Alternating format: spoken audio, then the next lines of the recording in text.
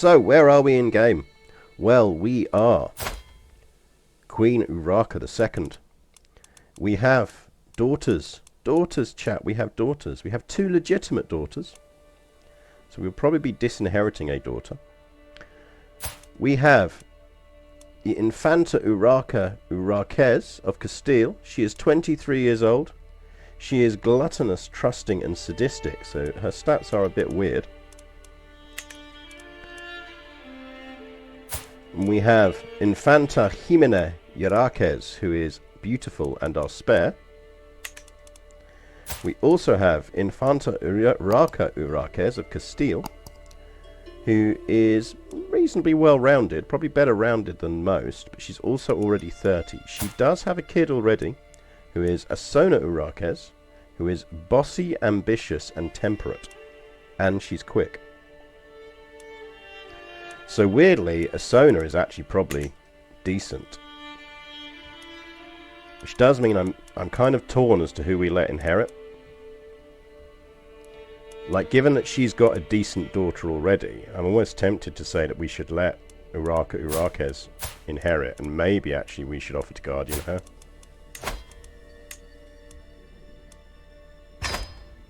Now that she's got 2 good traits, we could see if we can just tailor her into being a better one.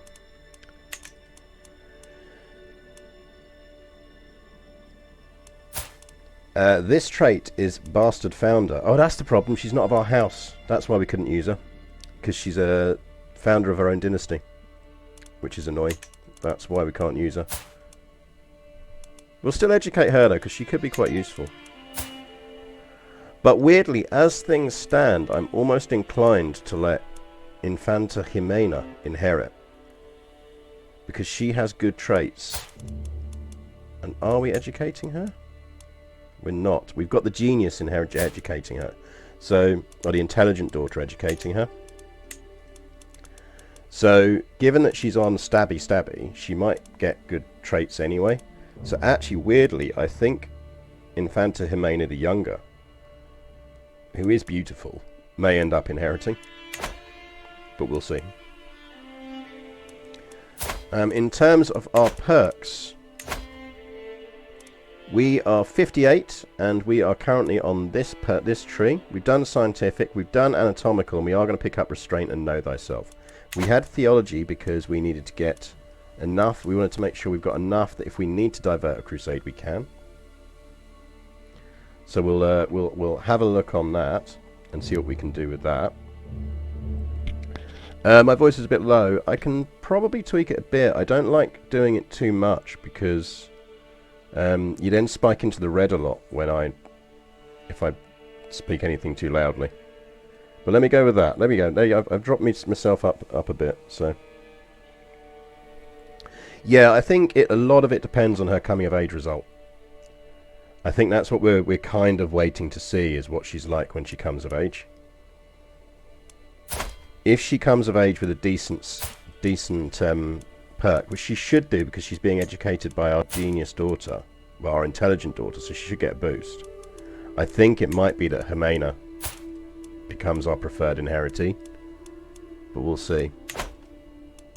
What we are doing, though, is we know that because we have just used our standard techniques to get another chunk of Castile through cheesing inheritances, well, not cheesing, but just being very good at managing inheritances, we have a whole bunch of Islamic counties that we're now dealing with, and that means we potentially have a lot more faction problems than we did before.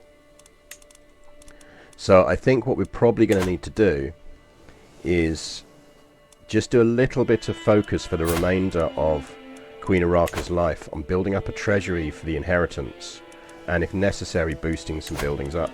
We have got a good amount of men at arms, and we should probably actually boost some of these up. So I think boosting men at arms, boosting treasury is our kind of short-term goal. So that's what we'll do in the short term. But yeah, don't forget, ! spiders is going to get you the amount of people we've murdered so far. There is a French Catholic uprising that we're involved in, and there is a war for the claim on the Holy Roman Empire. Neither are we that we really care about. Yeah, the religious conversion is going to be a big thing for us, and I am tempted to keep murdering our Archbishop until we get a decent one. Because, like, 11 years is a long time on conversion. Basically, if we live long enough after we got Know Thyself, we will try and go down with conversion in faith in county progress speed.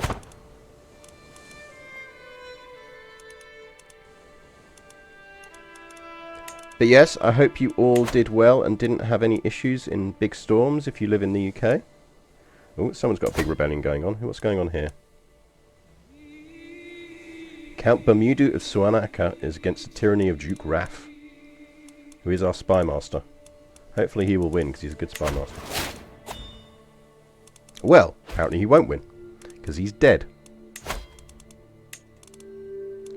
So, don't really want to make someone who really hates me my spy master. You will potentially do... Oh, you're a vassal, so actually if we do that, that's even better. We can apparently blackmail him. I assume he's been shagging around because he's a seducer. Let's slay him.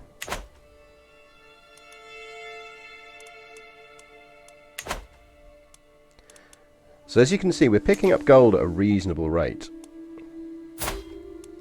What we should probably do is, we are 59, we are feeling fine, but you never know, is while we're here, good news is we can now actually get to levels of authority, which is useful.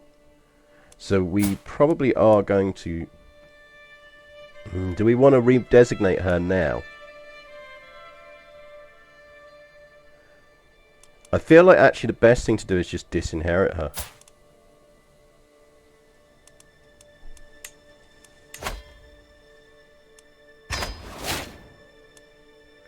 Because we don't really want her having claims on us. Because she has got good intrigue. And we can always re-inherit her if the other daughter turns out to be bad. Right, we have got some good gold, so let's just quickly jump these guys up. Jump these guys up. I'd like all these at maximum before we hand over. My lady, my Archbishop Grigor approaches me with urgency. A local merchant has a copy of the influential Regular Pastoralis, but refuses to sell it to me. I don't really want to lose a ton of gold.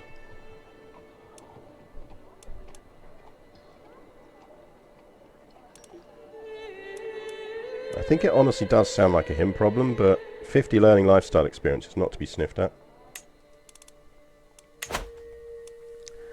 Give her a kingdom once you've got the empire. We might do that to her kids.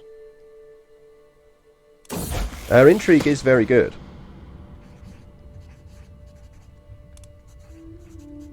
So she's technically not of our dynasty, but we know she's going to have good kids.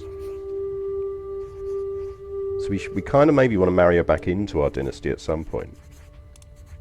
I don't really want the stress, so you can stay chaste. It's fine. There is a crusade for Jerusalem going on, but we only donated gold to that because we couldn't be asked.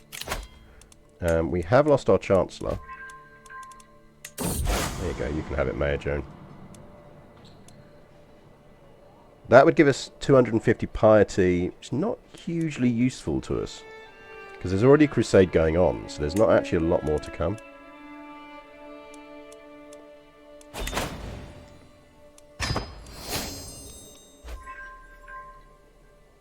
Like, now that we've got a holy order, it's not hugely useful. Yeah, I mean, free gold, not to be sniffed at. Is there anything else we should be doing? We are cultural converting. We could try and murder Grigor here. See if we get a better Archbishop.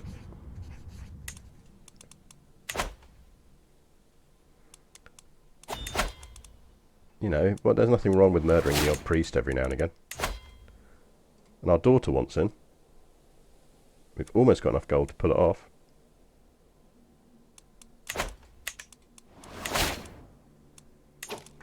You now have enough gold to pull it off.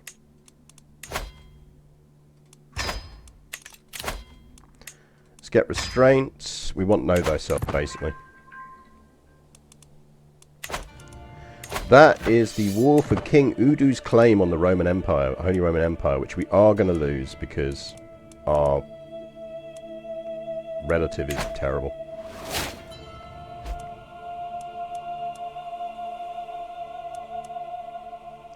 Right, I feel that one of the things we probably need to do is look at levy buildings and things. So we did manage to build the Grand Cathedral, which is nice. We also wanted to move our capital to Cordoba once the war's over.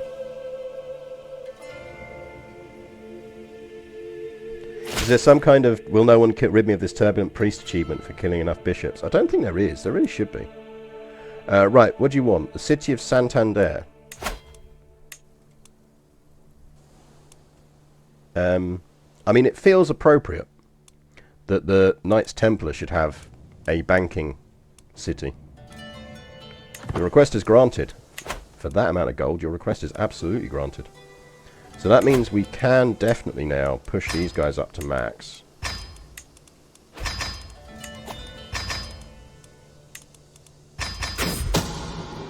Five is enough of them. Grigor will attend a local celebration in Burgos, and I happen to know that he is a bit of a wine aficionado. I could lure him into the cellar of my temple for an exclusive tasting, and then make sure he never walks out again. This will be easy. Grigor is dead, walled up and soon forgot to be forgotten.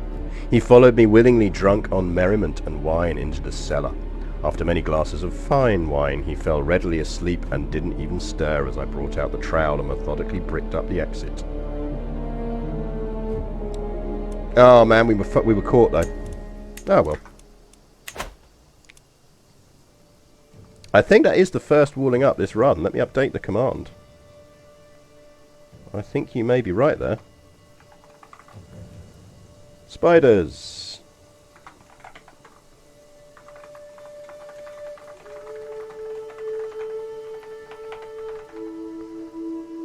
There we go. Command is updated.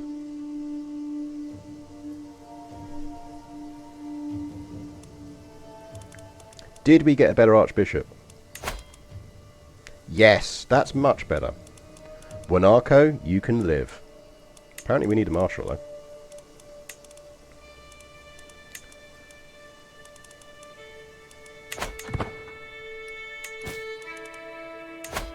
Right, we will ask our head of faith for gold because we're not going to do anything else. We do apparently have prisoners who can be ransomed, but I think we'll leave them in jail.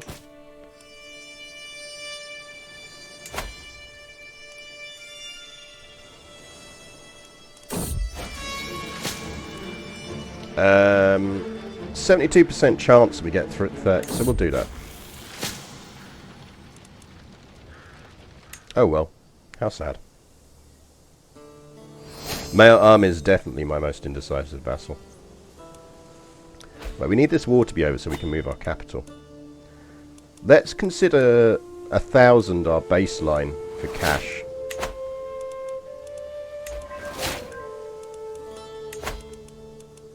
So everything after 1,000. You don't hate me that much. What did she get? I mean, so she only got Flamboyant Trickster. That's mildly annoying.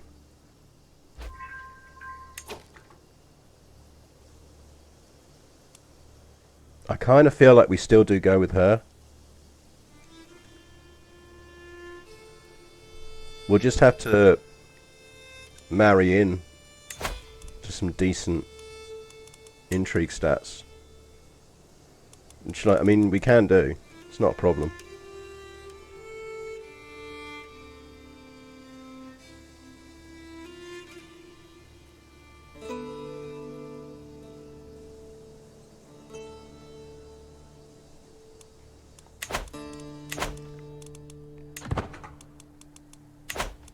So yeah, I think we do that.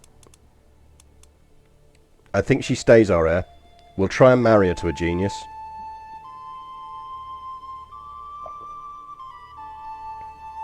By the way, chap, we have 6, count them 6 emoticon slots that we are not using, emote slots. Do put into chat, tell me what your suggestions are for extra emotes you want. I would suggest you want them to, I want to do at least 3. And I'd say at least 2 of those should be CK3 related. I might go with some kind of murderous space dolphin as one of them, because that will do us for both Stellaris and for Star Trek Online. Yeah, I could get Lieutenant Commander Bull one. Levi, who does my icons, is the same person who did all the art for that, so absolutely doable. She is an excellent artist, and if you need emotes, I highly recommend her.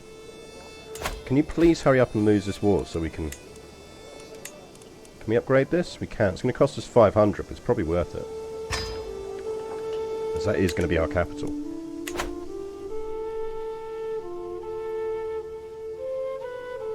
Poison Duck is a good shout. Good morning, Tok Reaver. I didn't say good morning to you all. Good morning to everyone. Good morning to everyone. So whenever we hit 1,000, we buy a building. That's basically our approach now. Any of you guys finished anything? You finished controls, so go boost some controls somewhere. And you've now finished cultural conversion in Cordoba, which is excellent. Santiago's converted. Let's convert that one.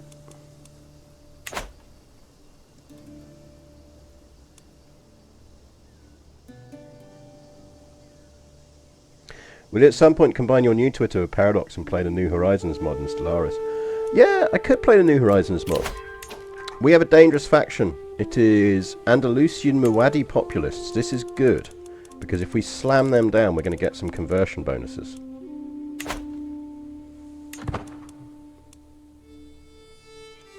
Yeah, I do think some kind of reference to XCOM percentages, so 5% as an emote would be a good one. I like that.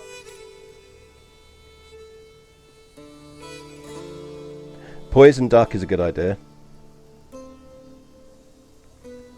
Kind of also not my cat. Trouble is that she's also relatively similar looking to not my cat, so it's like you wouldn't really be able to see the difference between them. You want freedom, you shall have it in death. Right, let's kill some people.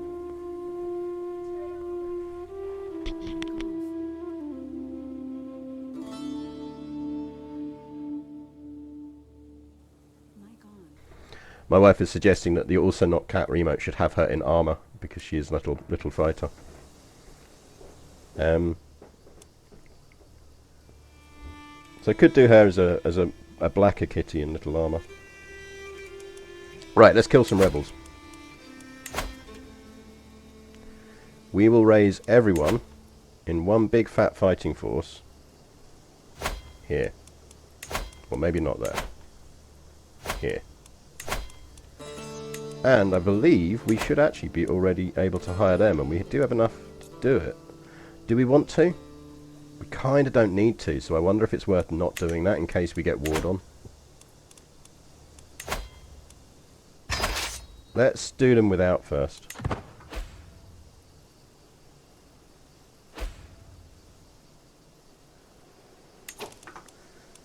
Because I'm reasonably certain we won't need them.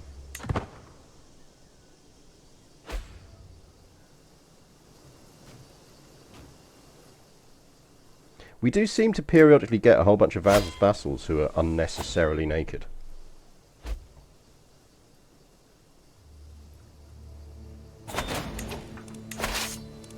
Right, let's knock down these guys. Liberty faction is blatantly going to fire, but that's fine, because that's a good opportunity to kill some rebels as well. But you can see we're losing 18 gold a month with all of our armies raised, so that's why we need to do that. We now have Know Thyself, which is useful. Damn it, I was hoping the rebel leader would be there, so clearly the rebel leader's over here somewhere. And they're blatantly about to go to sea. Just to really annoy us. Oh no, they're staying on land, that's good.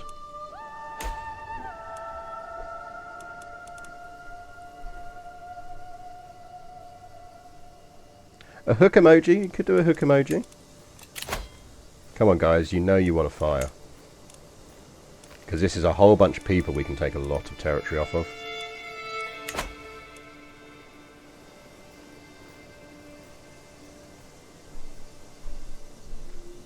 I'd just like to beat these guys first.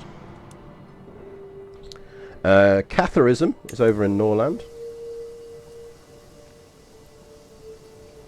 Yes, there are more useful money buildings we can build. But they're starting to get expensive, so it's just why I'm now kind of going... This is why I'm kind of going, we need a minimum of kind of 500 to 1,000 gold in the bank at any given time.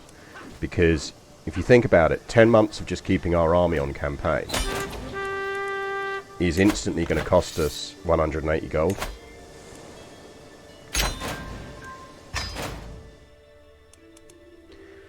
Now, the question is whether they're still going to fire. They are still going to fire.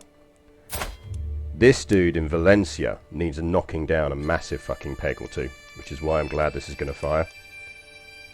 Because that is way more territory than any one man should have.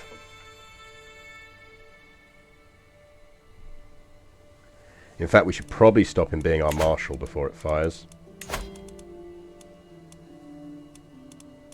Because that'll be giving him a ton of boosted bonuses.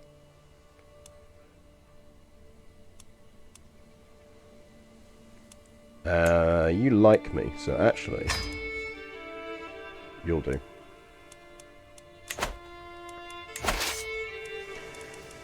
Yes, although our army is losing supply, so I think what we want to do is keep that there. That'll be well supplied there. He will probably raise near his capital, which is here. And then what we actually want to do very quickly is move that to there. And raise all here, because we'll have a bunch more troops because we knocked down that rebellion. Every little helps. Now, are they still in supply? They are still in supply.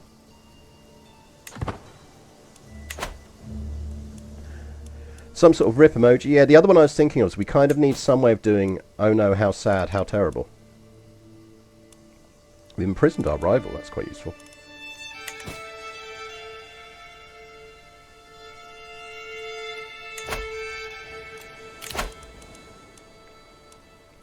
Now the other thing is he might not fire. We'll see if we've got full adjacency. So we're going to move that guy over there.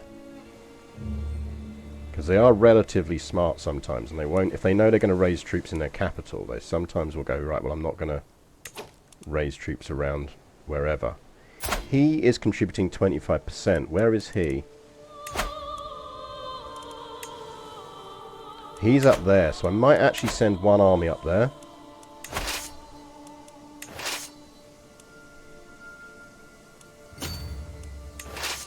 You lot go up there.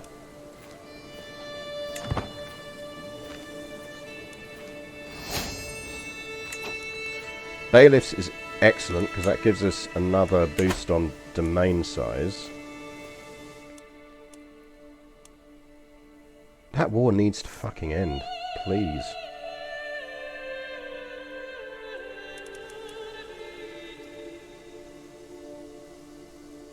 Can I call in the Holy Order for this? Only if it turns out that the leader of it is Muslim, and I don't think he will be.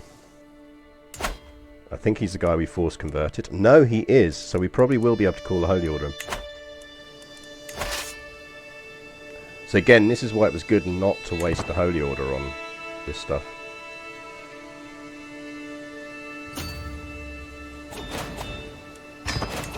White peace, quick, move the capital.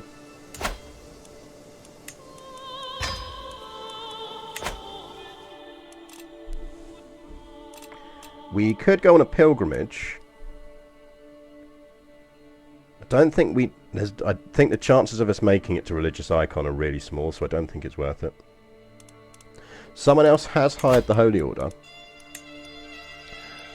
Actually, they haven't hired them. Yeah, they're already hired, but because we're their patron, because they're in Leon, we can always essentially yoink them from someone else because we're their patron, which is why it's really useful to be the patron of a Holy Order.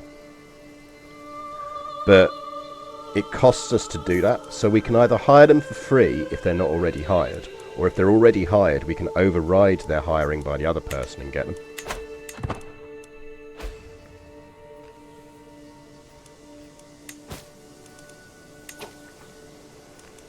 Really do with some of these factions disappearing. Right, they're now too weak to send an ultimatum. So let's get everyone disbanded and stop losing cash. I feel like this guy needs to fucking die. We could demand conversion on him, and then when he inevitably refuses, try and revoke his titles.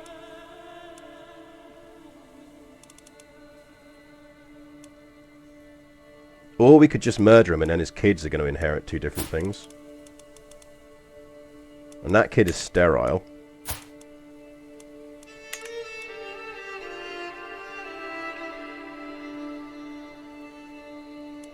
But yeah, I tend to try and prefer saving the Holy Orders for when we really need them. If we really need them. Can we murder him? We can very easily murder him.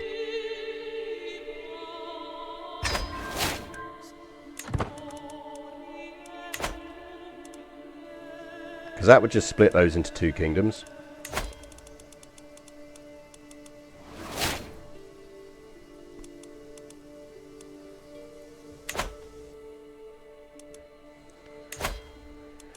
So we're currently researching land grants, which isn't really that helpful to us. To be honest, I think guilds would probably be more useful to us. Divine Right would do really well. The short range duration reduction and the monthly piety boost would be very nice. Don't think there's any... Well, we still haven't got Reconquista.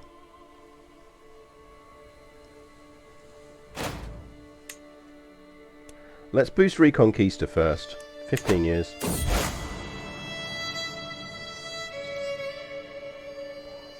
Do we care if everyone knows the truth about the age of the world? We'll consult with more priests. Good morning, Pale Rider 1942.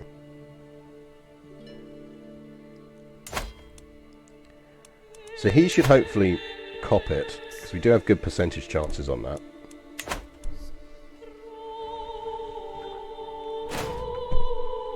Which will be nice.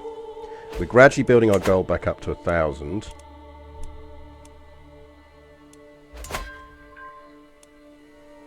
It's probably worth just having a look around and seeing if there is anyone.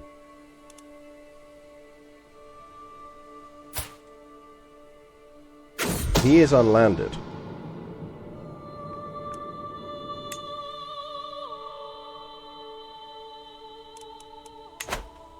I just kind of feel like we need to get a bit more of a control over the Muslim vassals we've got, because we are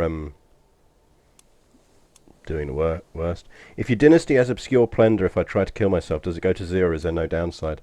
I think it just goes to 0. I don't think you can go negative in Splendor. But generally speaking, I'd say avoid trying to kill yourself. Like, you're just better off trying to stress yourself to death.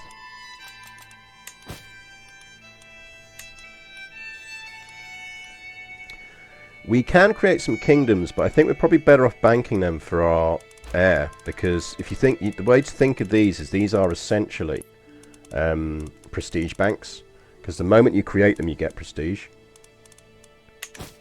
So actually I think we want to sit on that gold until we hit about 2,000, to be honest. As long as we've got everyone here up to max, which we have. Yeah, fine, you can have her back. My agents are prepared for weeks. The cook has been bribed to look the other way. The poison has been acquired and the duck was gifted to Duke Abdul al-Malik alone. It will be rubbed with the poison, and the bed of herbs will mask the smell as it is served. The deadly bitterness will be the last thing my target ever tastes. Bon appetit, Duke Abdul al-Malik. Thanks to the duck and the poison vial, Duke Abd al-Malik is finally dead. Rip by poison duck. We definitely need a poison duck in that, don't we? We have killed 3 people with ducks. Command has been updated.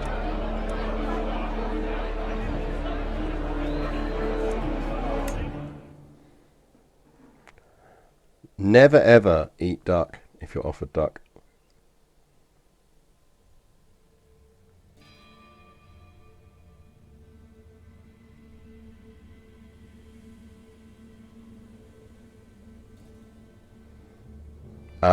We've just discovered why not my cat is keeps trying to hang around in our house even though his owners are home. They've already put their Christmas tree up and he really doesn't like the Christmas tree.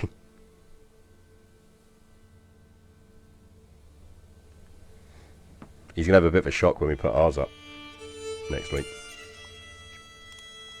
Good duck is worth dying for. Poison duck, less so.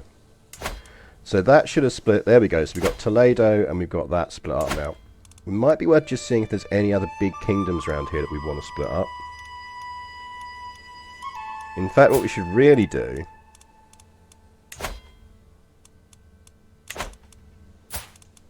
is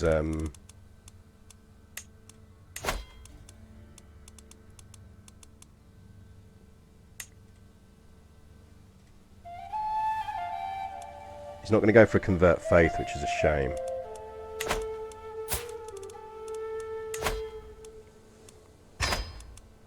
There's no harm in just seeing if they'll convert.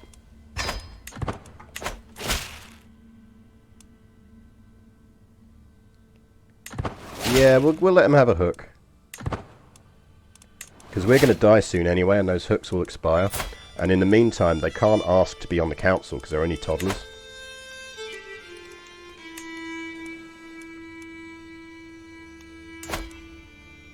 Yeah, we could try and kidnap them.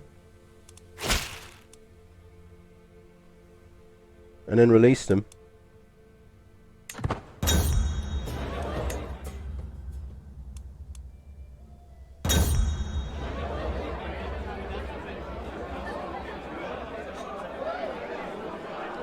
Kidnap and release is an option.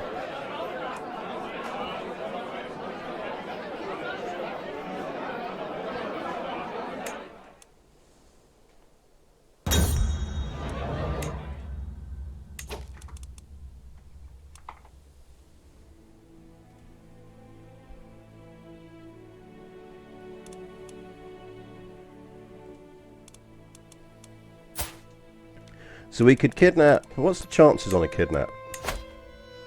Yeah, we got an 85% on that. Let's try and kidnap him before we die.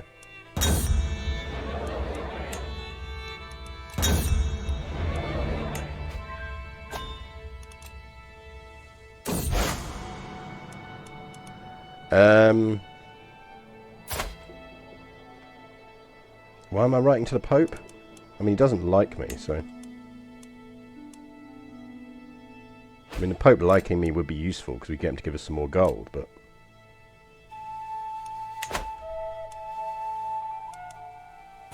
It's always interesting to see Aquitaine on the map. Aquitaine gets on the map way more than you'd expect. France just isn't very good at keeping hold of Aquitaine.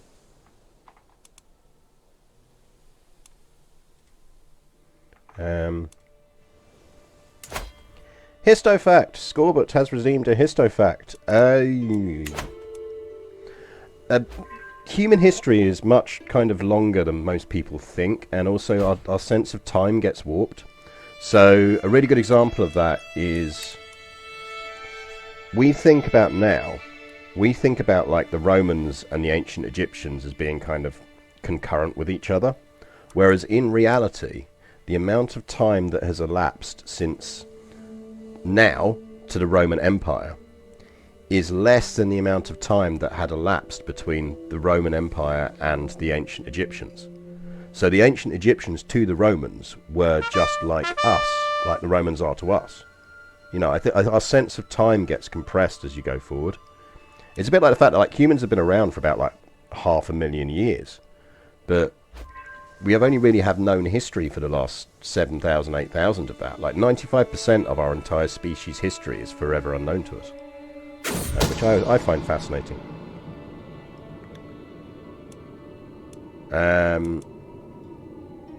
Friendship with Gerardo Gerardo. I mean, he's called Gerardo Gerardo, so we kind of have to.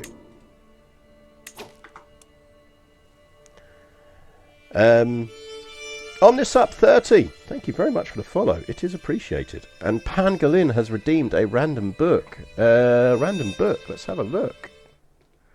Let me get you a random book. Bing, bing, bing. What we got?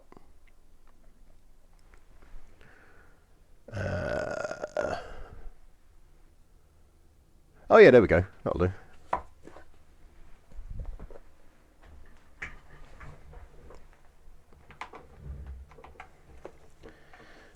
This is my copy of C.S. Forrester's Hunting the Bismarck. There's C.S. Forrester, looking C.S. Forrester-like.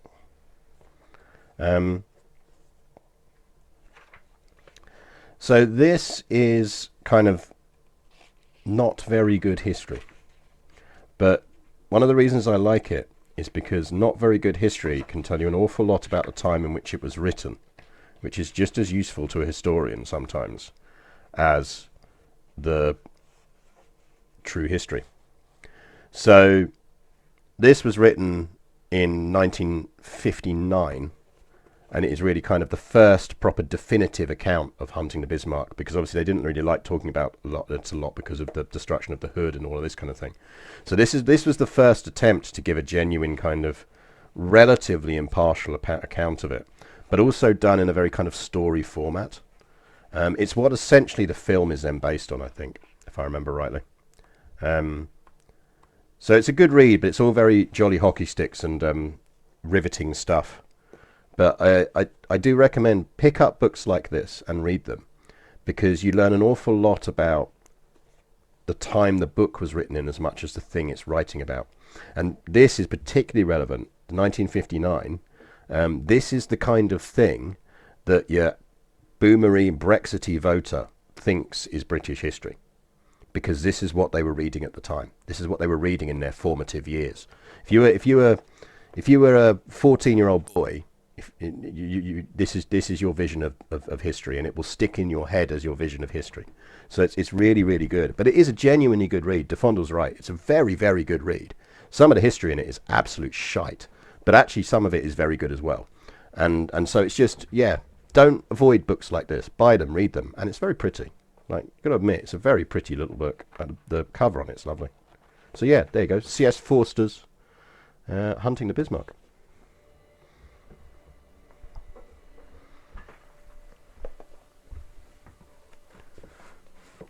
That is your cashed-in book.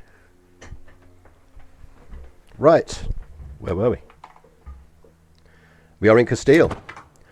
We have enough gold to be doing more buildings, so let's have a look at what's going on in our capital. We've almost finished building regimental barracks in our capital. I don't think we're going to go as a witch.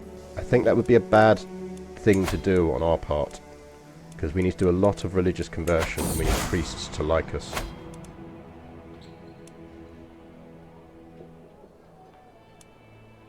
Yeah, we will take the learning lifestyle unlock, because that actually means we can get faithful, which puts us next to zealous proselytizer.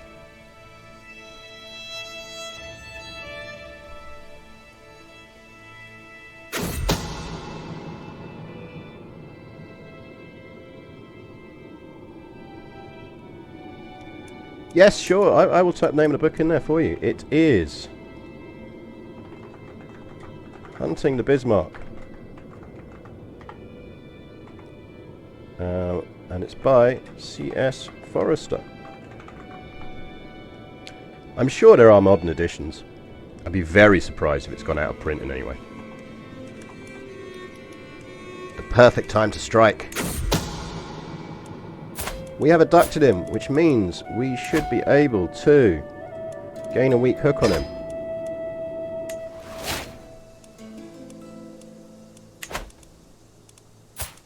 Go on, out you go.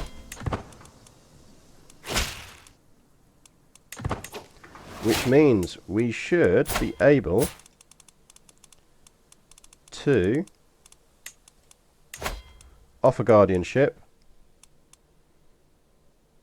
We might as well let Uraka do it. And get her to convert culture at the same time. No, we will keep the hook. Because if he happens to use the hook to try and give himself guaranteed council position, we can use the same hook to get it off.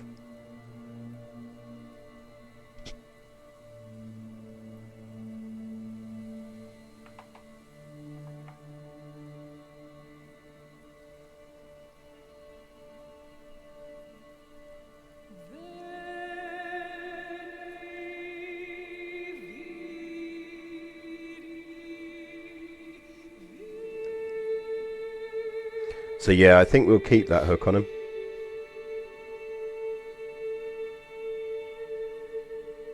I think we'd be silly to get rid of that hook. In fact, we might want to do the same on his brother.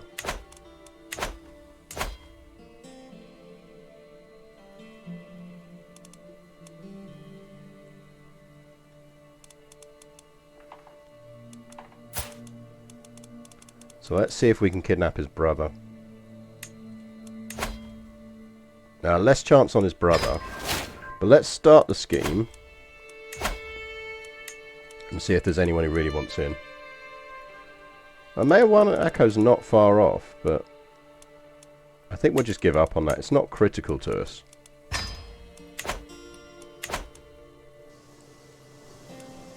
But let's get another. So this finishes very soon.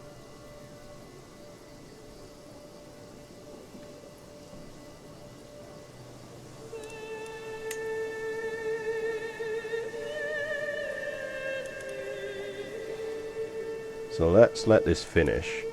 When is that finishing? It should tell us when it completes. I don't think we want to be a herbalist, because that will actually make us live longer. So I think we're going to go... King Udu gains 20 opinion of us. Oh, we're going 50. There you go. 50 learning style and some piety. Which means we can get zealous proselytizer.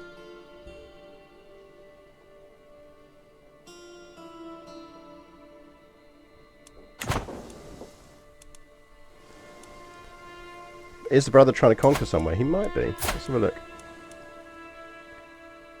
He is attacking the Taharid Emirate in the Valencia de Jour War for the Sheikdom of Alicante. So if he gets that, we're going to get Alicante, which is there. Should be nice. Don't know who you are, but you're in prison now. And we will ransom you out. So I'm banking 2k gold here because I think we're going to die soon. And our area is going to need a fair bit of cash. She's going to create a whole bunch of duchies straight away as well. Let's do some minor upgrades around.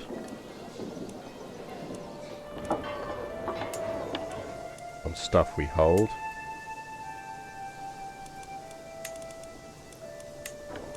Give me a barracks. Give me some more fields.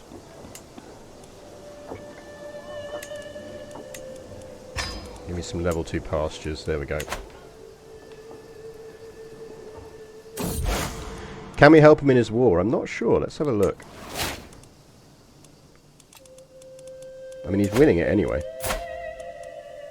Well, he's not. He's losing it. Why are you losing your war? No, we can't because he's not fighting a peasant faction. Control is finished. You're right. So let's do that. And so is conversion. Can you please religiously convert our capital? Shadow9248, thank you very much for the follow. You are better than at least 9,247 other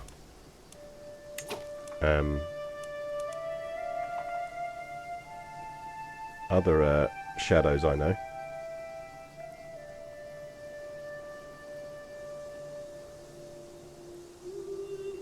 And, you know, that's nice. Everyone should be better than shadows.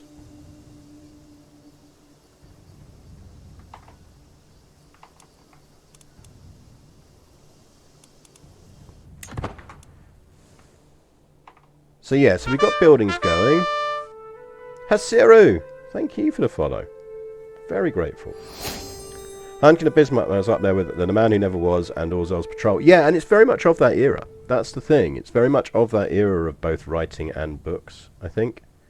And as long as you kind of take them on those terms, you do. But I think the problem is that so many people take them on the terms of being actual history. And they're kind of not. I mean, they kind of are, but they're kind of not as well.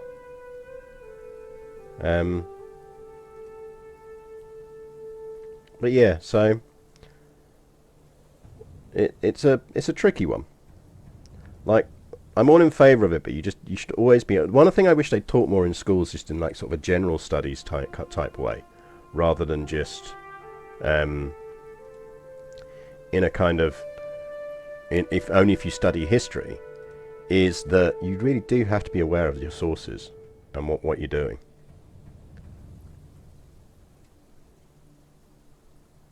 You absolutely have to be aware of it.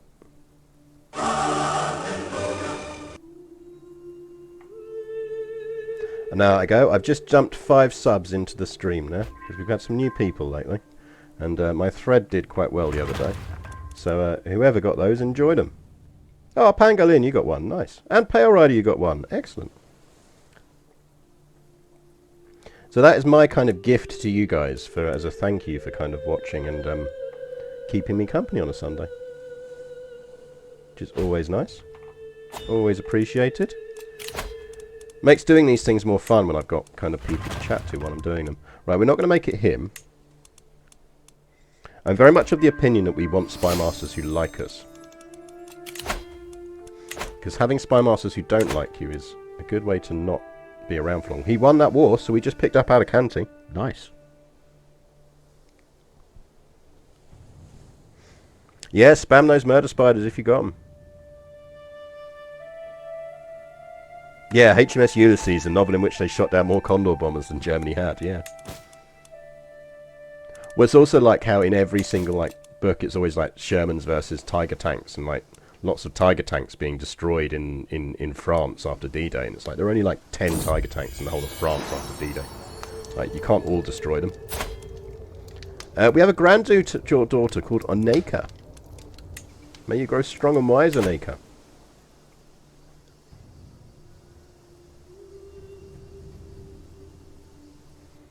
Yeah, GCSE history, if you study it in the UK, is the place is a point where you do learn a lot of kind of what is good with that and what isn't. So he is a Catholic Catalan. I wonder if we could cheese his inheritance.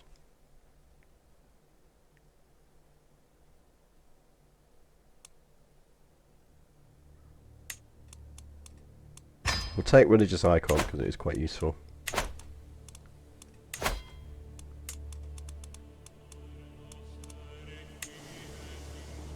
So the Sheikdom of Barcelona. He has a younger son.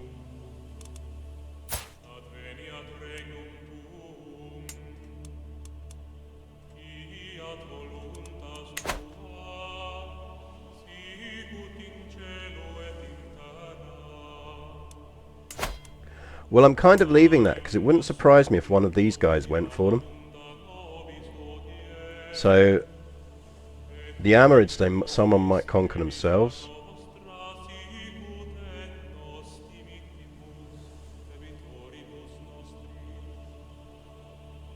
As a rule, I tend to stay away from history written about mythologized periods such as British books about Western Front World War II or US books about the Revolution. So the authors often slip from strict history into mytho-history. It's something you have to watch for, particularly in kind of popular history writing. But I think it's more one of the things that I try and do when I do history threads or when I pull books out or facts for you is I think what you end up with is a lot of people rewrite the same stories over and over again. So you'll get like an infinite number of books about the Dam Busters, an infinite number of books about D-Day and all of that, because it sells. It's what I'd call dad history, and I say that not in a negative way. Like I am of that age, you know. But it means that what you tend to happen over time is people start to pull on the same sources each time, and no one ever bothers to go right back and kind of look differently. So it's why I try and tend to write about the bits on the edge of history, and the bits that don't get forgotten, or get forgotten a bit. But also, you just have to be honest about stuff. Like I'm firmly of the opinion that real history rarely needs to be jazzed up. But yeah, generally speaking, it's best to avoid your Sunday Times bestseller novel about whatever, or your here is a shocking new history of whatever. And so, well, it's not really shocking. We all knew that if we were historians. Channel 5 documentary stuff. Which authors of popular history do you rate? Well, I'll tell you what, next time people cash in books, I'll try and focus on stuff that's on my shelves that I've not hated, that I've thought is rather good. I'll try and go with a kind of recommendation type approach. I'll go with a books you should consider buying approach to it. Yeah, I know. It's shocking that Boris Johnson's book on Churchill might be one of the worst books on Churchill ever written. Robot Rod's cashed in one. I can't remember if I put a time limit on that. I think it might just be you're only allowed to cash in one per stream. But what I'll do is I'll wait a few minutes just in case anyone else wants to cash in any others, and then I'll just grab a bunch of books off the shelves at the same time to avoid interrupting the game too much. So do we go for Barcelona now? Because I'm kind of thinking that we might be worth trying to work out a way of getting that at least into our dynasty. Which we could easily do. I mean, we could literally just marry into this one. Wouldn't be that hard.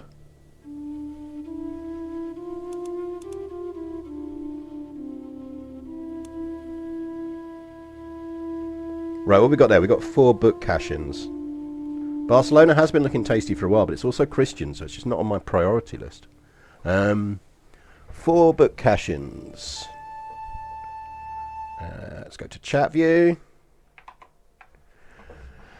4 book history cash-ins that are decent kind of popular-ish history. Let's go with that one.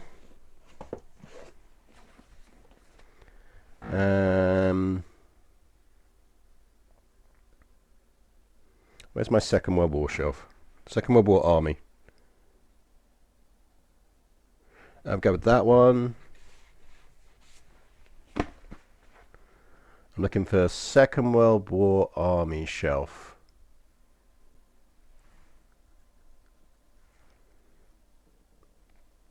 Ah, there we go. And it was 4, wasn't it? 4 cash-ins. Yes, 4 cash-ins, so we need 1 more.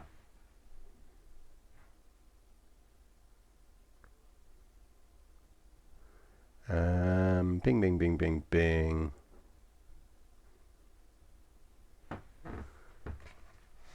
With that one. We're going with general histories, aren't we? You guys wanted general histories. Yeah, no, it's actually not bad.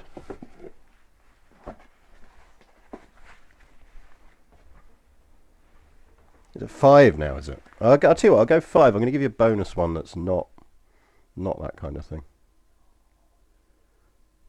Or should I stick with that kind of thing? Have we got anything interesting on the Napoleonics shelf that would fall into that category?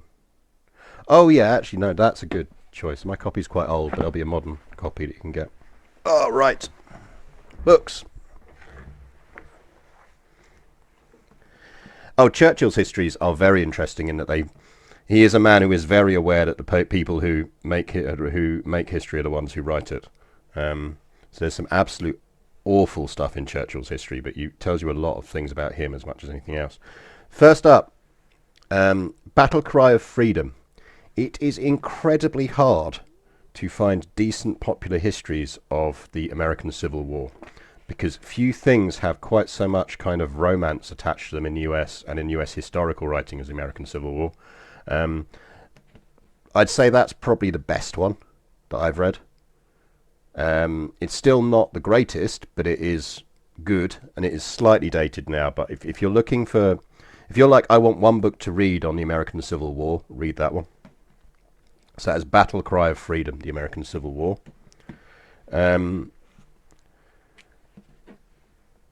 Anthony Beevor's book on the downfall of Berlin in 1945 is pretty damn accurate, incredibly compelling read, very well written and very detailed. So Berlin, the Downfall, 1945 by Anthony Beevor. Some of his stuff's not great, but I really like that one. Sticking with American stuff again, An Army at Dawn by Rick Atkinson. It's part of, he's done like a trilogy. So you've got it's called the Liberation Trilogy. So you've got one for this, you've got one that's Italy, and you've got one that's kind of the invasion of France. I think of all of them, The Army at Dawn, which is the first one, is the strongest. I think after that, the other two are very, very good. And one of the things I love about his one about the post-D-Day landing stuff is he properly captures just how much everyone ended up loathing Montgomery. But also he's quite fair, and he's very good at writing about why that's the case. And Montgomery as a kind of like really capturing that by that point the British have lost so much more than the Americans proportionately, that they're in a much different kind of military place in terms of how they're prepared to sacrifice their men. But yeah, An Army at Dawn, very good. The Great Siege of Malta. This is by Bruce Ware Allen. It's I grabbed it as much because it is very good and very accurate, and not just because he sent me a free copy. But it's also, if you've read any of my threads on the Knights Hospitaller and kind of how they end up in Malta and how they stay in Malta, this is the one kind of popular history book I'd recommend you buy, just to get a picture on what they did, that doesn't lurch into Dan Brownness. So I'd go with that. And although some of his books I don't like, Max Hastings' Chastise is probably the best popular history of the Dam Busters raid currently out there. Mostly because there's a couple of things you can always look for in a Dam Busters history as to, is this a book that is genuinely decent, or is this one that's luring into myth? First is that Guy Gibson, pictured in the centre there, who led the Dam Busters raid, was an absolute shit. Like a legitimate shit. Horrible person. Incredible pilot, incredible commander, horrible person. And Hastings doesn't shy away from kind of making that clear.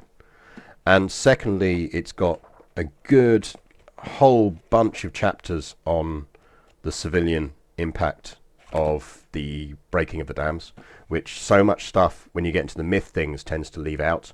They tend to kind of stop short and kind of go, well, let's not talk about civilian deaths and actually what happened. Hastings doesn't do that. He's very good at that. But then I know he was helped a lot with this by Rob Owen, who is the official historian of the squadron, and is a very good guy. I'm doing a Dam Busters tour with him on Virtual Battle Guide tours actually in January. Working on that at the moment.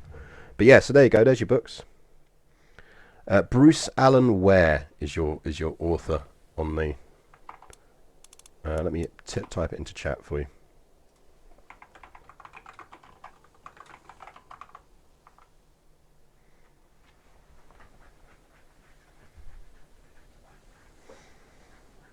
I do find it interesting looking at history shelves in Austria to see how they differ from over here.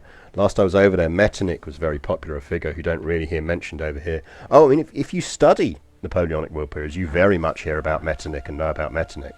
But yeah, in terms of the British narrative, doesn't really pop in.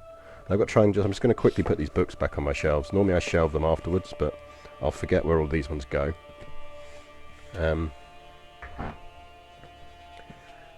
That one goes over there. I do try and give some kind of vague ordering to my shelves. It's not like perfect, but it does have some kind of ordering. And if I keep things off the shelf too long, I forget that.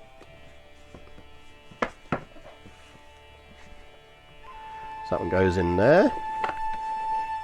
Let's put Battle Cry to Freedom back. There we go.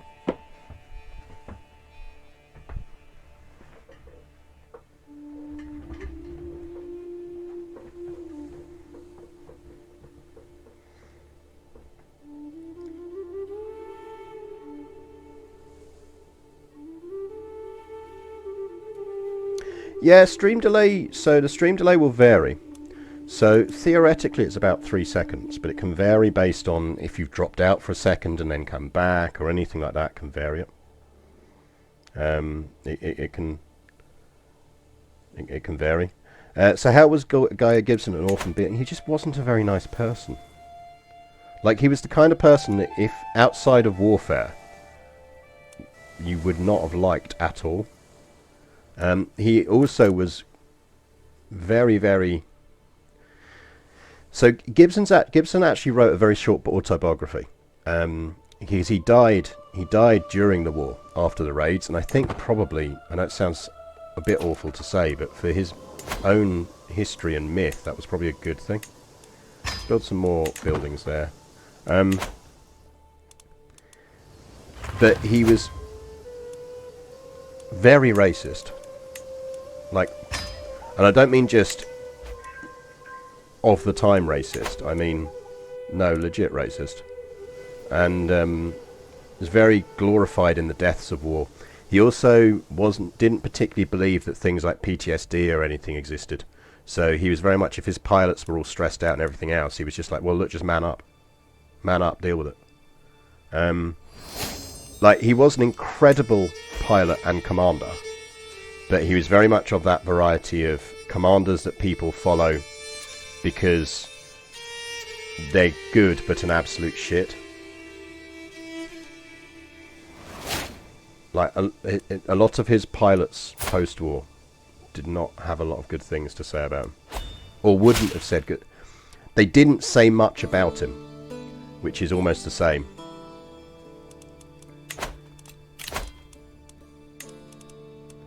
So yeah, I'm not in any way trying to cast aspersions on the dead, but he wasn't a very nice man.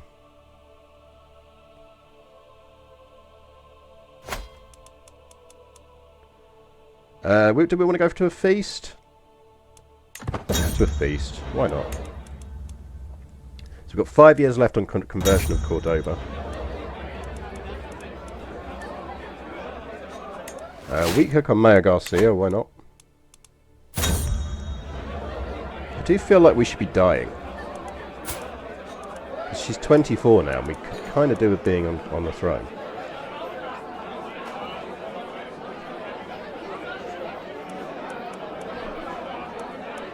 Remarkably, I still have several boxes of books in the loft that I should get down and deal with at some point.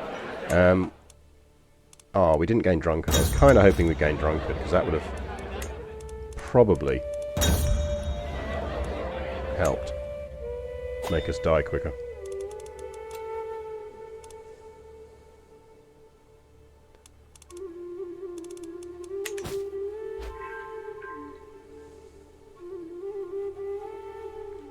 So yeah, we'll see what happens.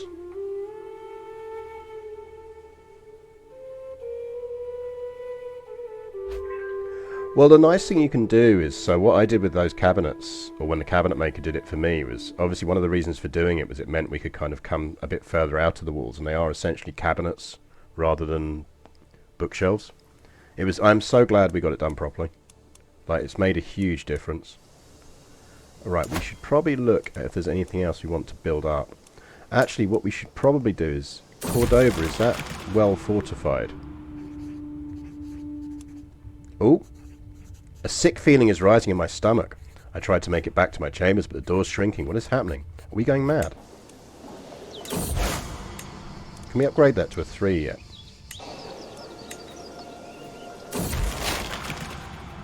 No, we need hoardings to do that. Oh good, we're possessed. Right, we are close to the end though, so let's... No more buildings. We do get one more perk, not that it's of any use to us. We could create a new faith if we really wanted to.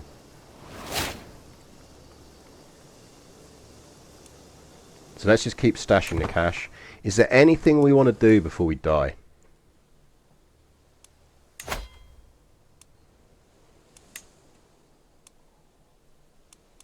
She's got quite a lot of territory.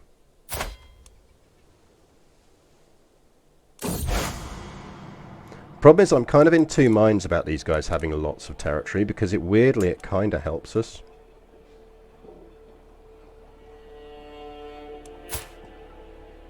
I see he nicked his brother's kingdom.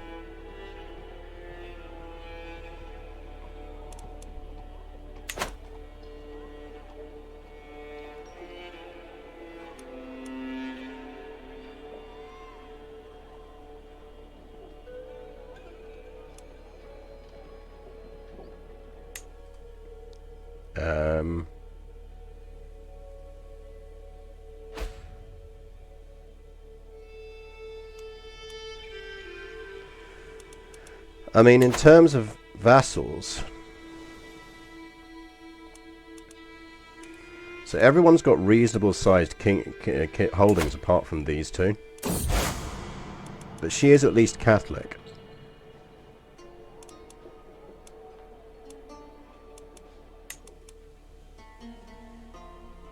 I think we're fine.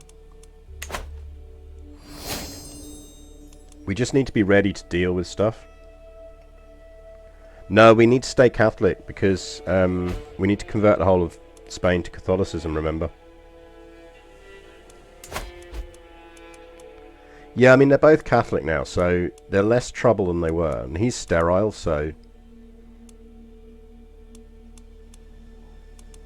Who's left in his dynasty?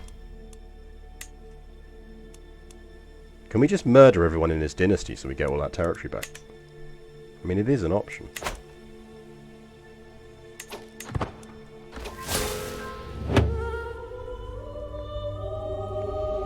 RIP! Can we get some Fs in chat, please, for Queen Urraca II at 71? Queen Urraca II of Castile has found peace in Christ's embrace at 71 years of age. She died from a seizure. A shameless fornicator, she will be remembered for her uncontrollable and insidious lust. Queen Jimena ascends to the throne. Beautiful beyond words, her appearance will have foreign dignitaries grovelling at her feet. Right. Time to stabilize the kingdom. Let's have a look. She has gone down intrigue. She has taken the intrigue bits that are entirely fucking useless to us. But dread gain plus 30%, so before we get rid of that,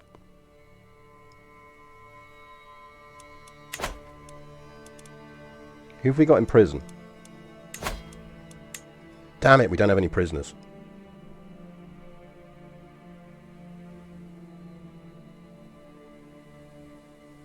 If you refresh, it will normally sort your delay out. Because that will resync you, so you then normally get back up to the full thing. But it does slightly depend on location as well, I think. Right, first things first, powerful vassals expect positions, and we are probably going to have to give some of these positions. So we've got her, who's not the terrible, not the world's worst chancellor. He's pretty decent across the board. His learning's insane. Definitely our chancellor, or our steward rather. And not great, but also not terrible. Yeah.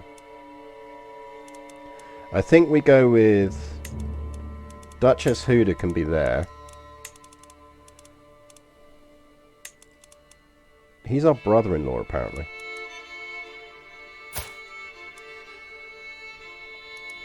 How are you our brother-in-law? Oh, he's married to our half-sister. Does that mean we can get an alliance with you? It does. We might be able to get an alliance with him.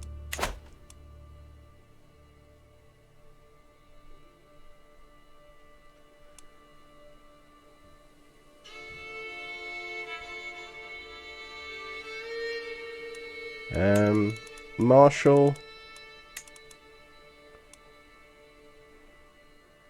I think we're going to make it Prince Udu here, our dad. Because I kind of want our Marshal to like us. I don't want to be boosting the troops of anyone else.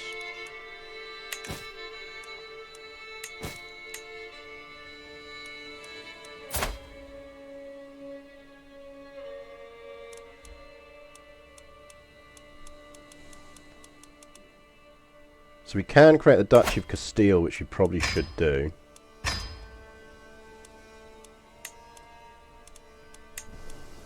We should create the Duchy of Galicia.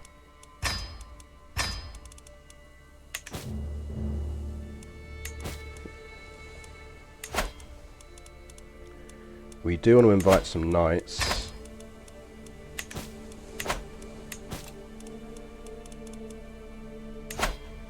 I mean, I'm not overly keen on giving either of those jobs. We need a spy master who likes us. Or at least who doesn't hate us. Duke Hemino, we're going to send you a gift. And we're also going to sway you. Because our bishop doesn't hate us, which is a good start. You should be converting Cordoba. That's our new archbishop. He's good. Nice.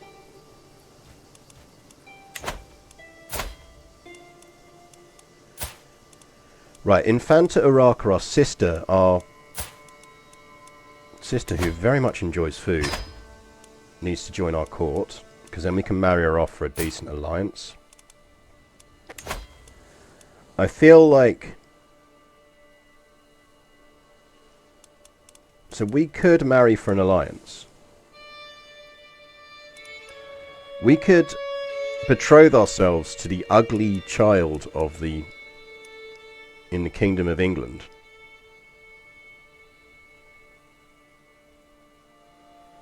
Which is going to give us at least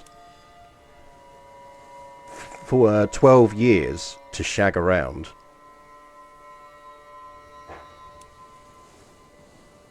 And try and create a decent heir. And in 12 years we're going to be 38.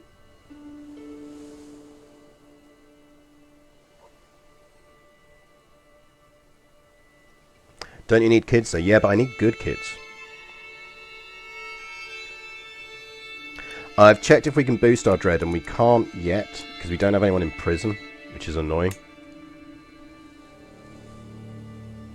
I mean, that's an extra 6k troops, which is no mean thing at the moment. I mean, we're blatantly breaking that betrothal. Like, we are not planning on staying married to the ugly baby. We don't know any criminals.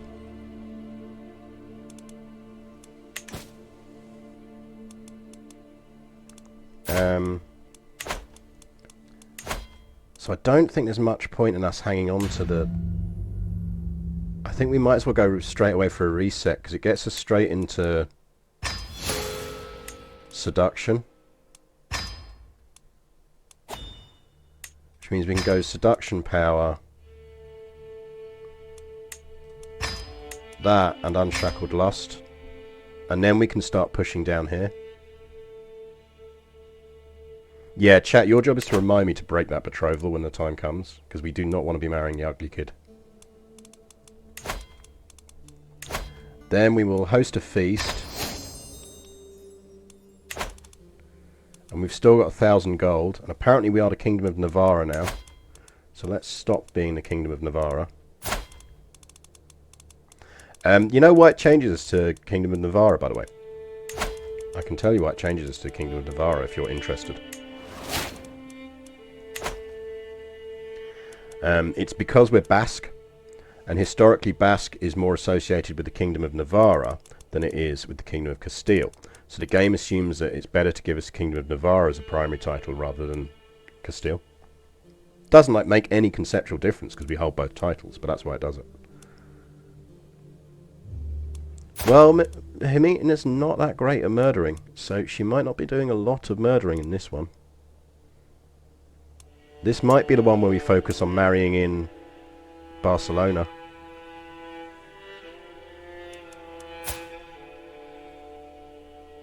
Because, for example, we could... Once we don't need that alliance anymore, which I think we only need it for these early years, we could theoretically marry Ponk Den Bass here.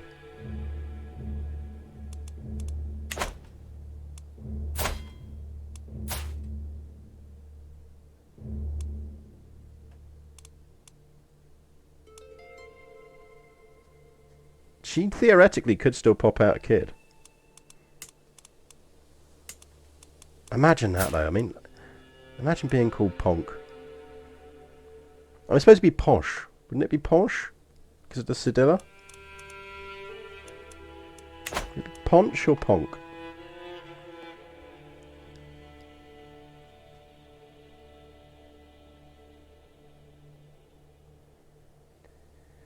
If you had the reins for a historical TV show or film for a less well-covered era or individual, so not World War II, etc., which period or person would you choose to cover and why?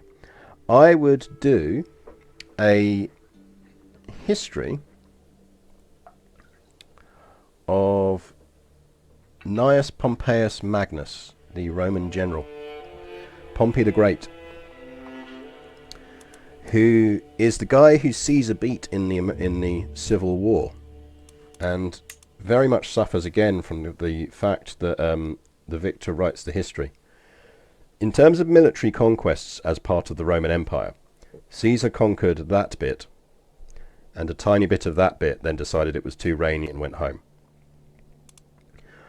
Gnaeus Pompeius Magnus, in the course of his long career, essentially conquered that bit, all of that bit, all of that bit, all of that bit, all of that bit, and even that bit. Oh, and by the way, this bit down here.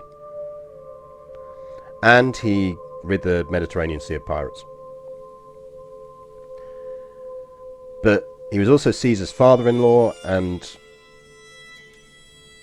brother-in-law at the same time, I think. And was important to the rise of Caesar, and actually putting the Republic into a bit of a fragile position.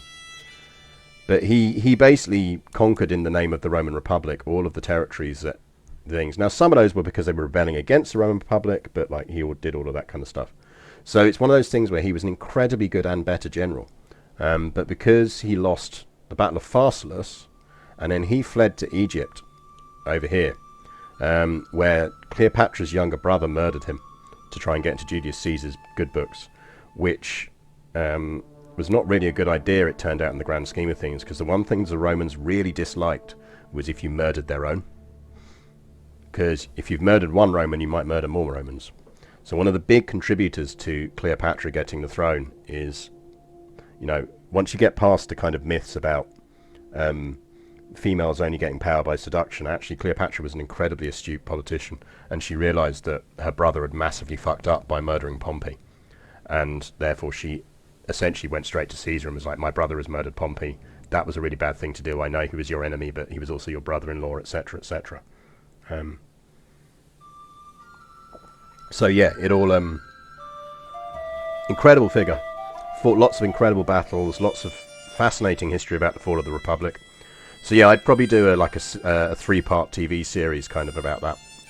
You know, just go to different things, do different battles he did, talk about them, all of that kind of stuff. That's what I would do anyway. I am currently working on a podcast with some people, which I'm not at liberty to talk about at the moment. But that is actually some fascinating forgotten bits of World War II history. But you'll get that at some point. Probably end of next year, I'd have thought. Pompey was sort of written out of history because of a battle he didn't even need to fight, not a great decision. But that in itself is fascinating once you start to get into why he fought the battle. So Pharsalus, Battle of Pharsalus, which is what essentially is the one battle in the Civil War he loses, he fights that he doesn't really need to fight it. But because if he doesn't fight the battle, Caesar is forced to essentially walk all the way back round to get back to Rome to kind of try and consolidate his power, whilst Pompey is still holding Spain, North Africa, Greece, all of kind of these areas because they're loyal to the Republic, or more importantly, they're loyal to him. So the question you have to ask is why Pompey fought Pharsalus. And one of the big reasons Pompey fights Pharsalus is most of his troops, or a lot of his troops, are drawn from the kingdoms around this area that are his loyal people. They pledged to him. They rose up when he asked them to, and they gave him armies. And if he'd let Caesar walk all the way back, Caesar would have done whatever he'd done everywhere else, which he'd have burned and pillaged and ruined all the kingdoms on his path. So, to a certain extent, Pompey knew that the people he would be screwing over if he didn't choose to fight the battle were the people who had come to help him fight the battle in the first place. So, in a weird way, Pompey's massive undoing, as it was in terms of being Caesar managing to get Italy in the first place, was because he was too loyal. He was too honourable. Alhandrin, thank you very much for the subscription. That's very generous of you. Yeah, well, you know, one of my, I wouldn't say heroes, but one of my favourite characters in history who's been absolutely forgotten out of history. There is actually an incredibly good couple of books about him, but they are very, very old, and they're very hard to find, because they've never been reprinted. But again, if someone cashes in points at some point, I'll show you. I think one of them might still be in print, but the other one isn't. They're on their shelves somewhere.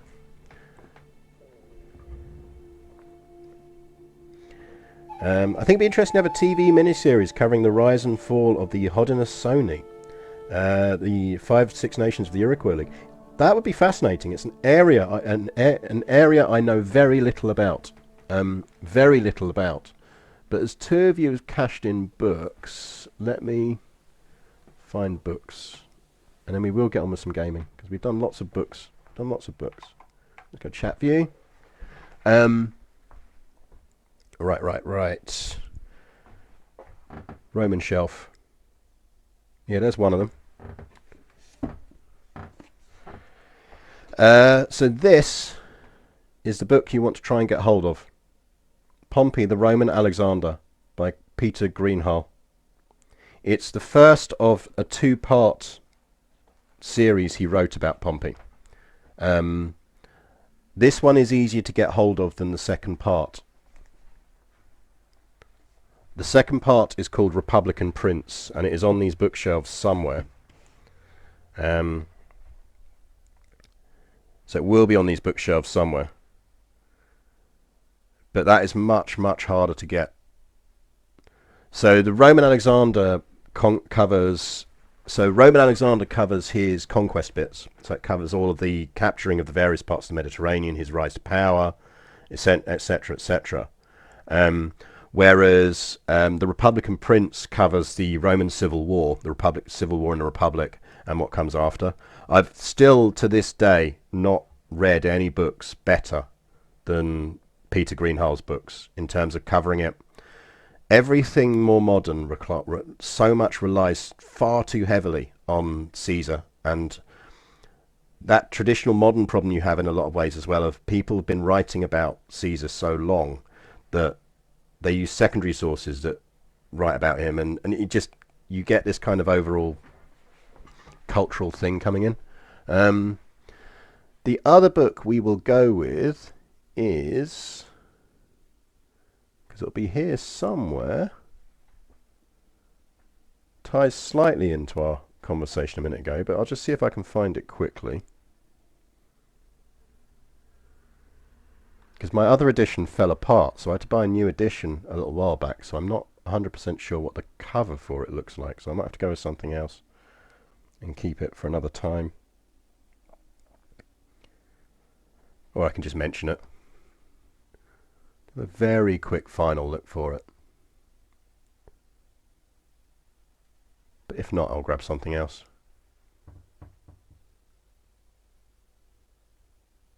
I'll grab something else because I can't find it. What I was going to point out is if you've not read Bury My Heart at Wounded Knee, you absolutely should. One of the few books that's ever just made me cry. Still incredible. Bury My Heart at Wounded Knee as a kind of starter for 10 on the genocide of the Indian and the Native American people. It's incredible.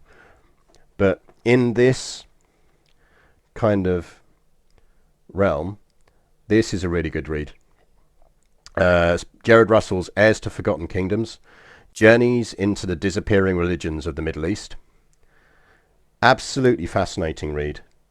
So it's kind of just like, so he just toured the area talking to people like the Mandeans, the Yazidis, the Zoroastrians, the Druze, the Samaritans, and the Copts and the Kalasha. So just kind of went through and talked to all of that, and to all of them. So yeah, it's fascinating. Fenrec43, absolutely. Do DM them to me. DM them to me on Twitch, because if you try and post links, it will stop you. But yeah, DM me book recommendations, because I will absolutely buy them, read them, and then it's what your subscriptions and bits go towards, is buying books. Let's be honest.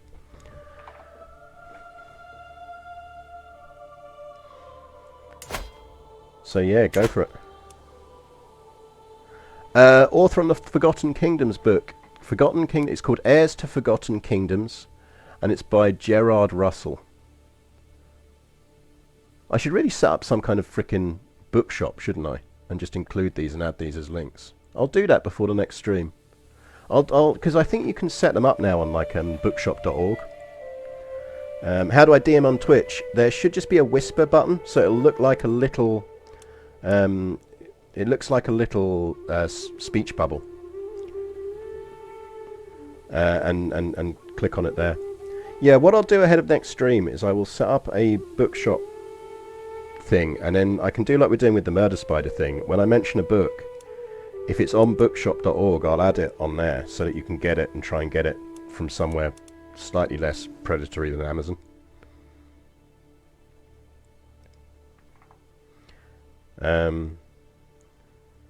So yeah, typically it's next to buy bits, but there should be just a little whisper button. It appears there somewhere. Or DM me on Twitter. Just DM me at Garius. I have open DMs on Twitter. Right, so we have taken over. We are on seduction. We therefore need to take advantage of the fact that our husband hasn't accepted yet.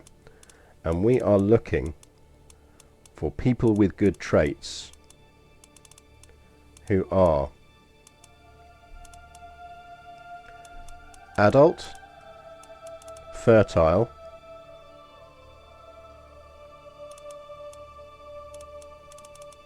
and have we got any geniuses?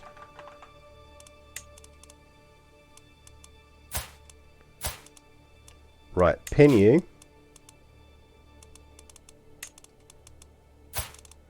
Pin you. Pin you.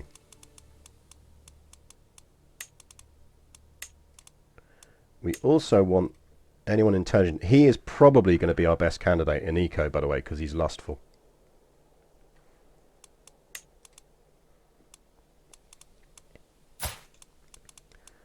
Pin. Pin. Pin. Pin. So we're doing this because it's going to be a hell of a lot quicker than having to go through the character browser and find them each time. So this is, if you'll excuse the language, our fuck list.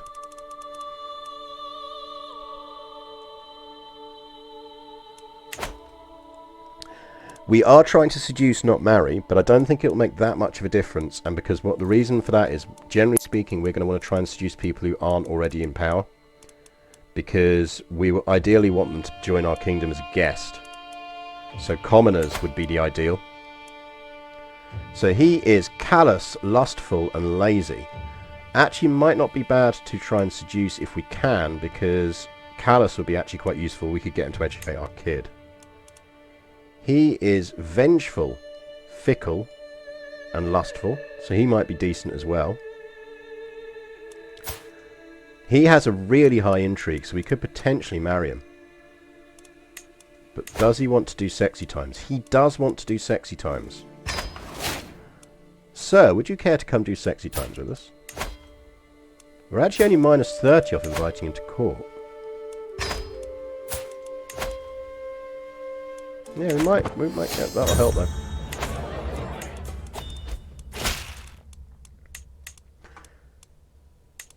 Right, so we have now got the English as an ally. We need to see where these drop down to. There we go. Okay, so we are looking at potentially a Liberty faction firing. CK3 is basically fuck, kill, marry with a random number generator attached. Not far off. Not far off. Don't we need higher levels of piety with this character? Depends on whether we're using her to convert. So if our goal is to use her as our convert person rather than our conquest person, yes. But I do think there is still significant value in us going in and getting stuff. Well, Liberty factions are tolerable because I bet you any money it's people who fire it are the ones we want to get rid of friends from. They're actually quite dispersed, so it's not too bad.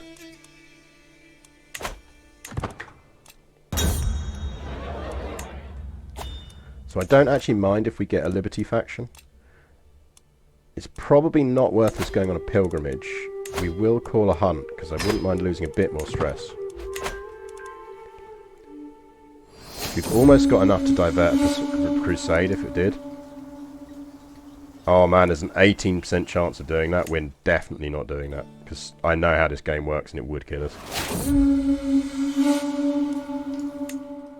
So essentially it just neutrals it out in terms of the things. Right, Liberty faction is definitely going to fire. He probably cares about clothes.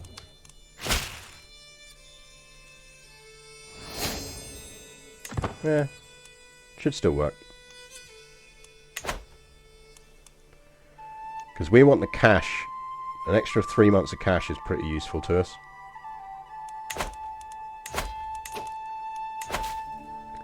Get some more cultural conversion going on, please. I cannot wait till the new patch when we can actually get some better cultural conversion going on. Because that's so limited at the moment. How does it decide which title will become your primary if one's a custom title?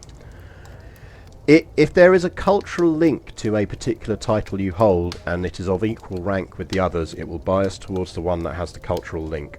Which is why we keep getting recast as Navarra every time we inherit. But ultimately there's no...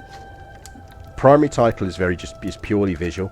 There is no difference in terms of how it considers them all. So it's purely cosmetic. We already have our cathedral. We built it. But also we're about to get factions launching. So that's going to launch in 1 month.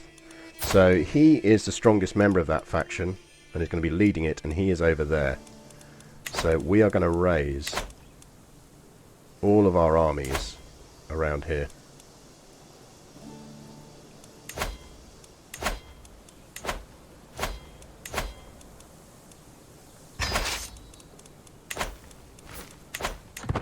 Because we need to slap down some naughty vassals. We can move them out of his territory.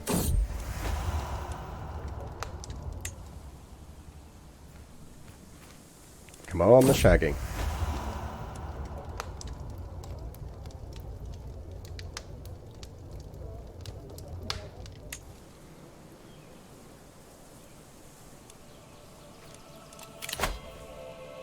Feel free to launch your shitty little rebellion whenever you feel like it. Let's move you up to there. Move you down to there.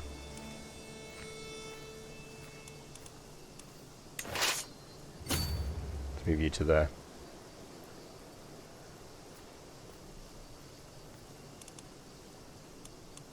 Fire us now, please.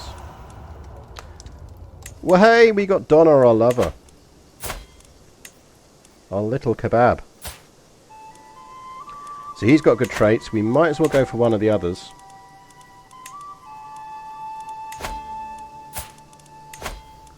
So get over to court. He is chased. He is gluttonous, arrogant, but also a genius and a schemer. He's also lustful, so he'll go for a bit of sexy times as well.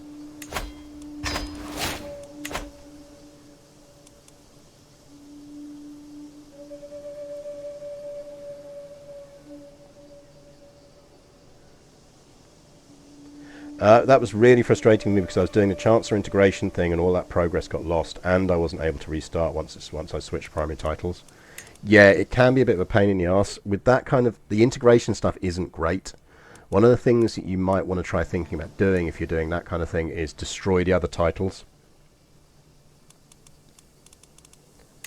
To be honest, we can unpin most of these people now. But yeah, the chased guy won't be seducible, so let's get rid of him.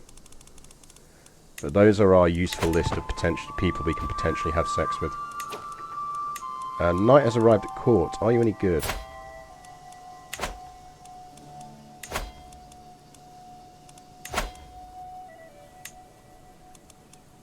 Yes, you are. You're worth 45 now. I'm worried about our gold reserves, but...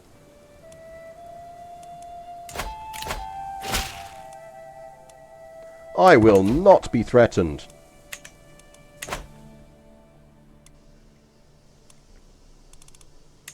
Let's give him a tick. Right, we've got an army raising over there.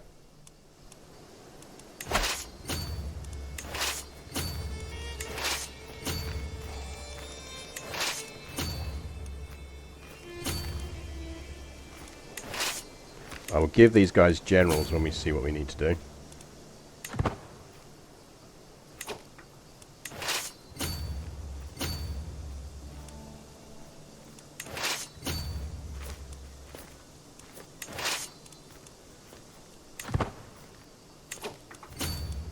Right, you're not getting there. Let's deal with our main dude here. So you're going to want a general.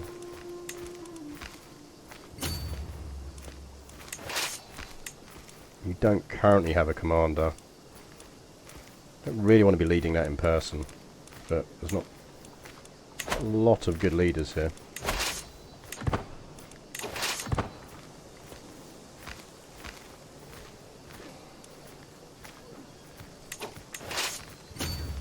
He's going to try and reinforce that, so let's get them in there. You're not catching them.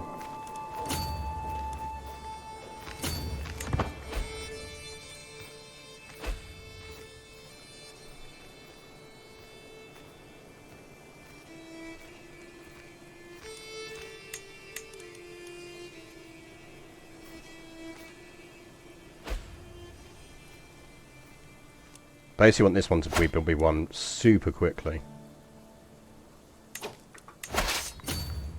Go in there. Why would you go the wrong way? I told you to go the other way.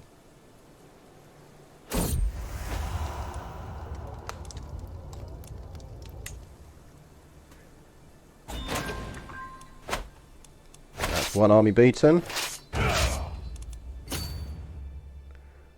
But no one's gone for the capital, which is nice.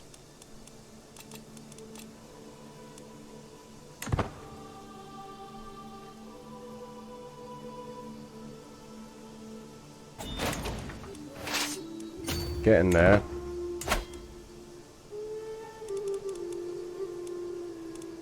Right, they're all going over that way.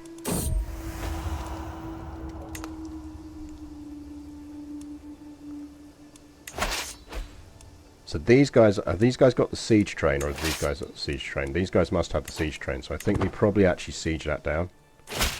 Yeah, they're going to go for the capital.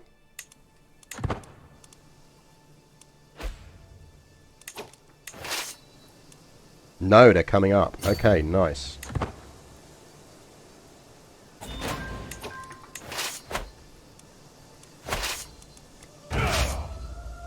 Get over there and get into that one.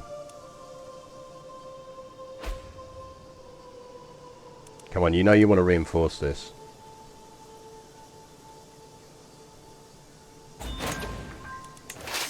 Or you could absolutely sit in the mountains, because I don't mind, because I can get you. Because you are not going to get in the water before I get there.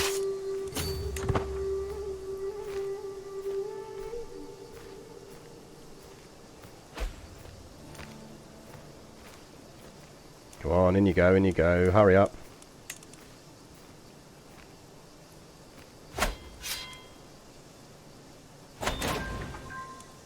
Yeah, feel free to come in. Is anyone on the capital? Right, they are on the capital, so we're going to need to race south.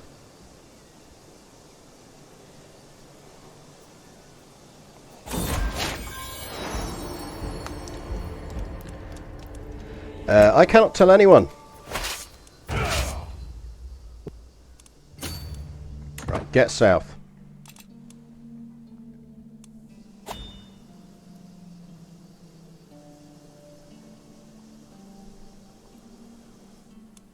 This may end badly.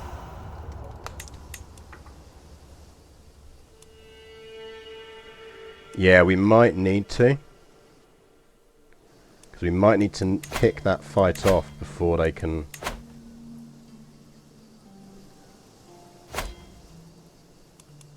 We need that siege to not end.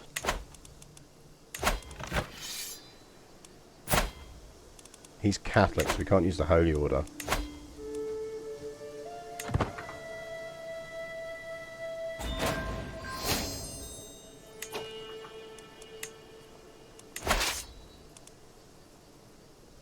This is the problem, is they might capture us.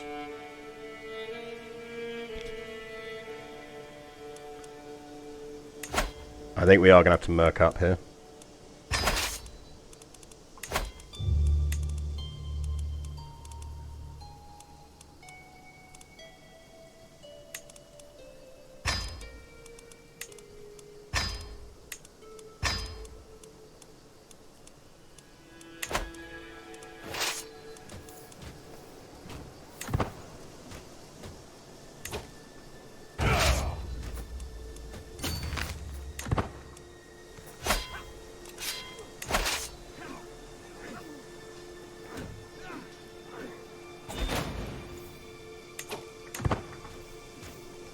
Come on. We're going to just miss out on this. That's so annoying.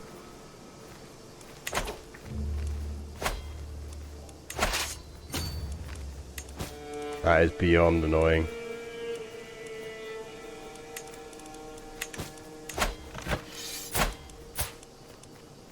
Because they won't ransom us.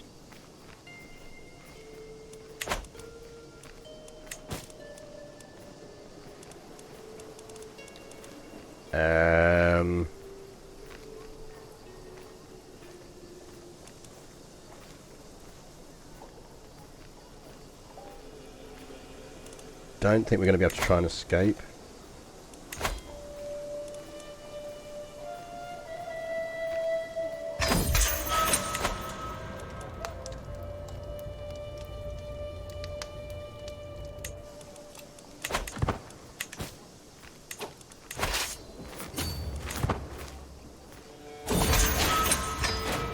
Well, that's annoying.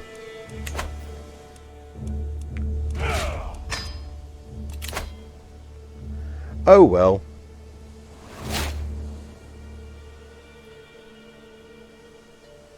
Oh, don't worry, I do not need them to be pop histories.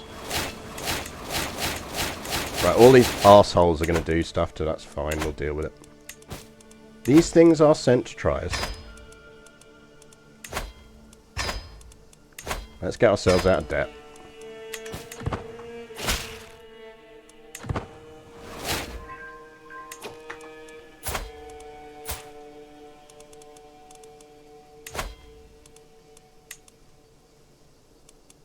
That's alright, he only did it for himself.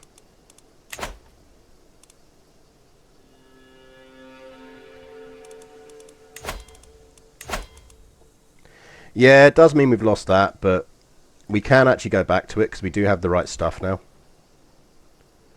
So we can push back to it again before we die, it's not a huge problem. The absolute Crown Authority made things easier, but it wasn't enormously required.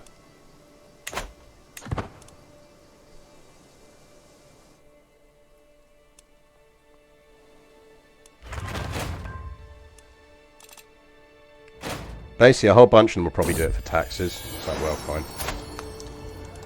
We have a son. That's no good to us. You can be Obeko. we should get ourselves a court physician.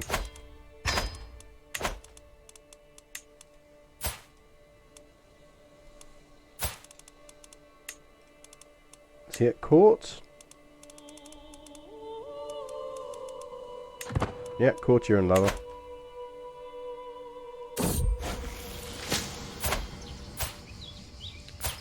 Nuno, you're quite good, yes. Come join the court.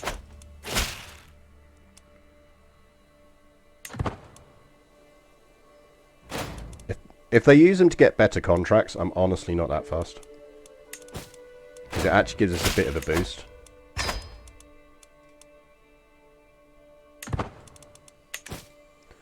Because they like us a bit more if we do that.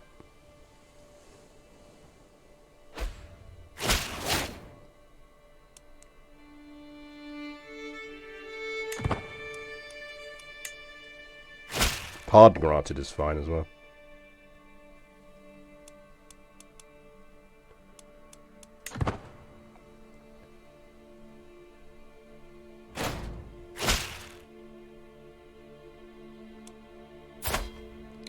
What I will keep an eye on is the ones who are dukes. Yeah, low levy contribution, so whatever.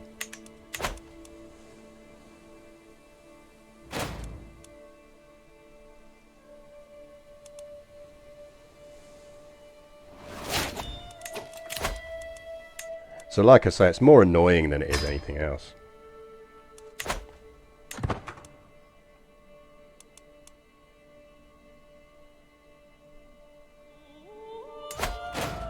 I do want to try and get at least one of these kingdoms though.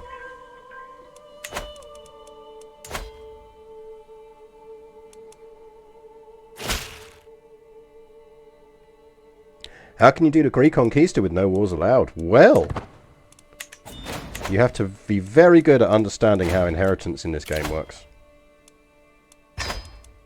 And I am very good at understanding how inheritance in this game works. Shit, France just took a chunk of Barcelona.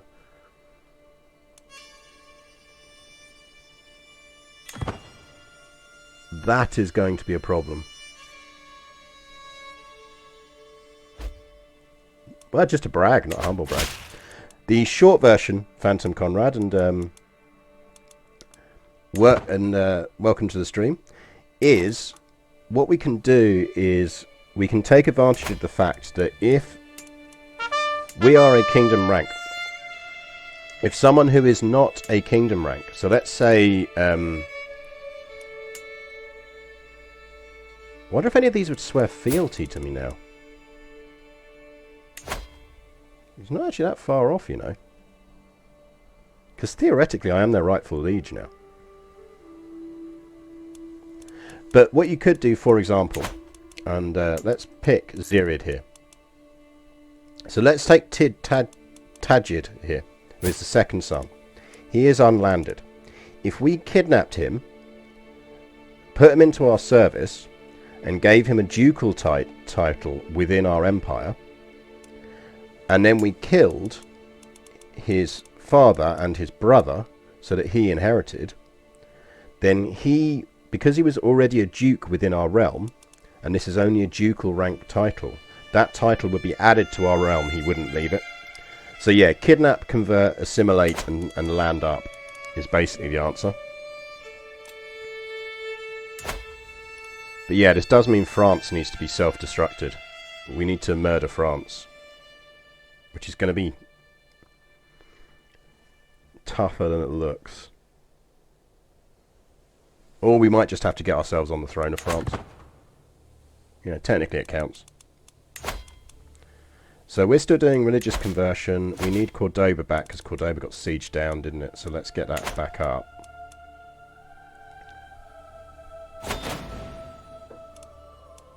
Yeah, sure thing.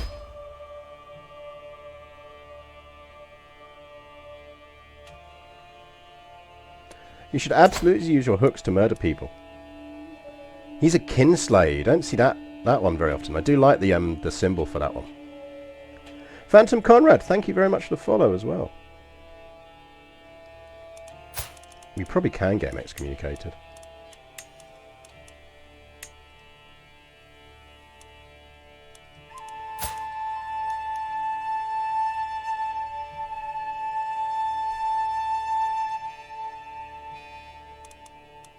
The Kinslayer symbol is a branch that has had a bit lopped off of it. So it's where you've lopped off a branch.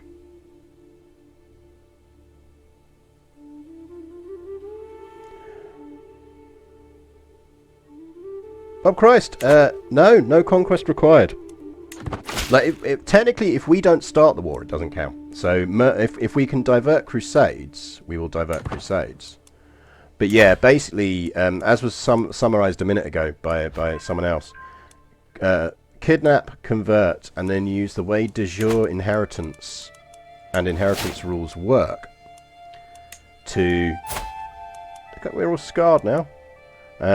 To essentially subsume ducal titles into our kingdom rank title. So a lot of our early game was really just preventing the Muslim kingdoms from getting to a point where they could form kingdoms. I mean, the good news is all of those Liberty War guys have basically used it to alter their contracts, which is fine. So we still need a large army because we need people not to attack us. But at the same time, so for example, we could probably do it. What we need to do is get back a title that we can use for it. Because I think the only ones we're holding at the ducal titles at the moment is the three we want to keep, which is Galicia, Castile and Leon. Annoyingly, if we'd won that Liberty War, which we would have won if we'd not been imprisoned, my plan was to keep one of those ducal titles and use it, so we'd have been able to use it for this. He's Catholic and Andalusian. We basically need to be able to get rid of one of our dukes. We've only got mayors who are of that rank now. On the plus side, the Catholicism spread is doing quite well, so we are getting there with that now.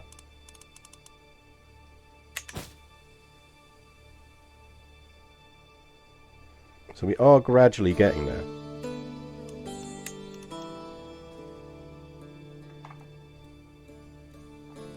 Yeah, like only one of the guys used it as a way to get on the council, and he didn't do it too badly. So it's like, I'm kind of like, you know, whatever.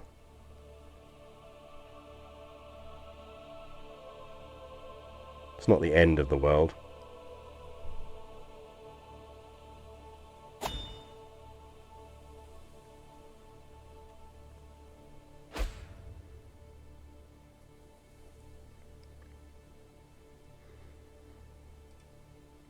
Ooh, histofact. Did someone redeem a histofact?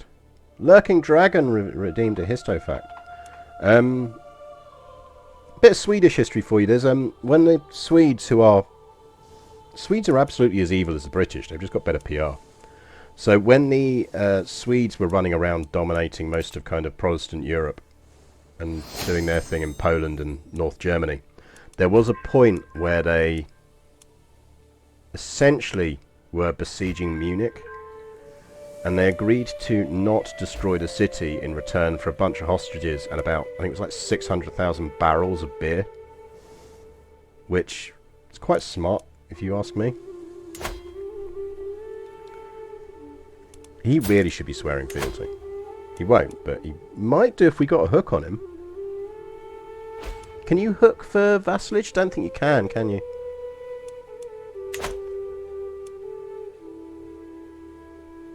Oh yeah, the vassals were definitely Scandi Tudors. How do you get that big of an army? In my Reconquista spade, I have Hispania, Italia and Byzantine Empire. My army is similar to yours. So, my army strategy. The thing that most people forget to do is min-max their duchies. So, pick a thing a duchy is good at and just build buildings that support that. So, Burgos here, for example, is mostly optimized for troops. Leon is mostly optimized for troops. But the third of our ones that we control, which is over here, it's Galicia, is optimized for cash. Because it's got the Grand Cathedral, so we've optimized the buildings around cash. And then on top of that, the other thing you should absolutely always do is when you take Cordoba, move your capital to it. Because it will always have a beast of a development level that is much superior to anything else. So as soon as we finish converting that, our troop numbers will go up again.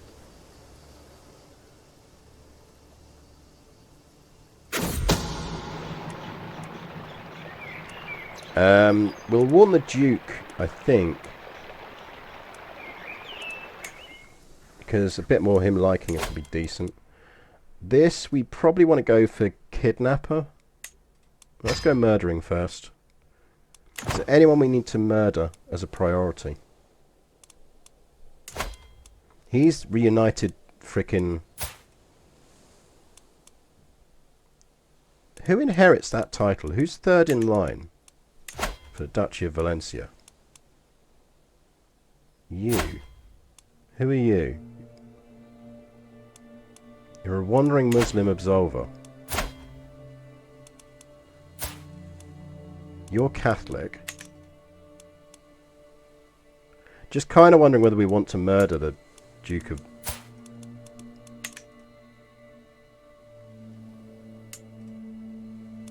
We need to be able to get a title back. Are any of our vassals Muslim? We need a duchy title we can revoke. Get some cultural conversions going on. Control improvements. 3 years left on converting Cordoba.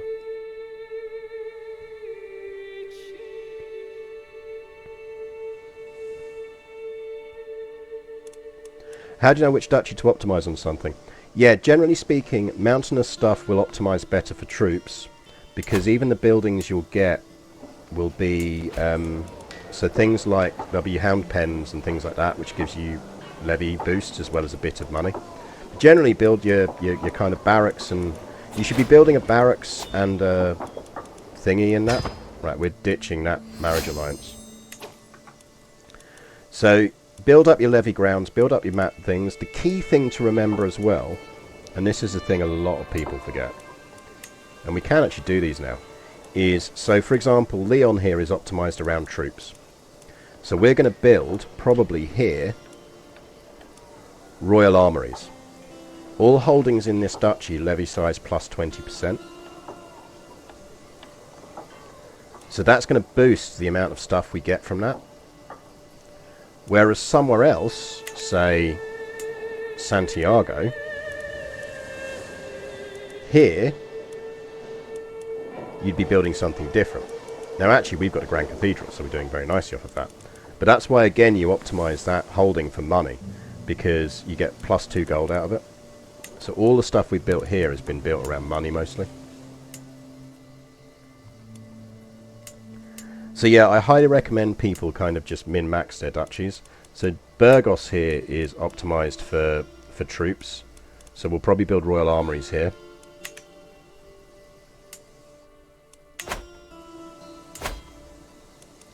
So we might want to build that now, thinking about it.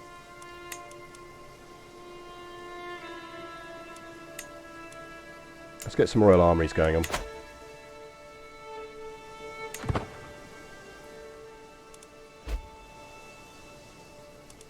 But the benefit of having that level of troops is it minimises our faction issues, which is actually counting against us at the moment, because we do need to get a duchy back off of someone. Or marry into one. That French thing is annoying. We should have locked that in before while we had the chance.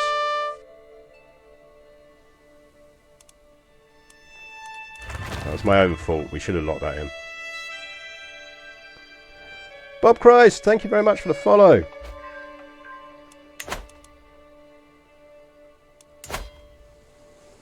So his inheritance is this dude.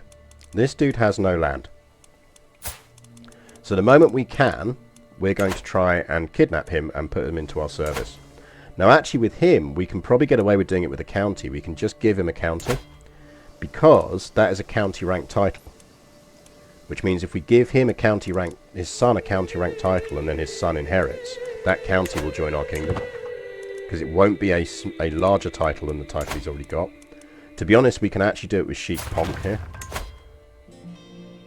But, I mean, we could actually potentially get Sheik Ponk to be our vassal. See, I'm sure we should technically be his rightful liege. Where does that fall? No, that's because it's technically part of that, not Navarra.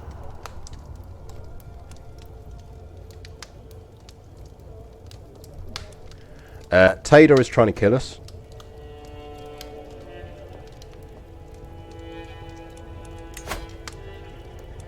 Someone is trying to kill us.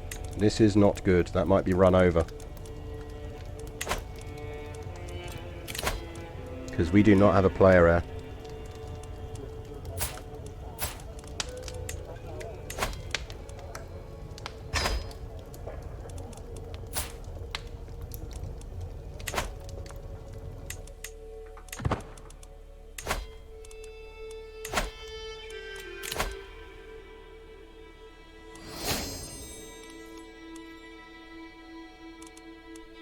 Because that should give us a player here.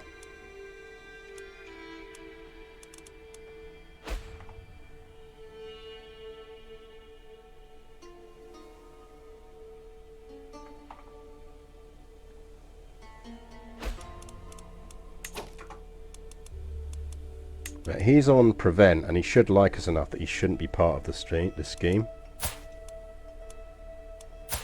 We don't really want to be betrothed to him anyway now because he's unlanded and he's only part of the Duke's court.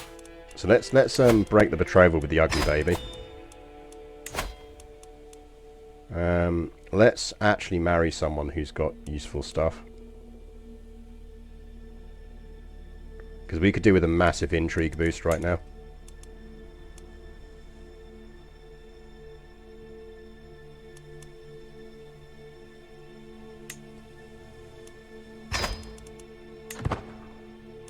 We've got the troop numbers now. Give me all of your intrigue.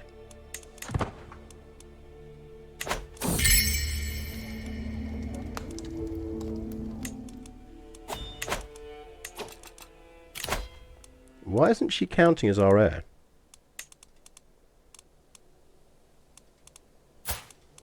Because she's of our dynasty. And we've restored her inheritance.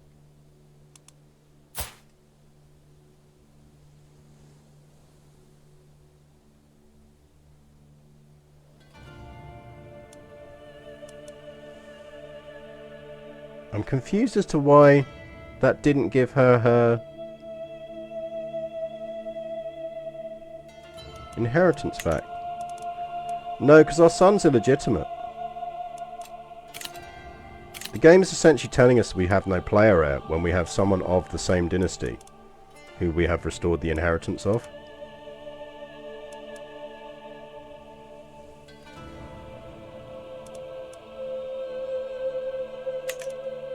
Yeah, it might be because she's not our full sister.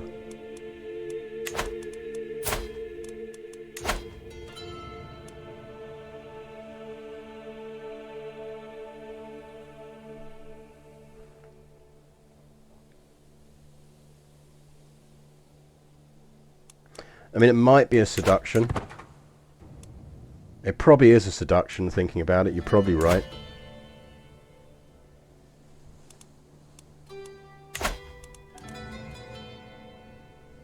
And yeah, we are back to male preference, which is fucking annoying, and I've no idea how that happened. I think it's because the Kingdom of Castile is technically male preference.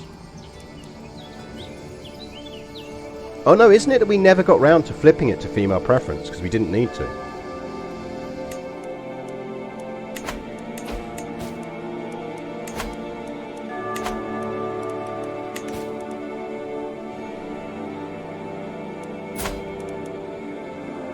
Yeah, we definitely did matrilineal. We're fine.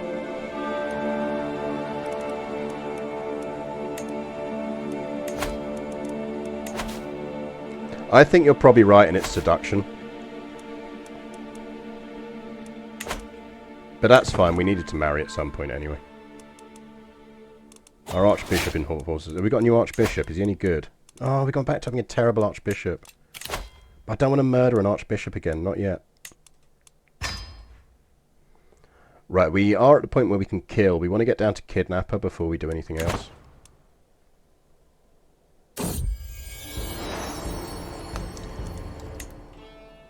Right, we are Prego.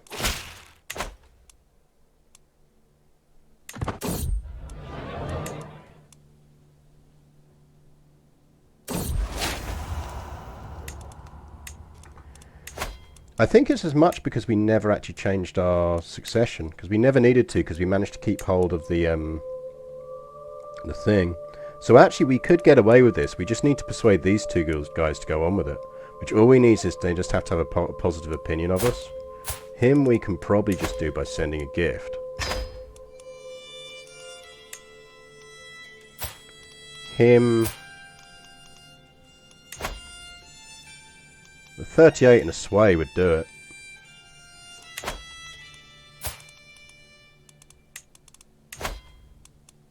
He's not going to sleep with us. Let's get him into the sway range. I mean, to be fair, he wants to be on the council, which would do it. And he's not a bad steward.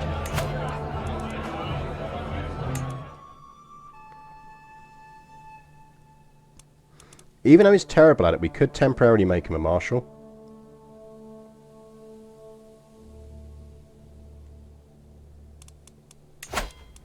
Who are the other people we'd need to do it with? Can we go Primo yet as well? No, we need the innovation. We don't have it.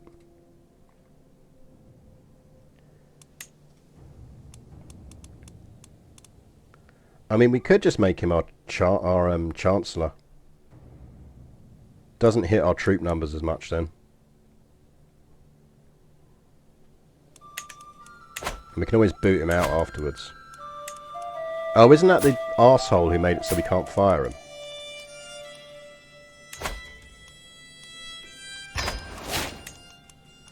Let's try and kill the guy who doesn't want to be fired. Anyone want in? Yep.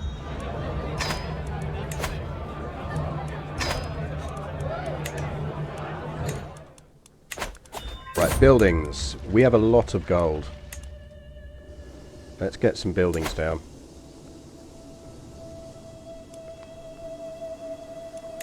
Can we upgrade Cordoba Castle again yet? So we need hoardings for that, but I think we can now at least upgrade that. So let's get that going on. So I'd quite like to not lose a war by being captured again.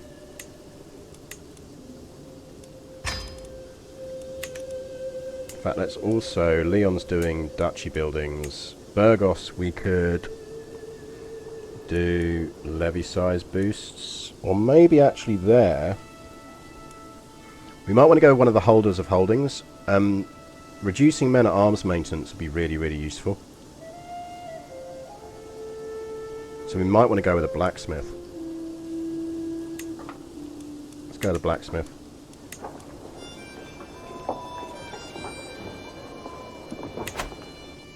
What's my favourite start?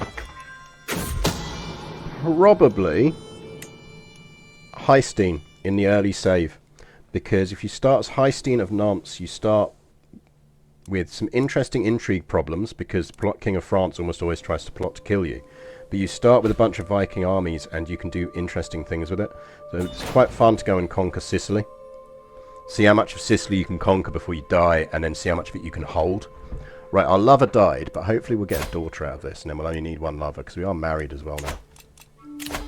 A dangerous faction, independence faction. Yes, please. Do please fire. Because there's a couple of dukes, there's loads of... That's all of the guys we want to get rid of.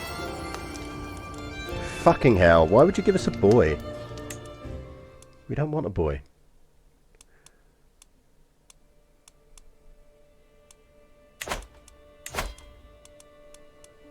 Right, we need to change our law while we still have the chance to do it. Well, actually no, because if any of those actually rise in the rebellion, I think the guy who we're worried about is actually in that rebellion. Yeah, so we'll just depose him. So that'll work out fine.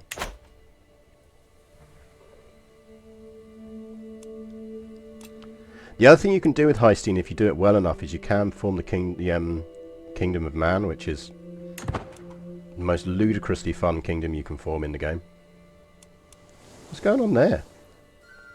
Did we just add Zaragoza to the Empire? I think we did. Right, are they ready to fire? Yep. 5 months. So that is him over there. Then it's him, her, and him. So that this will work out quite well because we can break all of that up. How's our religious map looking? Getting there. Getting there. We have got a terrible priest again. Really annoyed about that because we had a good priest. Yeah, we are murder spidering that guy, so it should work. I think what we'll probably do in terms of raising troops for this rebellion is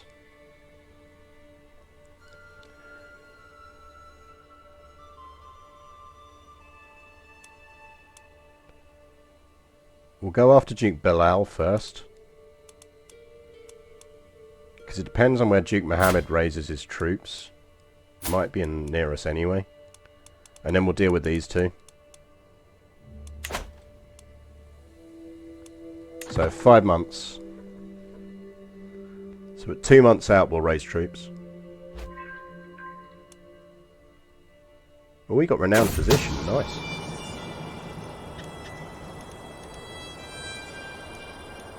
I think we just...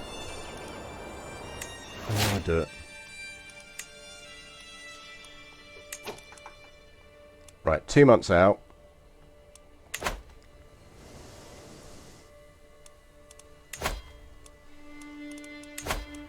We should really be working on doing that as well. Like, we only actually need that, I think, and then we can do it. We just need to control Aberdid. Which is that. It's basically, it's that bit we need. If we get that, we can form Portugal.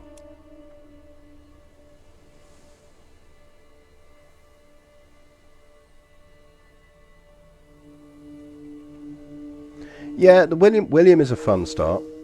If you're going to do the 1066 starts, William is a fun start. But again, equally, actually, Robert the Fox down in Sicily is a fun start. And there's also a whole bunch of achievements you can get with him. I see George is still clinging on to Constantinople. Oh no, they've lost it now. They've lost Constantinople. They did have Constantinople for a while.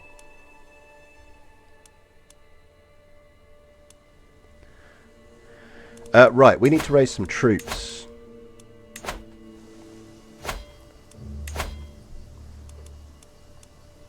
You will raise all here.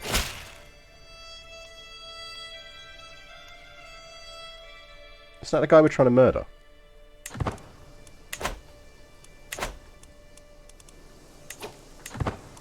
Right, I think everyone is in supply, so that's good.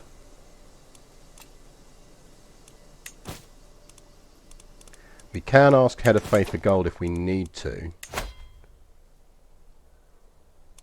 Probably not much more point swaying this dude. Isn't this the guy where he's about to rebel against us? Yes. So what we should probably do is abandon that and sway the Pope.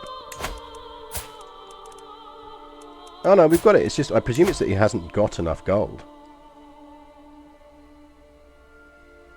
Oh, it's because we're already wealthy. So if we need it, we will be able to get cash off the Pope.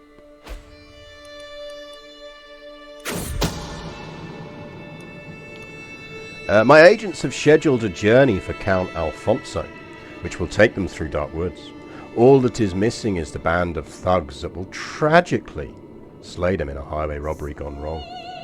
I can already imagine blood seeping into the dark soil. Oh, the woods can be such a dangerous place. The thugs did their job and Count Alfonso is no more. No one suspects our involvement as well. Let's update our chat rules. So, hang on. So, we've killed people with bandits before, haven't we? I think that might be our first bandit death. I think that is, you know.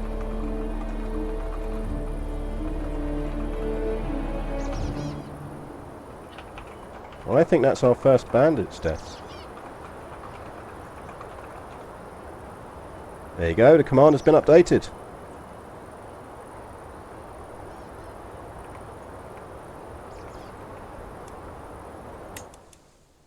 Right, what we should do then, before that kicks off, because they can now send an ultimatum at any time, is I reckon if we made him Chancellor, and then, stupid as it sounds, we're going to send him a bunch of gold, which means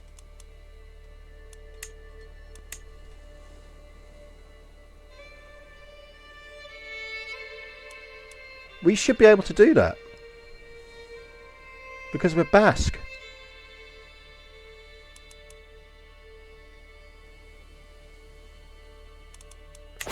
Why is our Basqueness not kicking in anymore?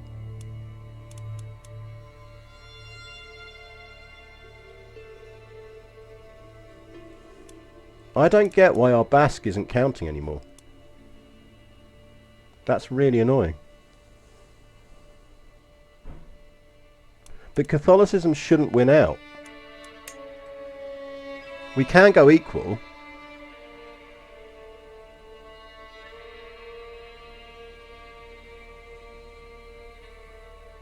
But equal is almost worse for us.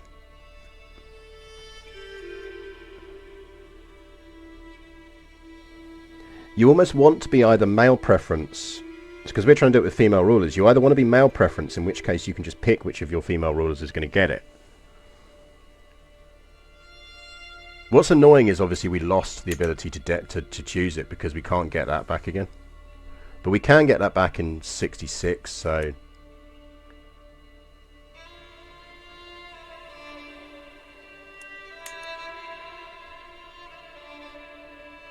I mean, we're not necessarily on the best...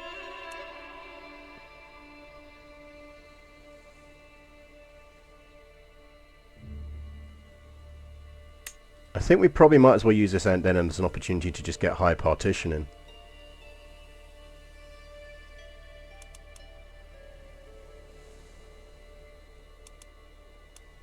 Just in case it ever actually matters.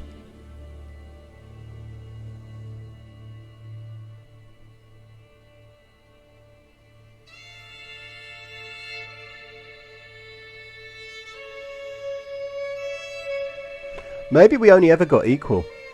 Yeah, maybe we only ever got equal. I'm actually going to go high partition because I think that's actually arguably more useful to us.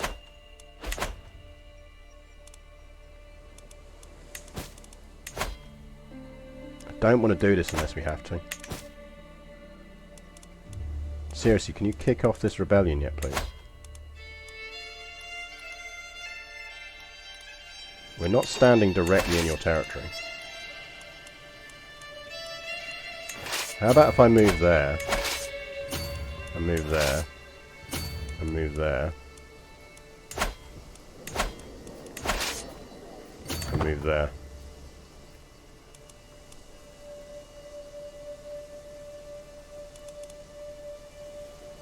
Now would you kindly consider rebelling?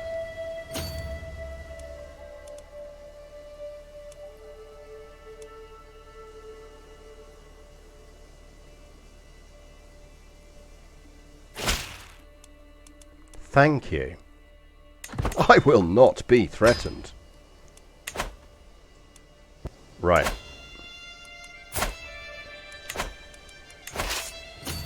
Get over there. Get over there.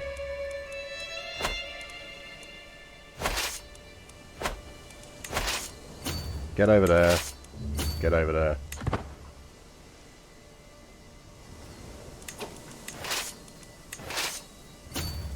Get down there. Get down there.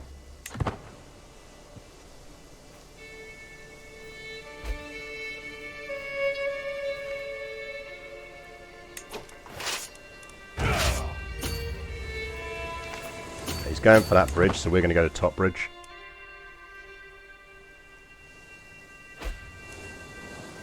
Right, he's off to sea, so that's fine.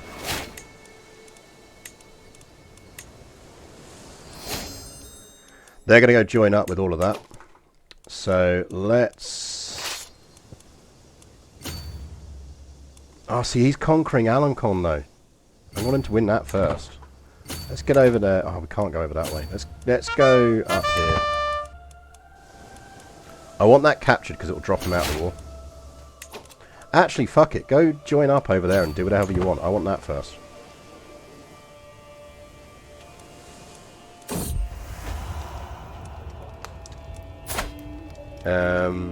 You don't have any particular skills, and you're ugly, so no, we're not having sex with you. Well, that was nice of him to add Alanson to our kingdom before he died. No one must ever know.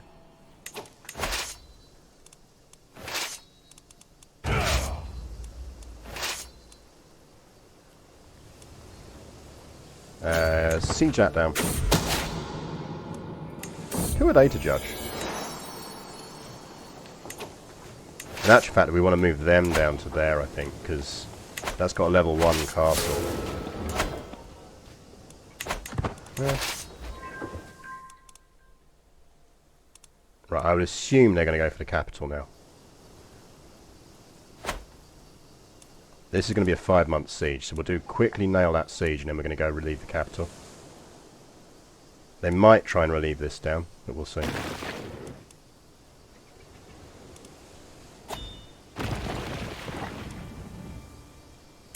Yeah, they're going to try and relieve the siege. So the question comes whether we think we have better troops. I think we might want to just not chance that.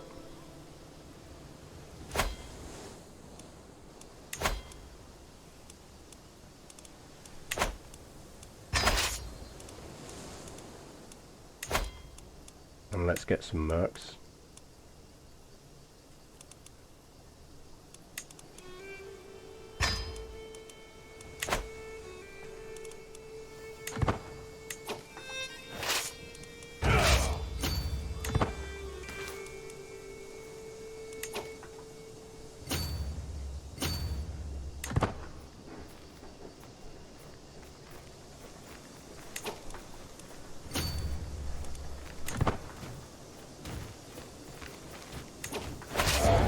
You guys are going to have to abandon that siege and get in there.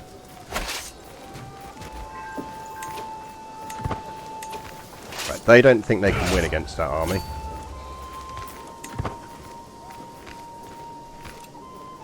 I think if we get them in the right terrain, we'll win this. Stop having sons!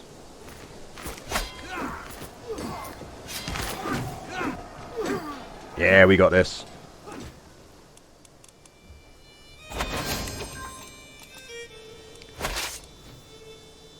Right. Let's go siege down Lisbon.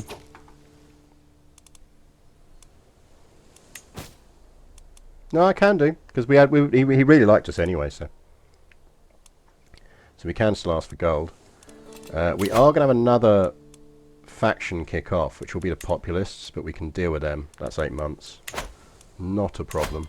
To be honest, what we probably actually could do is increase our dread if we really wanted to, but let's not.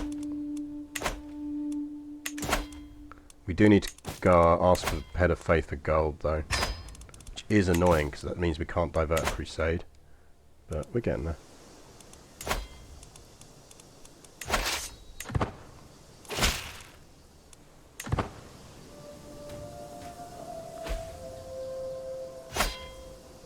That was nice of him to raise some more troops there for us to murder. Besieging force. Kill them. Can we give you a siege commander? We can. Which means you're the hunting force.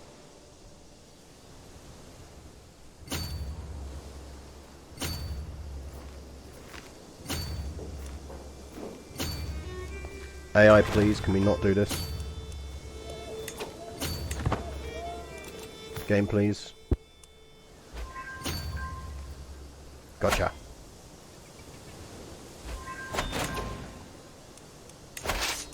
That, I think, falling should be enough for us to win this war. But let's go kill them just in case.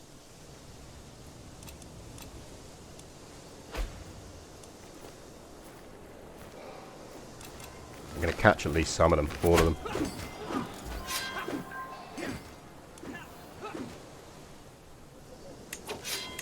So what we actually need now is to liberate Karuna, and that'll do it. Which is annoying, but it won't take that long.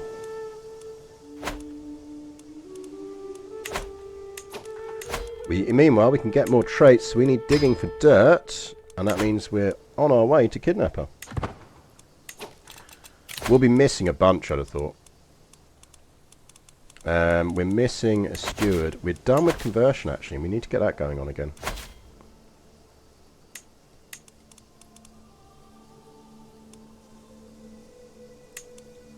You'll do.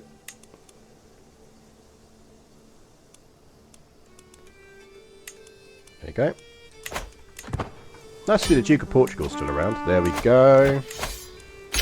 Enforce. Right, now we're cooking.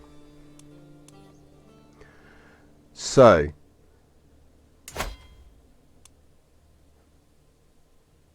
we could make a play for either the Abadids or the Zirids.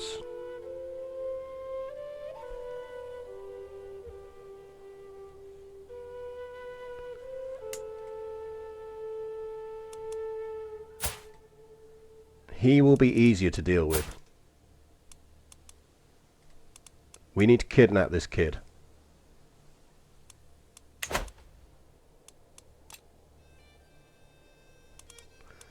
Given that that's pushed our factions under the limit because they're too weak to send an ultimatum, we might actually also want to take this opportunity to do a pilgrimage.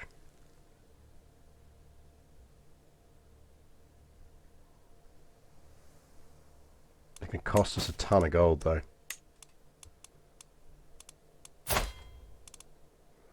Our big problem is we're 38 and we're only popping out sons.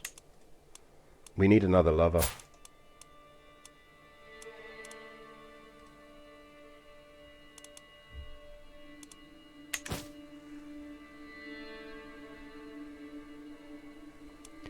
Well, that's smaller realms conquered by vassals. That's what I was hoping would happen. That's why I'm less fussed about leaving these little places around, because counties they'll gobble up.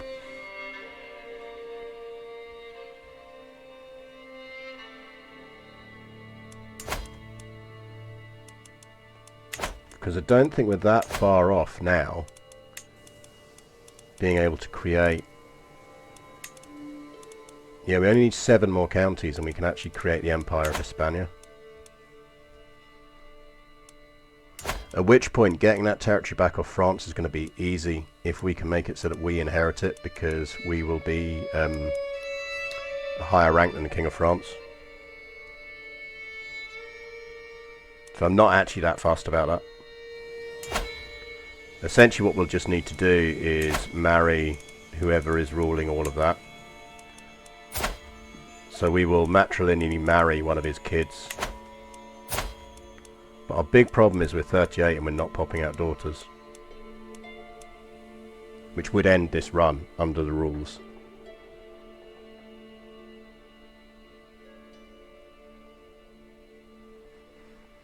So honestly, France is pretty easy, because it's Catholic rulers, it's not a problem. Far more dynastic options with Catholic rulers. Are any of our pinned characters still alive?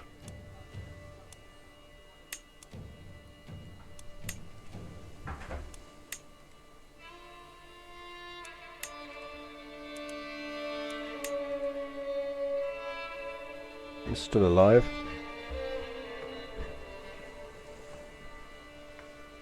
What's that, a package? My wife's getting it, just one second. Alright, back.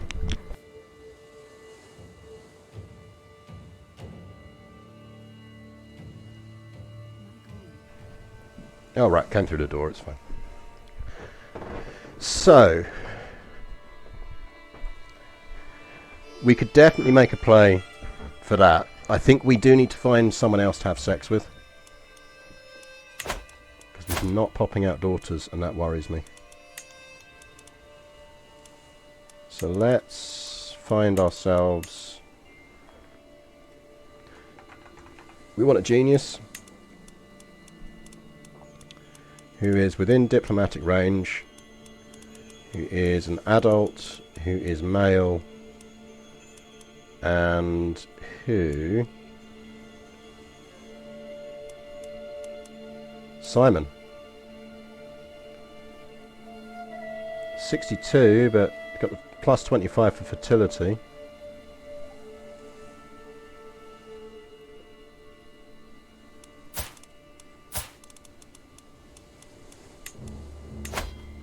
Would you like to have sex? Yes, you would.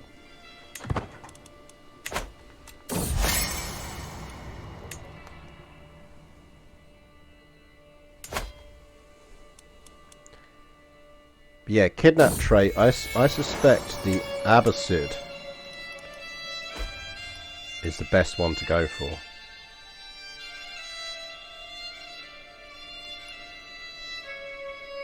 Because this kid, either of these kids would do it.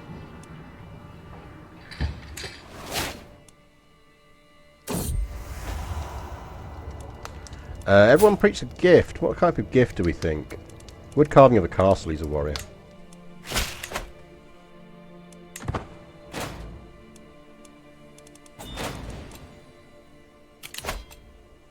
No. Right, there go to populace, so we're not going to get factioned now. Right, first things first, let's deal with Valencia, because we need to get this title off of him. It does mean we're going to go over our title limit for a while, but that's fine.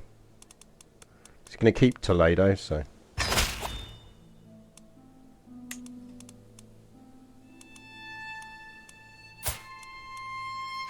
And I'm tempted to... I think we just keep him in prison. Get in a dungeon.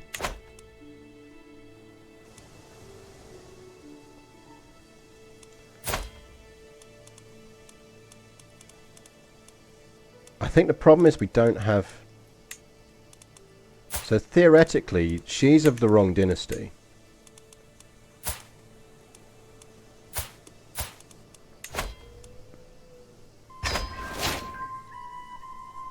But I don't know if an acre counts as being part of the inheritance chain.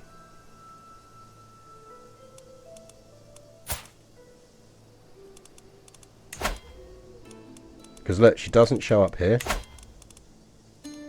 For some reason, we just, when we gave our sister her inheritance back, she didn't gain any on our title.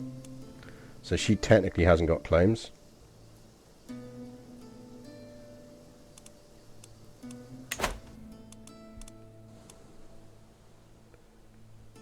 Now that might change when we can designate again, but I think we can still only designate from our own children, which is a bit of a problem.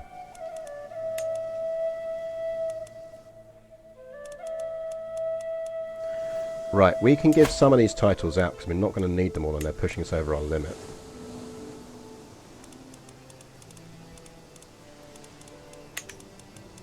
Actually, this is the other reason we should have flipped to equal. Which I get we can't do now.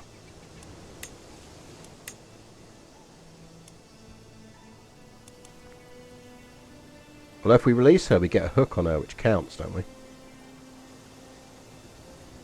So actually, the only thing we're missing is the prestige. We just need 180 prestige, and we could flip to equal.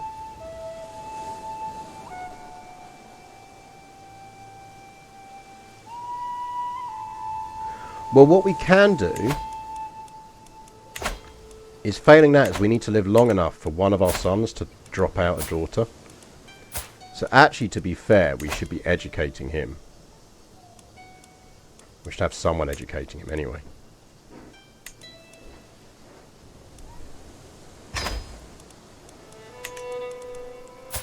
Because what we'll do is we'll marry these sons as soon as we can.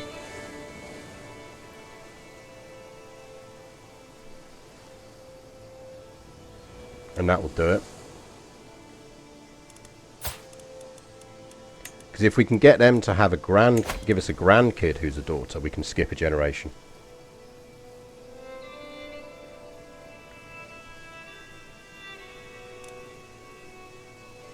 Diplomatic and learning.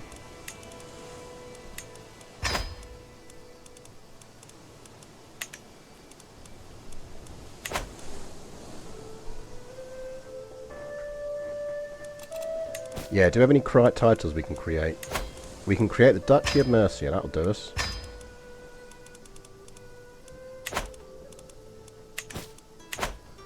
And the reason I want to do that, where is Mercia?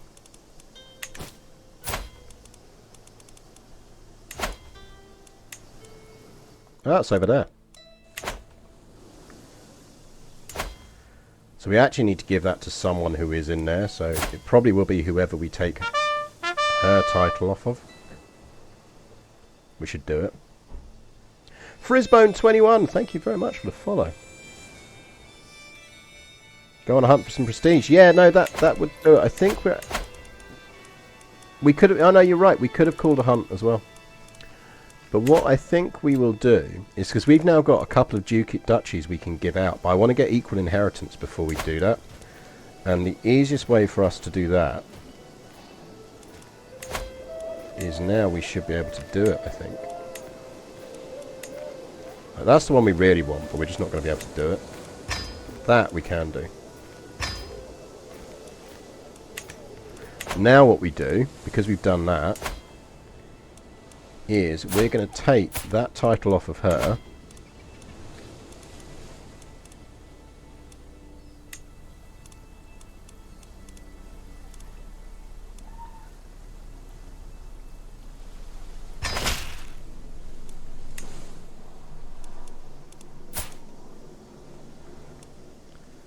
And then we're going to let her rot in prison.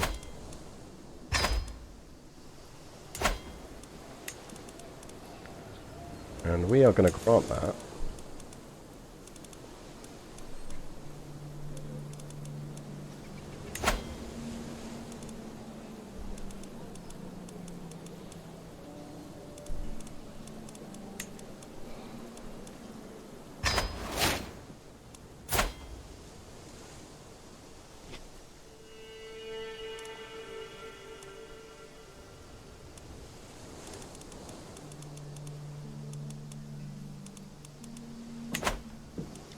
So we've got the relative on the throne there.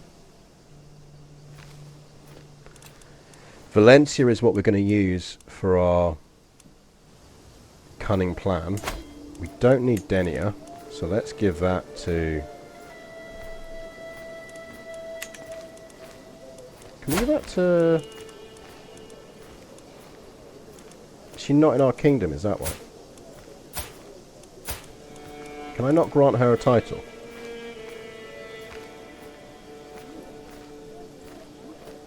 Oh, because... Is that because Catholicism stops it? Catholicism is rubbish.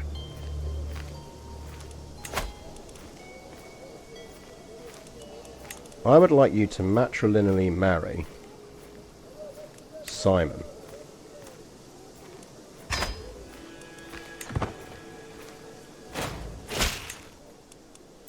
Simon, would you like a title?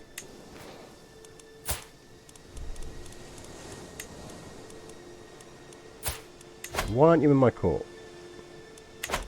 God damn it, Simon.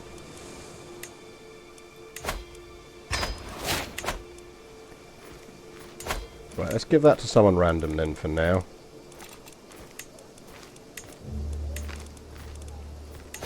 You can have it. Because all we're doing is getting back under our limit. We're going to keep hold of Valencia because that's our one we're going to use for our next plan. And Gomez, you can have that. So what we need is we need this to finish and get Kidnapper, and we need some gold.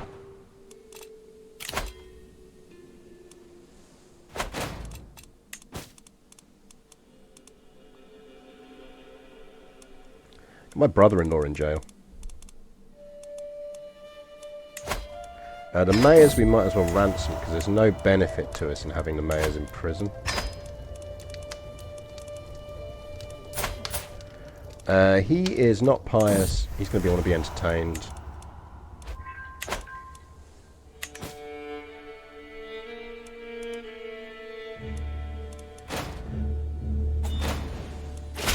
So it's not the end of the world if we don't have a daughter, because we can marry off our sons, and we just need one of them to pop out a daughter. It's just going to be harder. We will accept that invitation.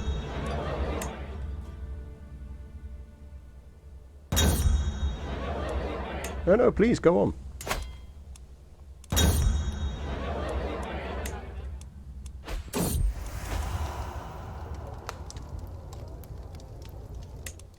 Oh, well, okay. Well, that solved the problem of dynasty member marrying someone random that we couldn't title. No, wait, was that the guy we were trying to seduce? That's fucking annoying. I'll find another seduction target. Too many Simons in this game. Right, let's see if there's anyone who's intelligent and lustful.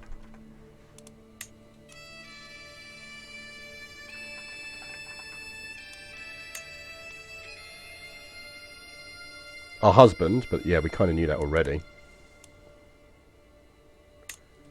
Yeah, we could try robust. But robust, no, you don't we want, was it fecund? Do blokes get fecund? I don't think blokes can get fecund, can they? I don't think robust gives a fertility boost. It just gives a... like a attraction opinion boost. The Pope is lustful.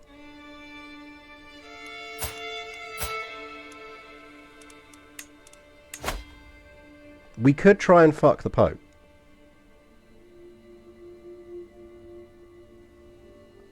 I feel like for narrative reasons and for the sake of the game, we should try and have sex with the Pope.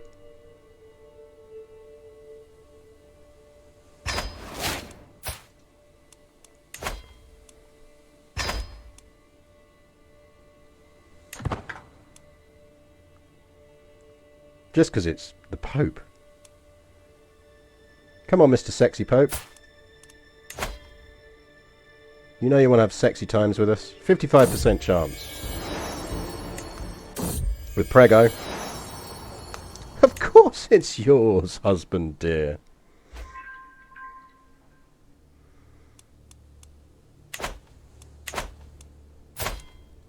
Oh, mama needs a girl. Do we get buddy interest?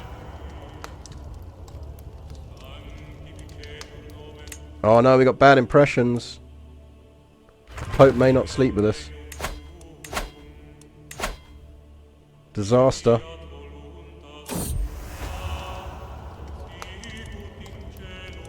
Doesn't picky about partners give us an attraction opinion? Yes, it does.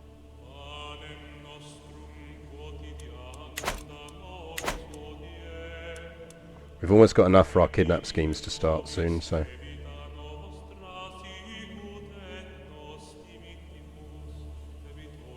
Being an empress is going to really help us out. Mercs are expiring, that's fine. What do you reckon the Pope's into? Probably the Judgment of Stars?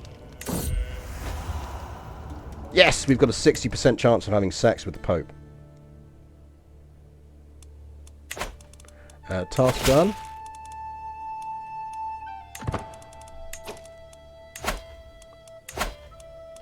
So we still got... Don't be making a claim. Do fucking religious conversion, like I told you. 17 years. We need to kill that Archbishop. You can convert culture. I honestly cannot wait until they make it so that we can do culture conversions easier.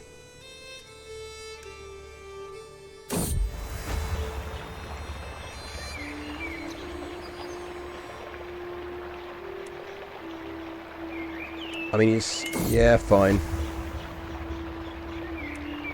Because it's going to give us 500 intrigue, which is perfect, because that is enough for us to go kidnap her. Right, I think we're going for the Abbasids, because we can. My friend, how much to kidnap your son?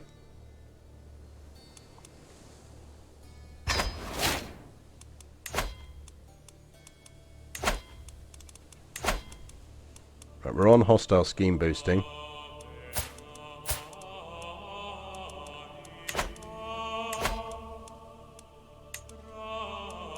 Oh, Sheik Fatty, you beautiful man. Get involved.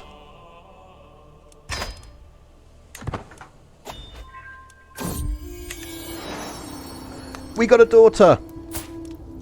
And she's intelligent and she's comely?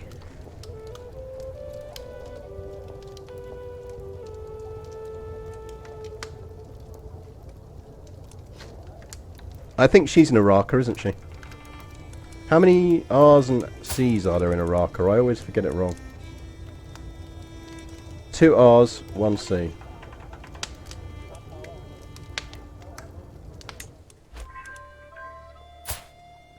And technically she's already a Himena because we didn't tell anyone. Good work. Right, we need to stop having sex with everyone now. As I made my climb up to Pope Sergius's window, his shocked scream was not the welcome I had in mind. I had no time to stop before he runs for the door and flings it open. Help, gods! There's an intruder in my chambers. Before this night gets any worse, I crawl back the way I came. Well, we failed to seduce the Pope, chap.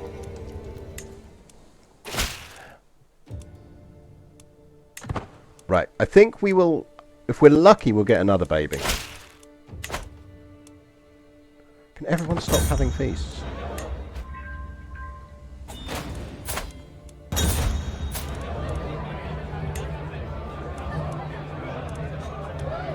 Oh yeah, you're in my court now, so we can actually give you a title.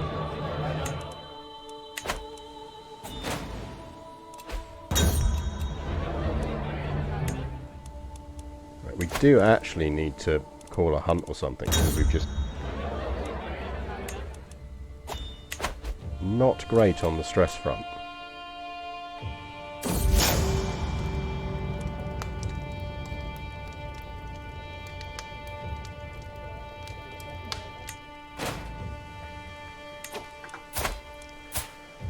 Right, we're not going to be educating her ourselves.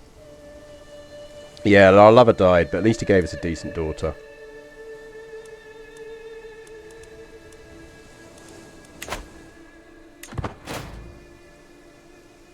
So all balanced out in the end. Dead men tell no tales indeed.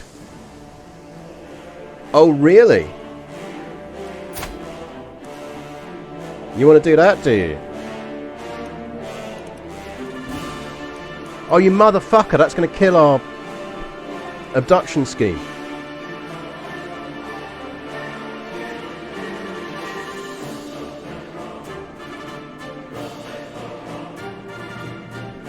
Well.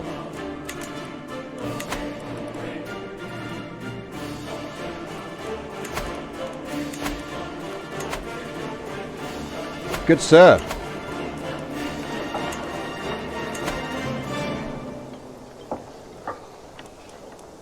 Oh, we need more faith. We could go on a pilgrimage. Kinda want the knights on this one.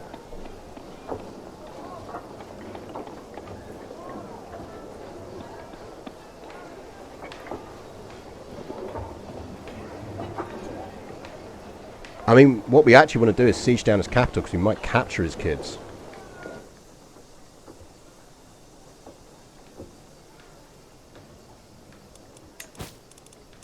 We can't go on a pilgrimage while we're at war. Yeah, I think what we're going to have to do is try and smack him before his allies show up. And then we'll be fine. Hello! Have you heard about our Lord and Saviour?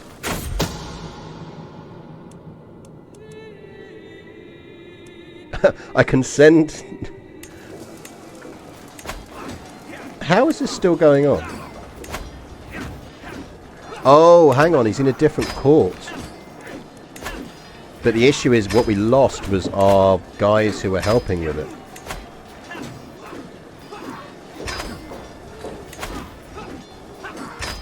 Yes, I know this is blowing through our cash. But... Oh, is that you we captured? Is that you? Is that you, sir?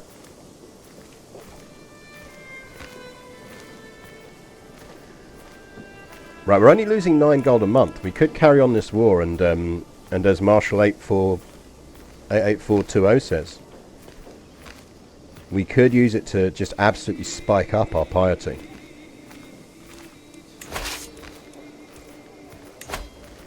But we're only up to 50% on that now.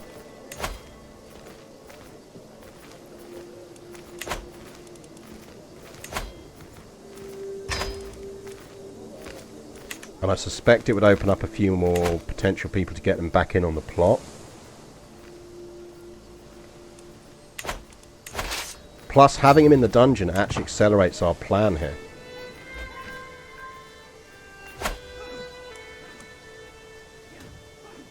His son will be at his court. We want to siege that down because we might capture the son. The other son.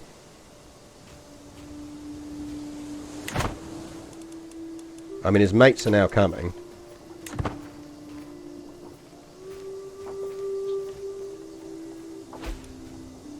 But we'll win that siege. Right, we're going to lose progress on that, but that's fine. Shit, no. Actually, we need one of these to work.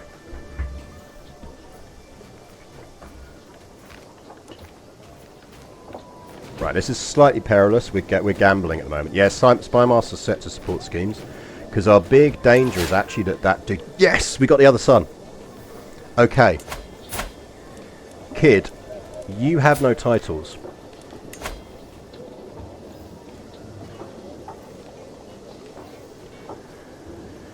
We could convert him to Catholicism anyway, which is probably not a bad idea, and we can get a hook on him.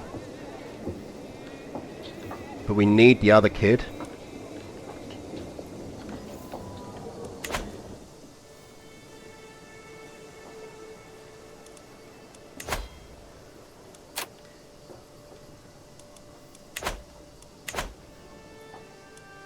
Because the issue is we can't convert his heir. We can't recruit his heir. It might be because we're at war.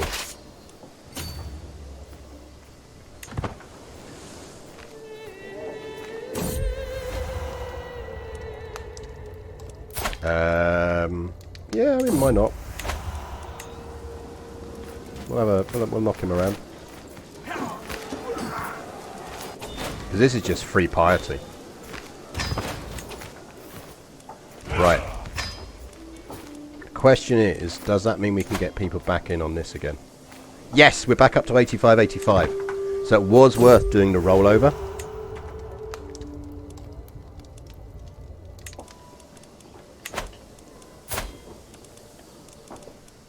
Right, do we still have his heir in prison, or did the heir get released?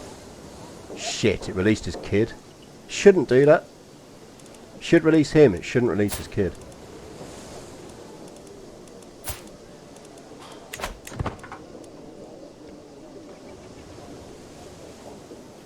We should have released him while we had the chance, but c'est la vie. The important thing is we just absolutely shanked him in a holy war, which has got our piety up nicely, and we can now redirect a crusade if there is one. This is why we needed decent-sized armies, by the way, even though we are doing this diplomatically. Everyone's still doing tasks? Yes, good.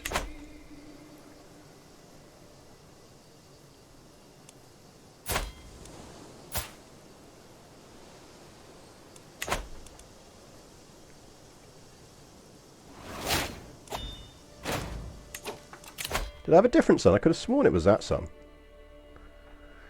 Do we actually need anything else on this track now, or should we take the opportunity to switch off of it?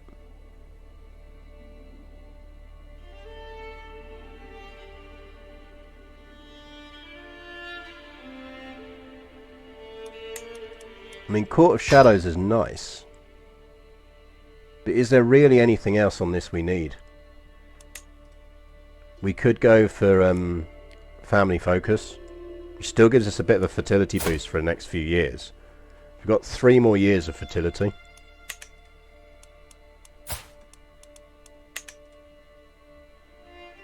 Because we're going to need groom to rule anyway. And it means we can take thoughtful, which is useful for schemes.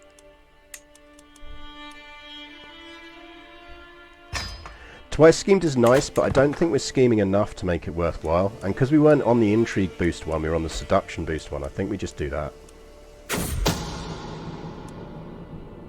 Come on.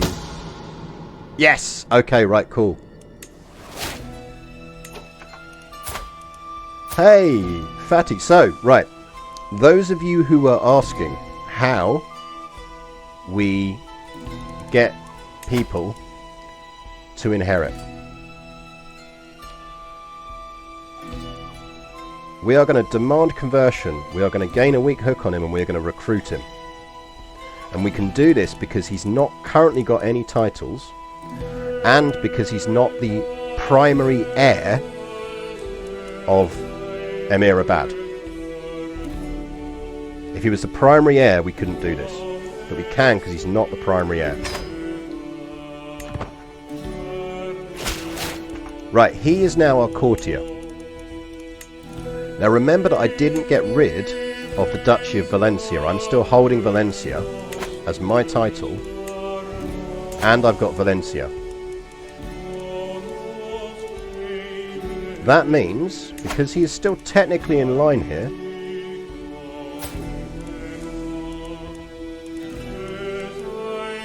where is he? We are going to give him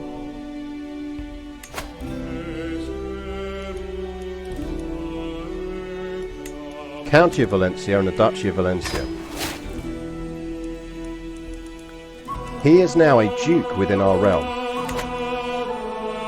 If he inherits this title, everything he inherits will join our realm. And he is the primary heir. It shouldn't actually have worked because he's the primary heir. But he is the primary heir of Emir Abad.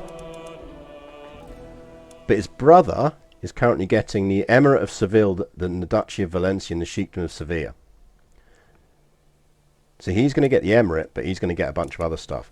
So actually, before we kill the other guy, we want to murder this kid. Because we want him inheriting everything. Oh yeah, good point. We're very high on stress. So let's call a hunt.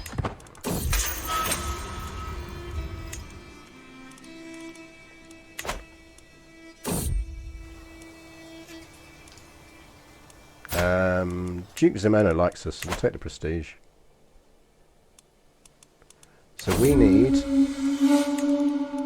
Who wants to help us murder a small child? Sheikh Fatih Ibn Abath does.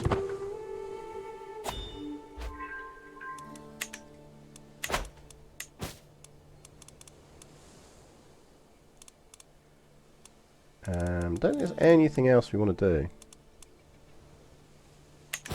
Yeah, we're fine. Let's go for a host a feast. Welcome, friends! That sheik does love a good plot. He is all about the plots. Spymaster liking us is always a good thing. Didn't he... No, he's not one of the ones who modified his contract either, so we can leave him be.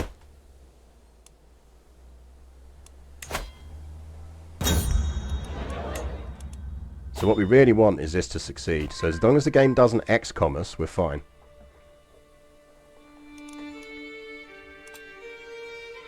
We could go on a pilgrimage, but I don't think it really gains us anything. It just loses us a ton of cash.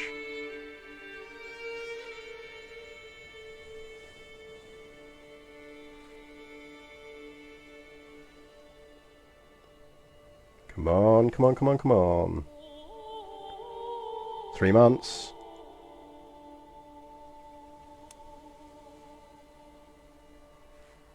Don't get discovered. Don't get discovered.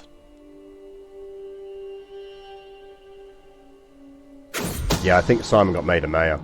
If there's one thing a bat in particular cannot resist, it's his favourite treat.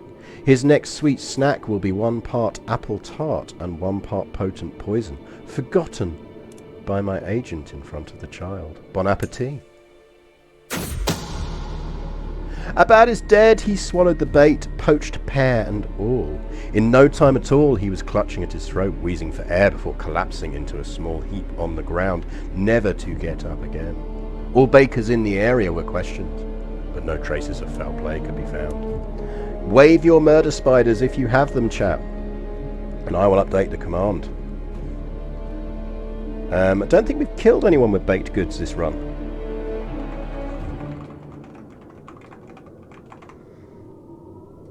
The command has been updated. We now have baked goods murdered included. They gave us a bit of stress, but that's fine. Right. He is inheriting everything. You, sir, need to cop it.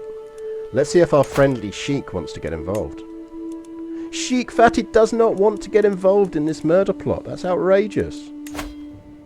Zara does, though. Anyone else?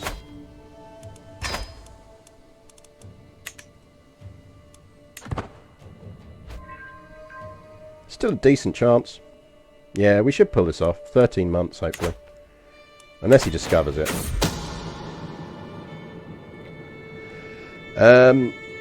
I think we don't, because that will almost certainly kill one of our kids, and knowing our luck, it will be our daughter. In the meantime, is there any buildings we should be building? Yes, we can boost.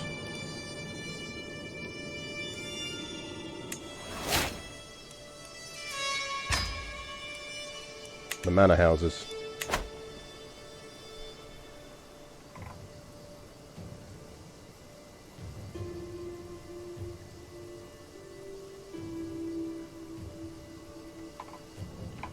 Yeah, that Sheik apparently is only into, like, child murder.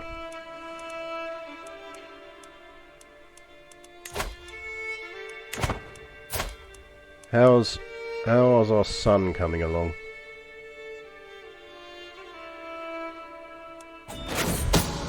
So this is the one we're going to have to marry off.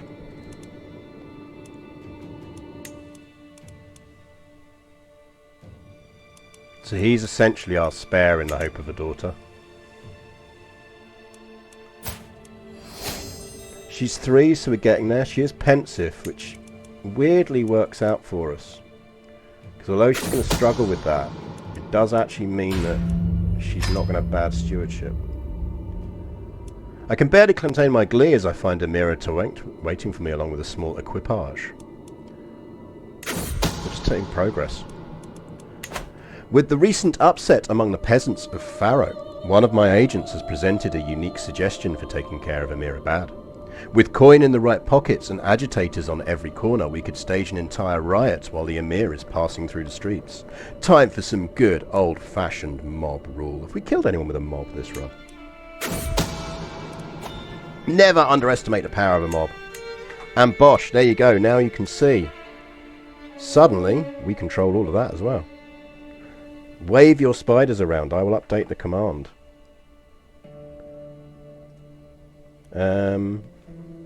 So we spidered 7 people.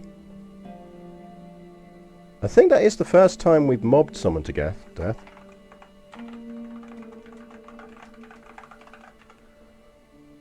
There we go, command is updated.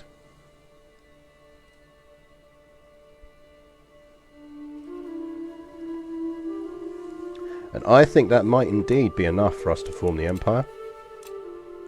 We can also form Portugal.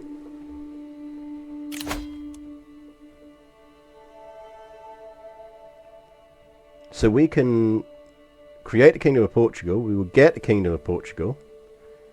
We would become Portuguese. We get a bunch of prestige. We'd get all the Basque. We'd develop a random military group innovation, a random civic group. Every Iberian culture group subject in your Portuguese realm adopts the Portuguese culture. Every Iberian culture group in the Kingdom of Portugal changes to Portuguese. Every other country in the county in the Kingdom of Portugal, 50% chance of contract. So we could potentially make everyone Portuguese, which isn't the end of the world, because Basque isn't really doing a lot of good for us at the moment.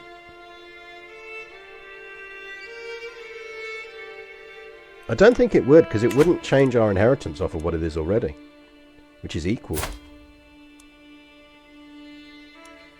The only thing it would change is because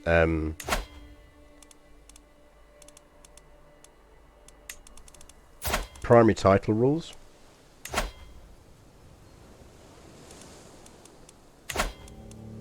I don't think it would change anything. Portuguese is a better Spain anyway.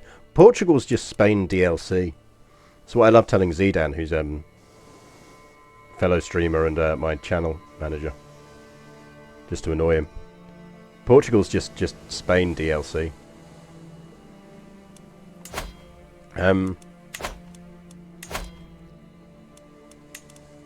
So we can create the empire. So let's do that first. That costs a lot.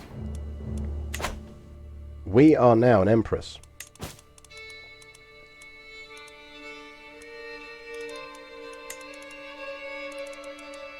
Now,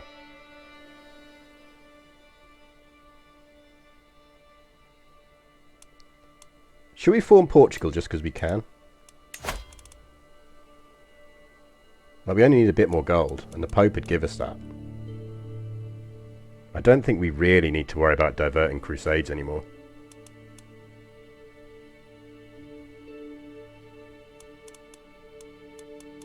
I kind of feel we should do it as Castile, though. It's kind of like where we came from.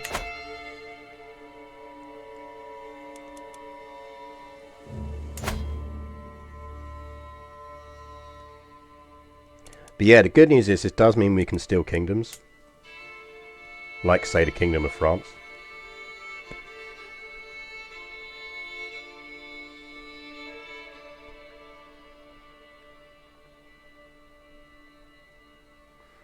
Yeah, can we demand vassalage? This is our next goal. So, for example, I think these guys, he might, when he's not at war, because he's only at -5, and we're now his rightful liege.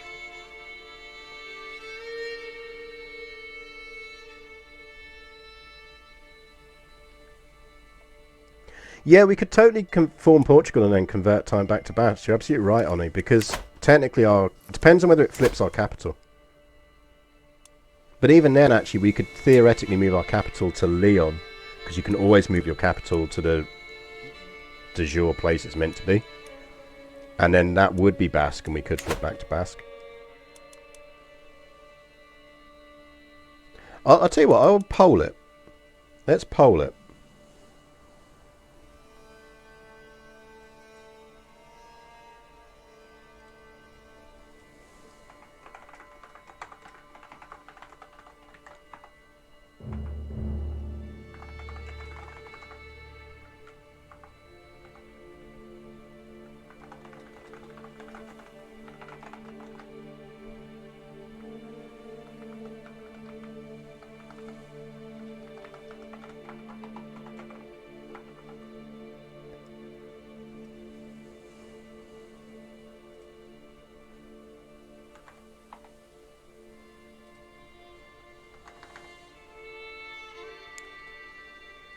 Right, we're in no rush on this, so there you go. There's a 10-minute poll up now.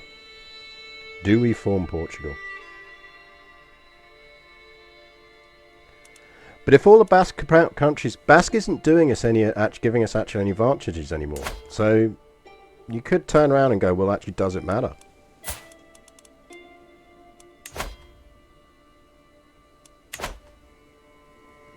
I don't think you can hook for vassalage, can you? They have to actually like you.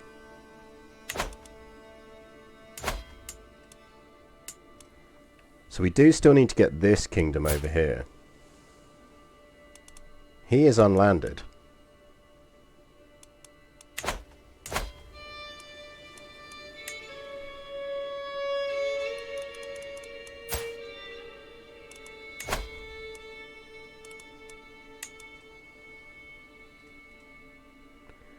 Now we could take an attempt at getting his title off of it. It's an act of tyranny, but we're pretty well set, to be honest.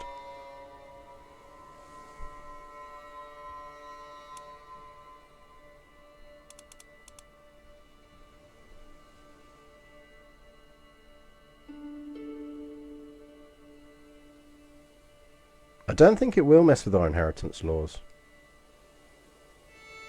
Well, we don't have female inheritance anyway because we're Catholic. I'm going to gamble on this.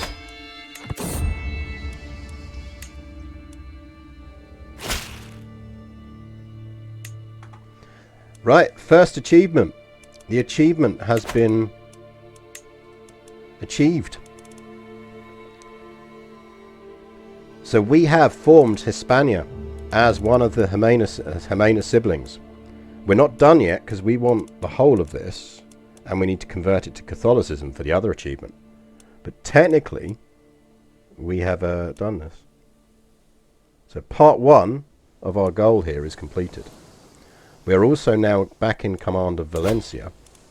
So if we kidnapped... Right, actually we can do it on this now as well.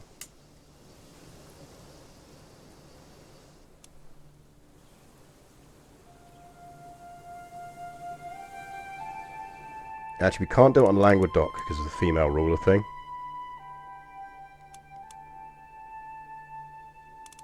Interesting that her primary heir is that, so I'm guessing that's an illegitimate brother.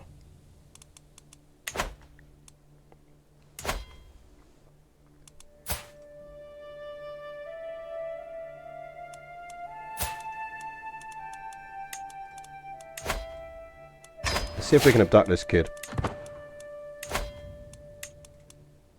Anyone want in?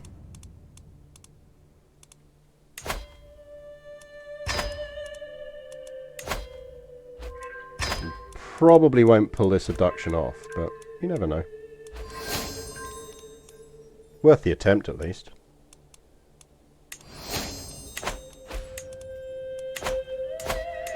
Would it be stupid to marry one of the Languedoc heirs off to one of our sons? No, it not necessarily wouldn't be. If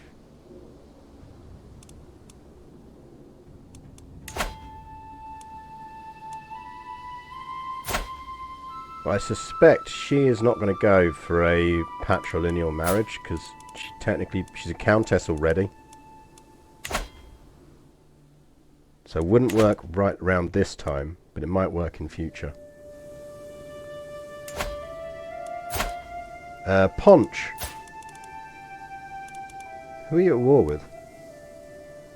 Okay, you're at war with the Kingdom of France. That sounds like a bad idea. Him we could potentially abduct as well. Oh, hello. You'll do.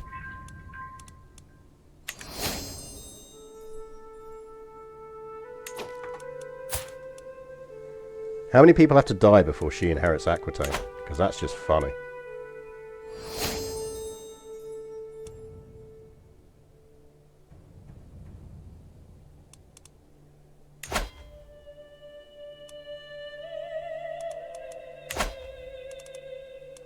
So she's Princess Joanna, so I don't think she's in the direct line. No, she's not. Otherwise we'd murder our way to Aquitaine. Conversion. We're getting there on a Catholicism. Get converting down there, please.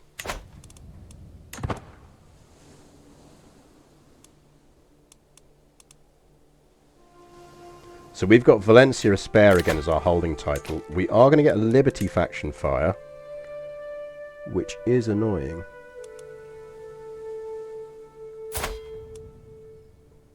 Just all we did was revoke a thing off of you. How would you like to...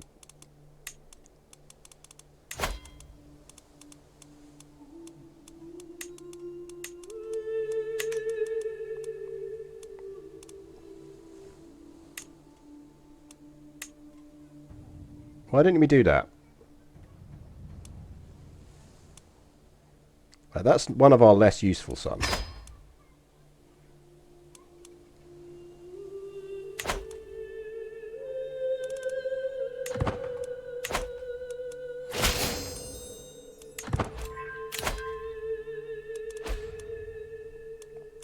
We'll still get a Liberty faction, but just less people in it then.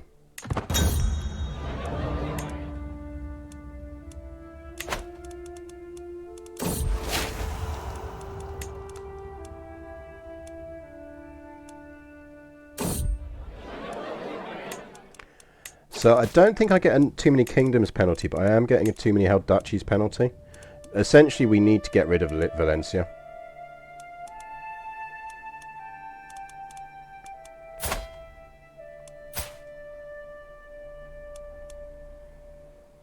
We are going to need a genius guardian or an intelligent guardian for her. Do we have one? We don't. Because he's doing 2 of our sons. 8.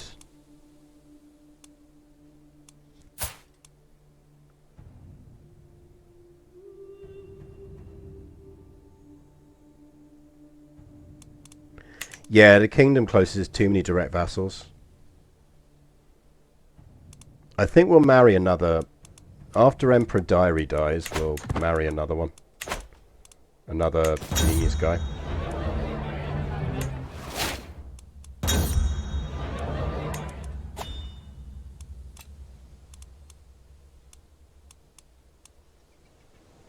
So I don't think it's too much of a problem. If Hubbo lives for long enough, we'll just keep... we'll get him to educate our daughter. But when he dies, we'll marry another genius, hopefully. And that'll be our educator.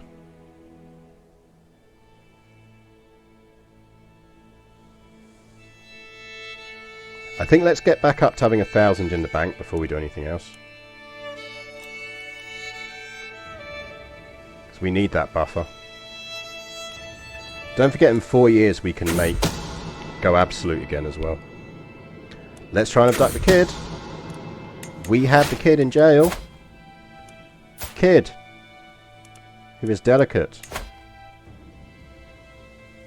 We would like to recruit you. Demand your conversion and take a hook on you.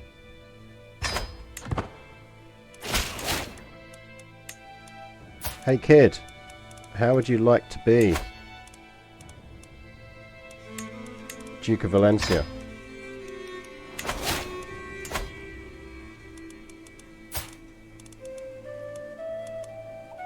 Oh man, did he get another kid? Rip your kid.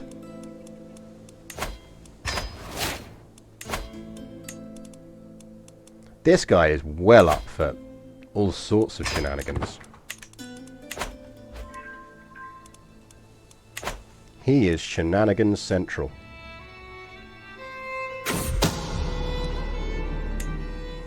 Yeah, your kid's still dying.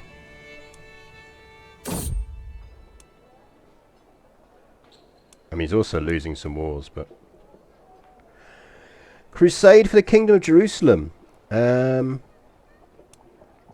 Yeah, or you could go after the Amorid Emirate. Just saying.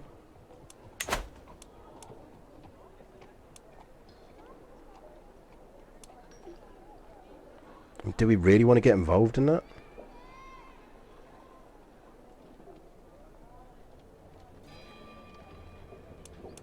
I mean, crusades aren't exactly hugely useful to us anymore.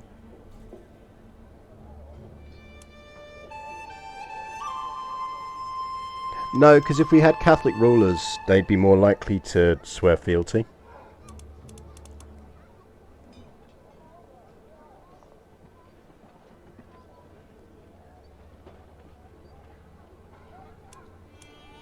Well, I'm thinking more what we could target at the Amorids.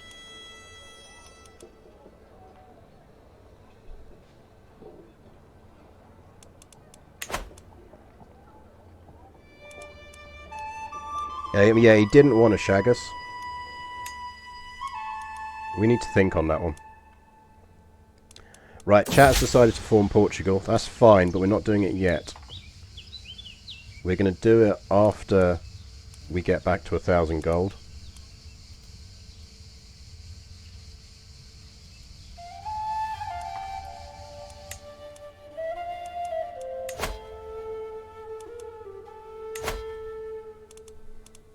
Who's this guy losing a war against? Because it's entirely possible that he's going to lose a war against people who are going to put this in my kingdom anyway.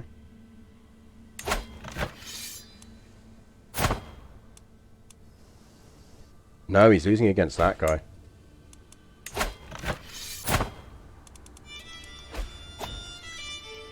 He's basically in a war against his vassals.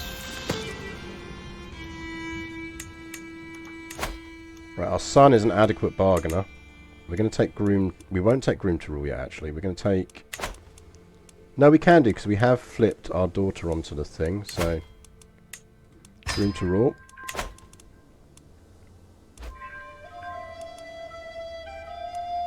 Iraq got learning, which is not useful to us, but there we go.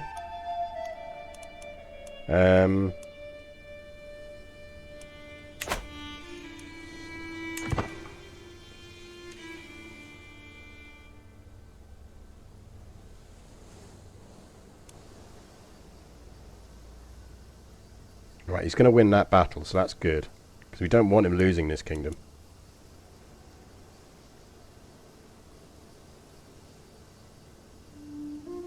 Now he's going to lose, though. So this might all be for nothing. We might have just acquired a duke that is no use to us.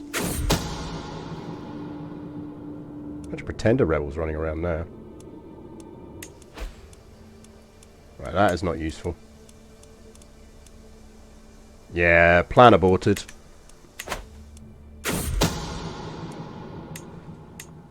Right, in which case...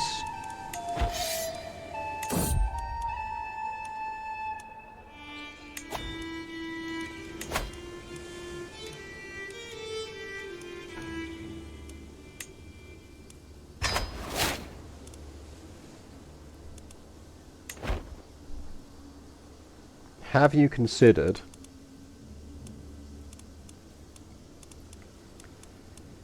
This would be much easier if this was a searchable list.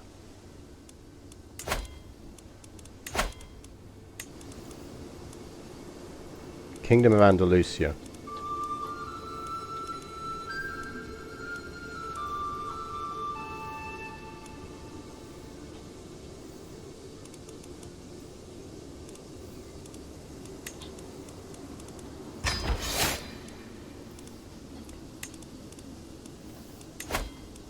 Actually, we want someone who's properly of our...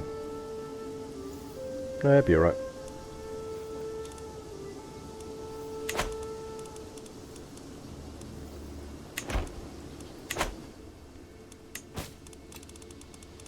We probably want to do some random ransoming, because we're about to have to fight a holy war.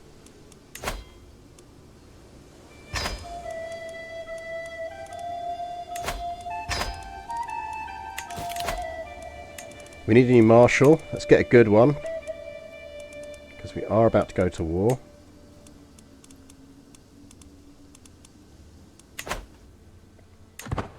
So we are stashing cash, so Portugal will wait.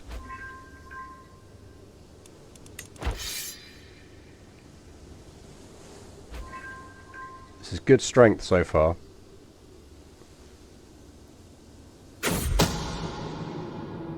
Launches in 6 months, so...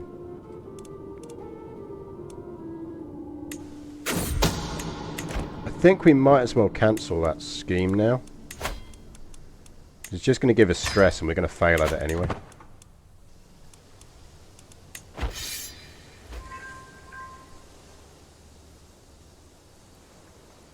Five months. Because we're going to go straight in hard and fast on this.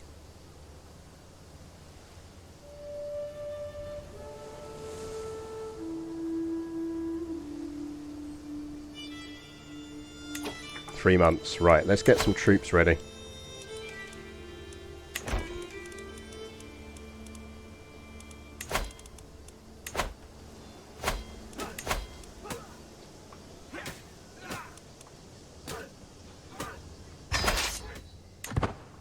Don't mind us, we're just lurking on your border.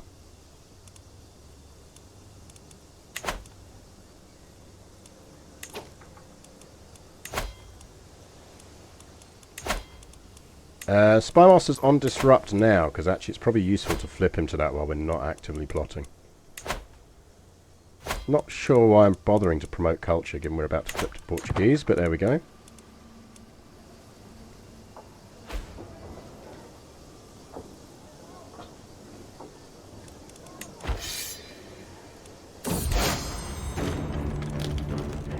Deus Volt!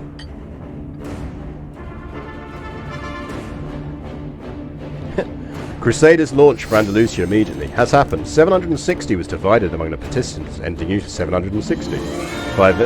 We got like all of that.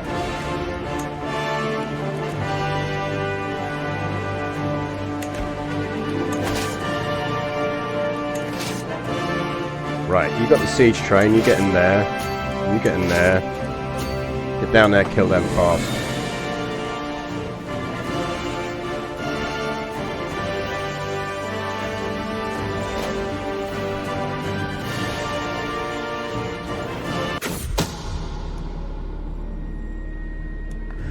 No way! Dearie!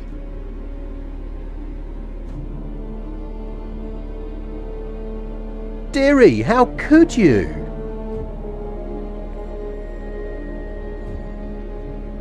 You were a commoner when we married you. We made you... You were a commoner. We made you Emperor of Spain. How very dare he? Admittedly, we cheated on you a lot. A lot. And we did try and have sex with the Pope. But, still, this feels extreme.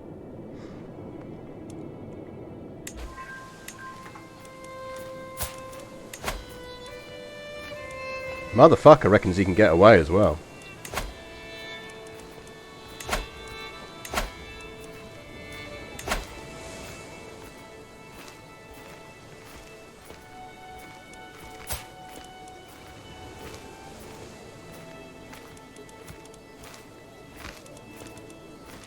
I mean, do we divorce him? We could just divorce him.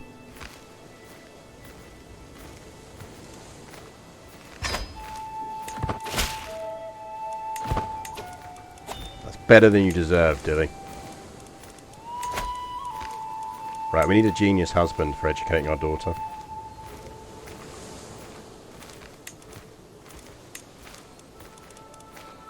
Yeah, we don't necessarily need anyone fertile, but it can be all. Intelligent?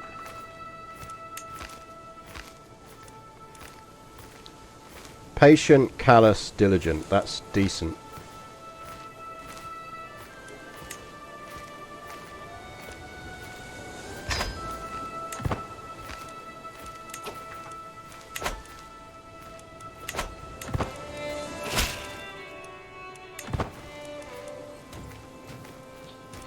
Annoyingly, they've got away.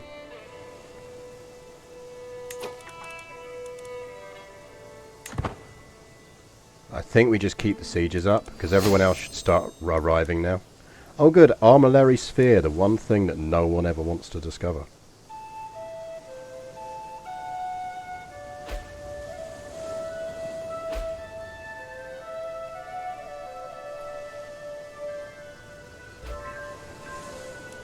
Because if we get these sieges, we'll mass up and we'll go after that army.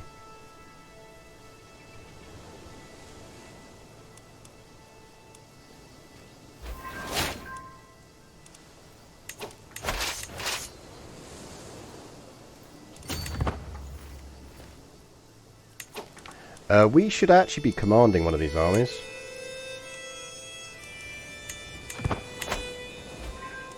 Because then we get the Crusader perk. There we go. Actually, I'll tell you what, let's group up.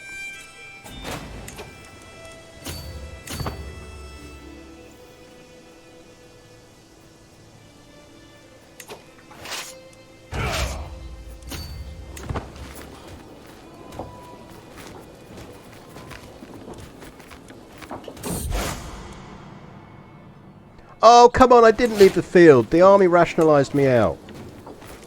That's outrageous. It should always prioritise you. I thought it was meant to always prioritise you.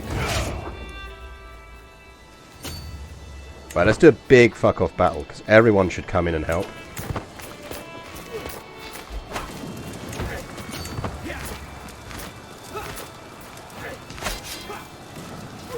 You want to come in on that, please?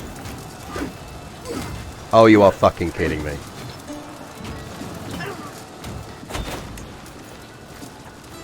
I mean, the good news is that's pretty much just guaranteed that we'll get the...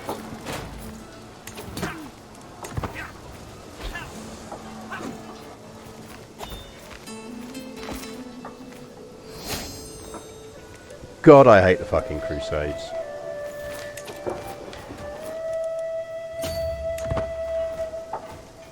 The AI's just... management of Crusades is just so fucking trash.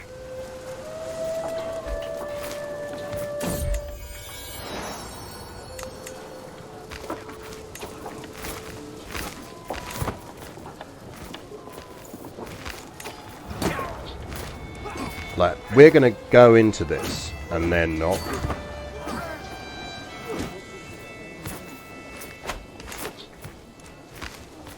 Like, that army's now taking attrition, which is good, but...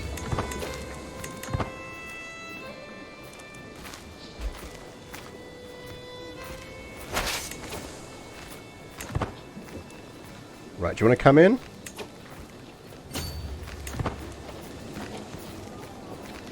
You come in this time, guys? Maybe lend a hand?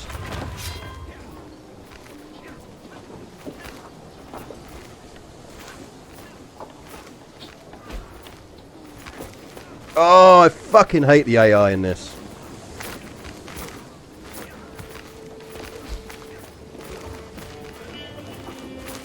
The AI in this game is so trash.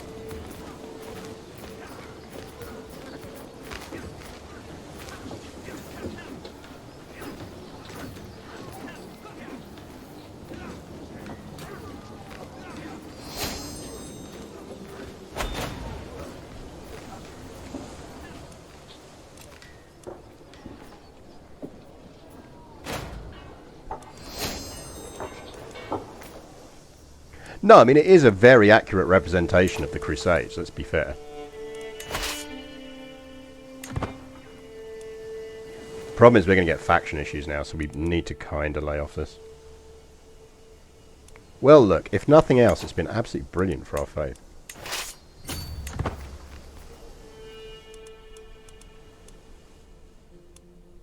Like, where are you all going?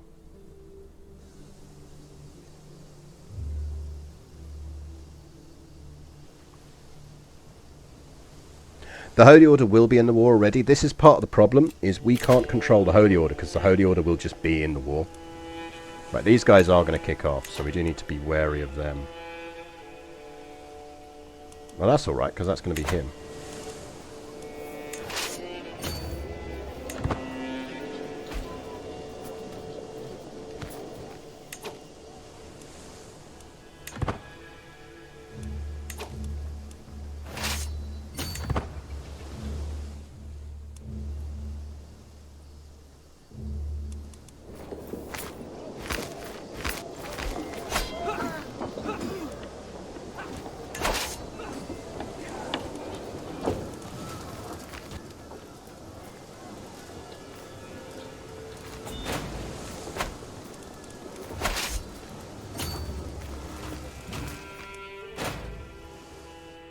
No idea where the frickin' entire... Oh, there's some of the Muslim army, but not all of it. There's the rest of it. I mean, they should be attriting something chronic.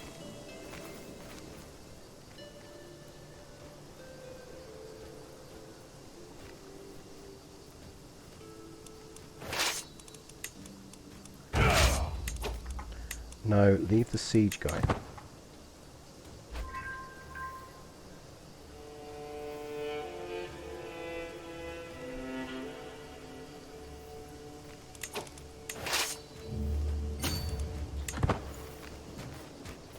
Like, if these guys followed me into this, we'd win this now, because they're absolutely trashed their... But they won't.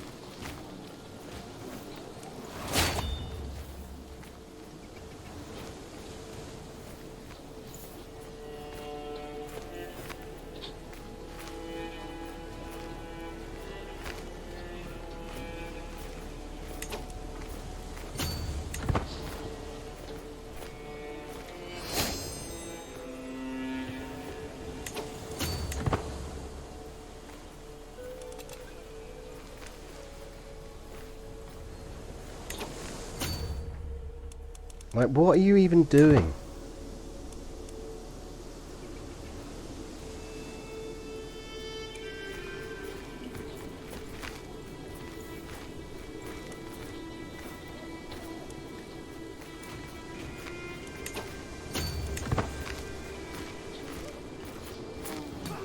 Right, stupid thing is, if we win that, we actually win this whole war.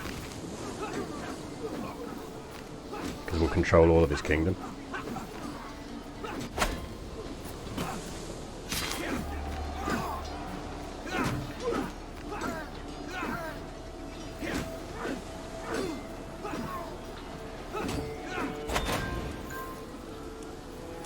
So this basically comes down to whether the AI prioritizes coming after us or going after someone else.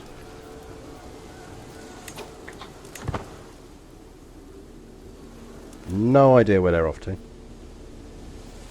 But I hope they have fun. We can get thoughtful, so we should get that.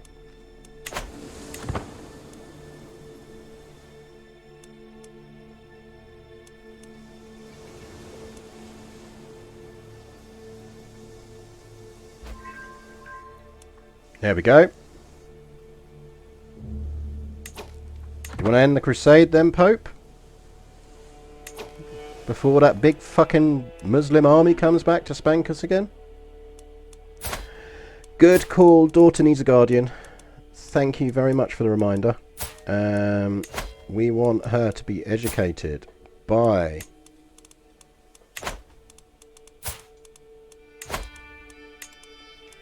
our new hubbo, King Mellor of the Excellent Hat.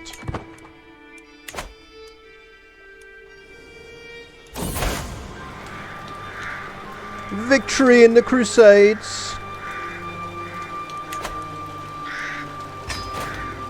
St. George has granted King Obeko victory in the crusade for Andalusia.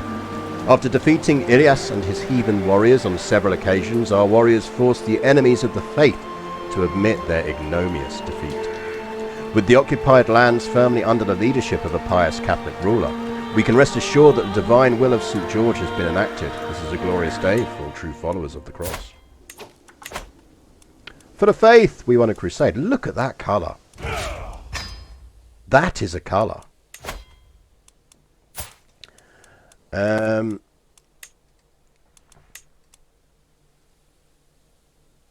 Why can't we abduct him? We should be able to abduct him.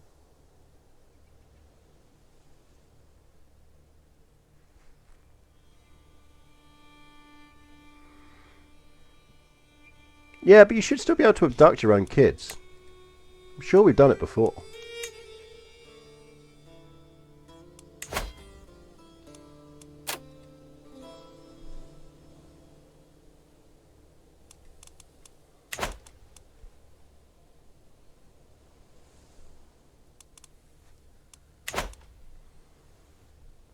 Well, the important thing is that's now a little Catholic kingdom. And to be fair, what we should probably do is negotiate an alliance.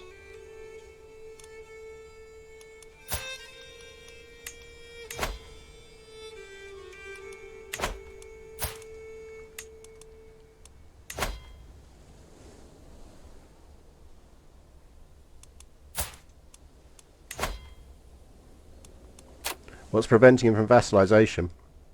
Allegedly, we're not his rightful liege, because I think technically that does not fall under anything. So it technically doesn't count as being part of the Hispania. Because when a Crusader kingdom is formed, it essentially resets all of the de jure-ness in the area, basically.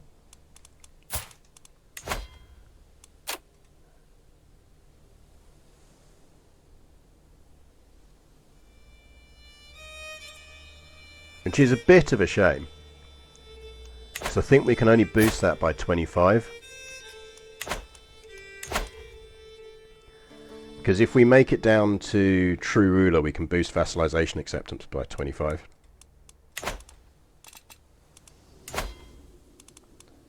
Sheik Ponch really needs to get out of that war, because I'm pretty certain he can do it. So to be honest, the best bet is he has a kid, and then actually we marry that kid to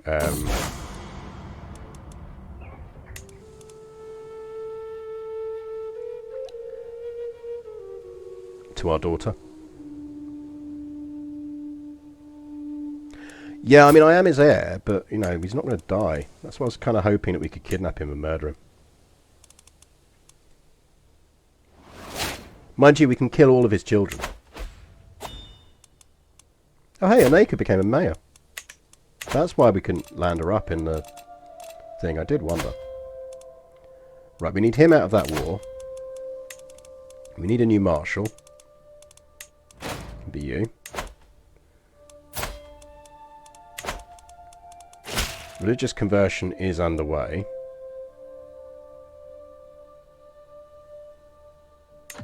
Fine. I think actually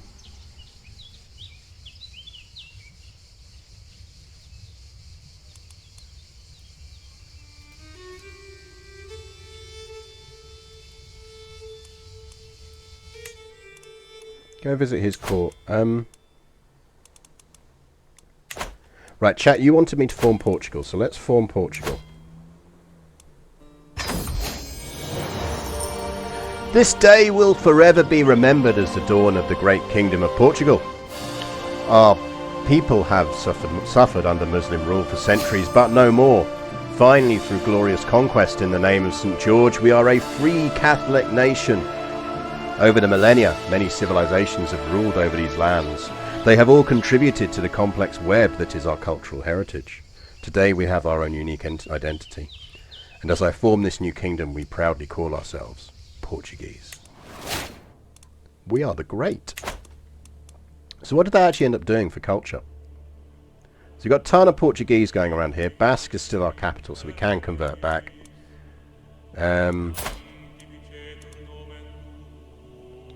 Kind of comes down to whether Portuguese is actually just as useful for us.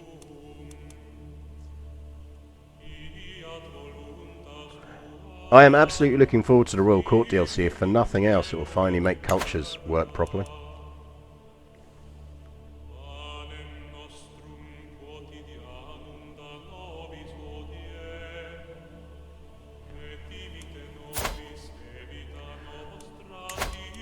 Fuck me, do we keep getting some terrible bishops.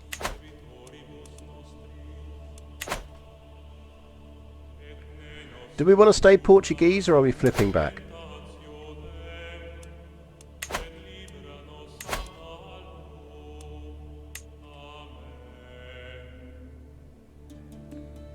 I feel like we're flipping... No, because we got everything, didn't we? We automatically got everything that the other one had. So we're no worse off. We're arguably better off. Yeah, that 50-50 was rubbish, because, like, there's no way that shouldn't have converted everything. Or a lot more.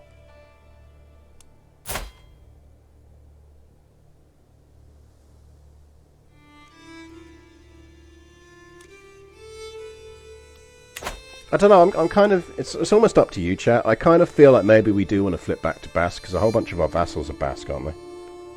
Now, we got a couple of additional ones, so maybe we stay. I don't know, do we stay? Should we stay or should we go? I mean, Urarka's Portuguese now, so... If we were going right back to our roots, we'd flip back to Castilian.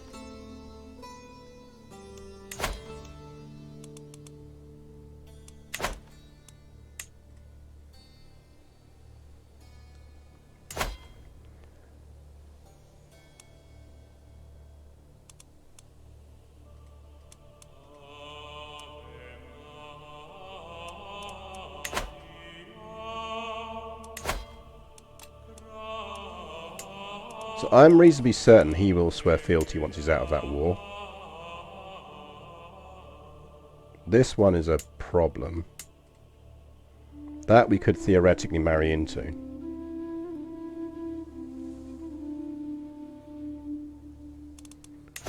The other thing we can do is do that.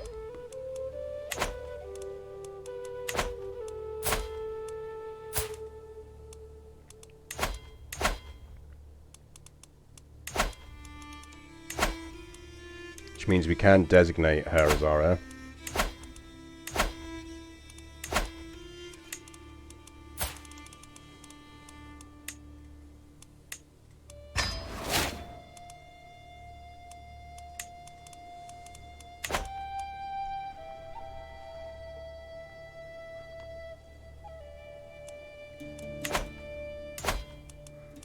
Barcelona's Muslim, so there's no chance.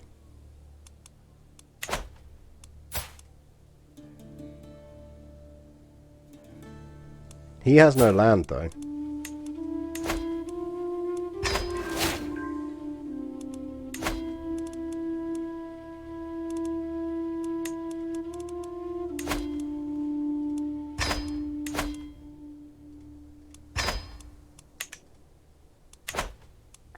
So if we invite him, we can convert him, kill his dad, and then invite him. That would work.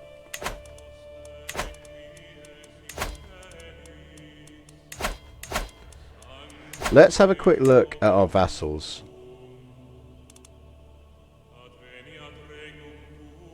He's Mawaldi, Andalusian, Portuguese, Andalusian, Basque, Asturianese, Portuguese, Portuguese, Basque, Basque, Basque. I don't think we're any worse off being Portuguese.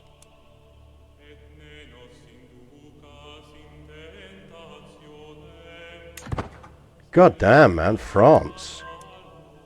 What did you do?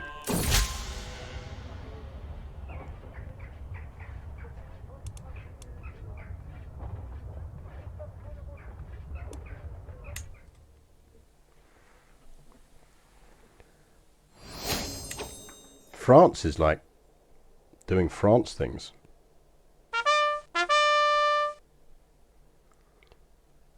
Rob K. Jury. Thank you very much for the follow. Yeah, I'm guessing Independence War on that. It's got to be Independence War.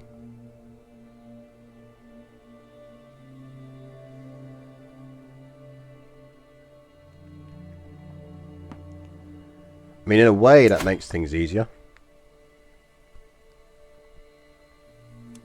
Because we can get that territory whenever we want it. I'm not fussed about getting that territory. We will get it.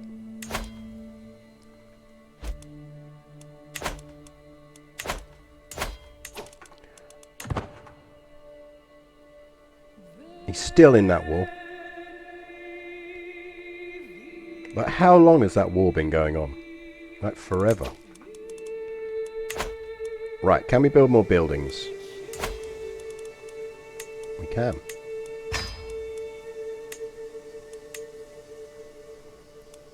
Still need hoardings to upgrade that further. Lyon's only a castle one though, so we absolutely can upgrade that.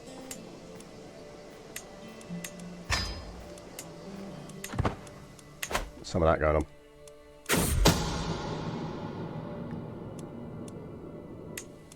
I don't need the boost, so let's not. Yeah, he's a Greek Orthodox ruler.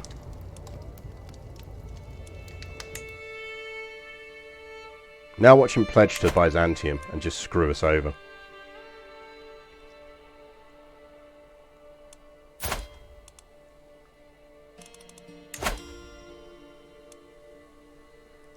I see we're back to male preference partition again.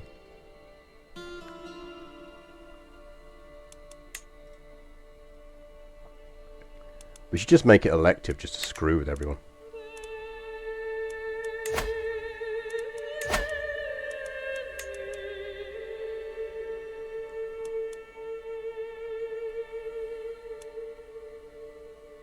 So we've got equal inheritance.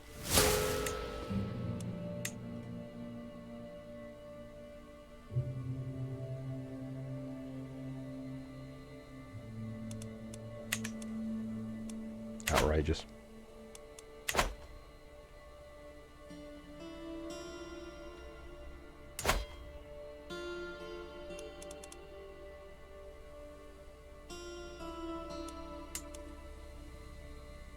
Yeah, voter must be named Iraka. We only have one son we need to disinherit, and it's this one.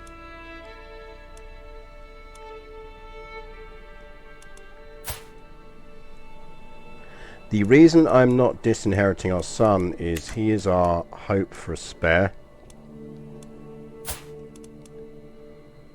Well, I suppose I could actually just do it with him if I needed to. Who are you betrothed to and why? Oh, that was the daughter of whatever.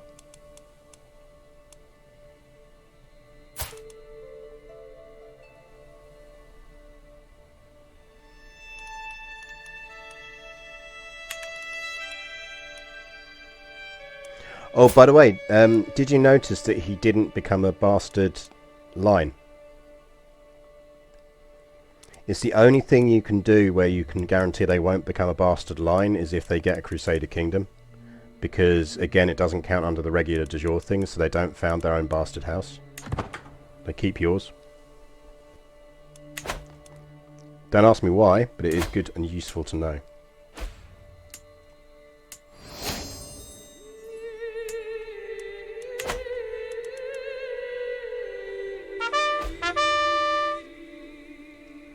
Harperde 4. As you'd be Harperde. Thank you very much for the follow. I tip my invisible Panama hat to you.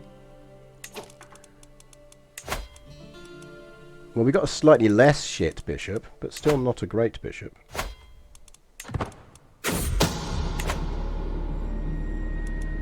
Boo!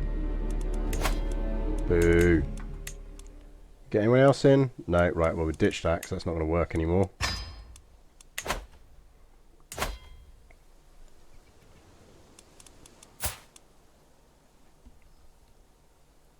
Technically this would be part of our kingdom, wouldn't it?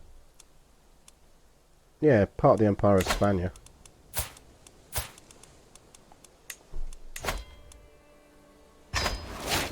Anyone want to help with that? Not enough to get a good chance on it.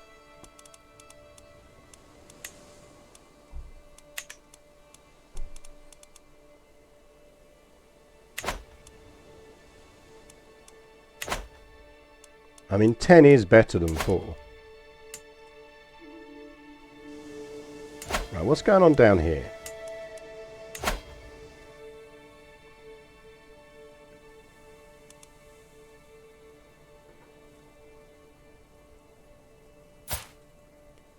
So this is the guy we need to screw with. Can we kidnap you?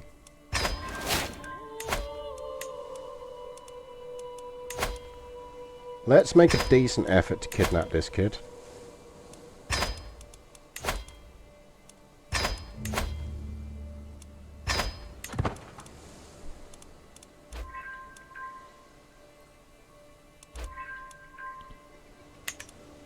Because we could then murder his stuff and do it. Cultural conversion. No, still cultural conversion is still going.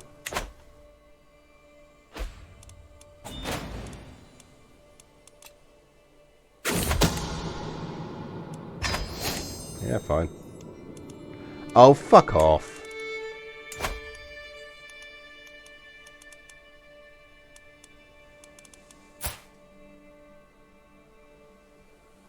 He's got a son.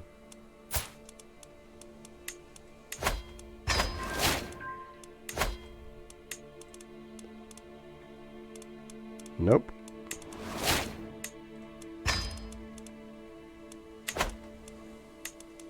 Well, this is a very kidnap-heavy run. Let's be honest. Normally, we wouldn't be quite so kidnapping. It just happens to be a very kidnap-heavy run.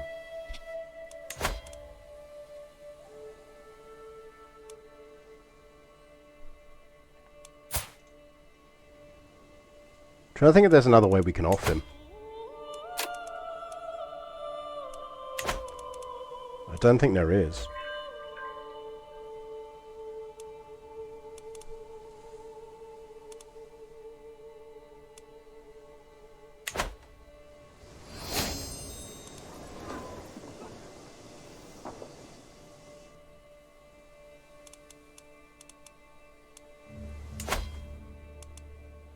Kingdom of France.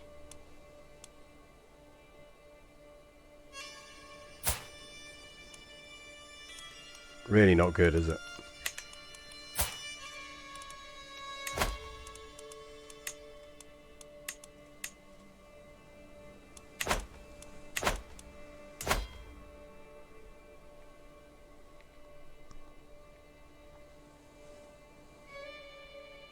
No one suspects the Spanish kid acquisition. Yeah, you're right. Oh, fuck me, he's out of a war.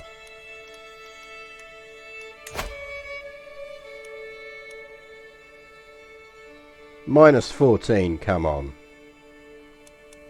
If he liked me more, though.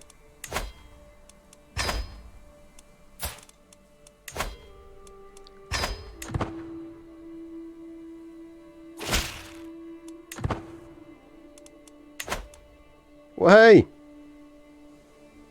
Nognerd! Thank you very much for the follow.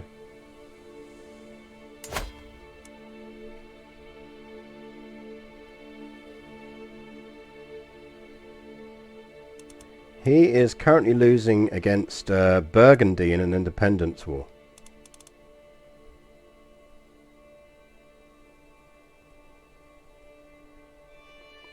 So I have no idea what happened there. Right, dangerous faction. So we're going to get a... They will kick off after these guys kick off.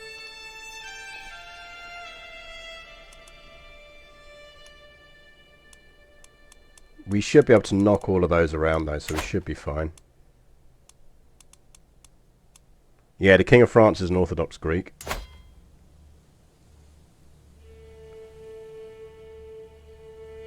So he's still not married, so if him dying in an unfortunate accident would work for us. Like, his heir is our son.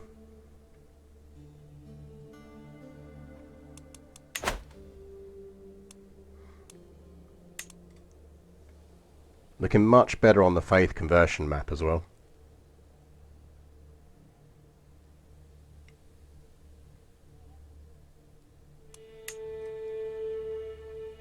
So we are very much getting there.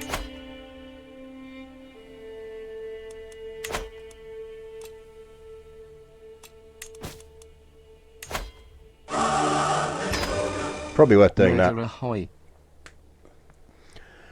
Troutbridge! Thank you very much for the subscription. That's very gracious of you.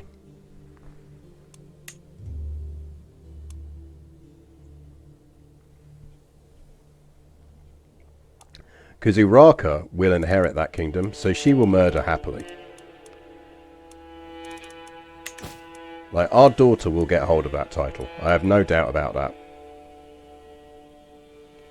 So really what we're caring about is this, this, this, and then we need to get a bit of France.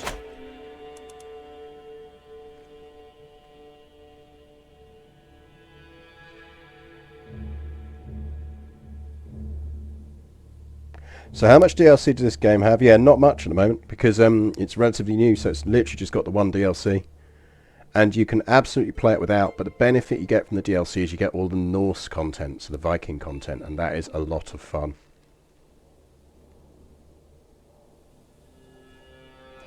Crusader Kings 3 is also on Game Pass, Xbox Game Pass. So if you have Xbox Game Pass, you technically have this game. Yeah, it'll get 500, but I mean...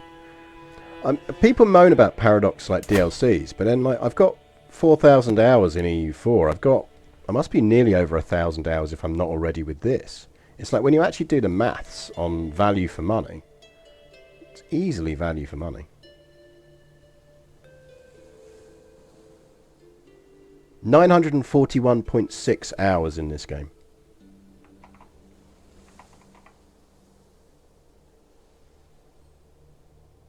Yeah, so I think we want to get hold of that. That we can get through murder, probably as our daughter rather than ourselves. How's she getting on, by the way? Zealous is actually potentially quite useful for us.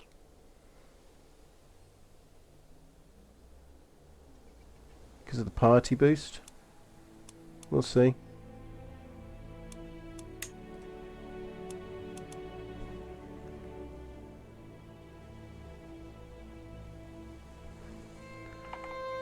I don't know how many hours I've got in Stellaris.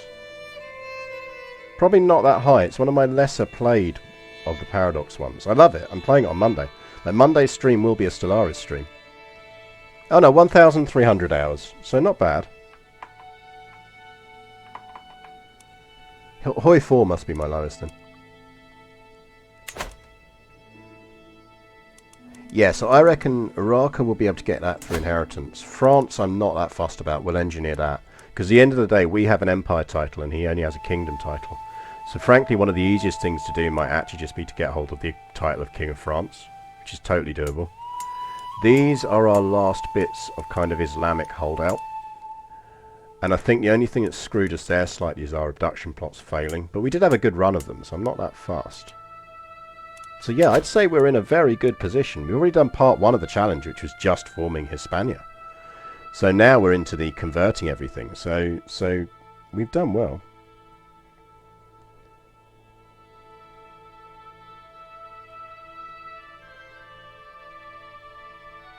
Technically, do you need the whole de jure Empire of Hispania under the rule to finish your achievement? No, so we already now have. We got it a minute ago. We actually got the achievement. There you go. Sibling rivalry. Starting as any of the Jimena siblings in 1066 become Emperor of Spain. So we actually already have that one now. How do I not have that? I've done that. Oh no, that's just saying I can't do it on this run. I was going to say, I've definitely got that one. So the one that we could still get is the Reconquista, which is starting as an Iberian Christian, convert all of Iberia to Christianity.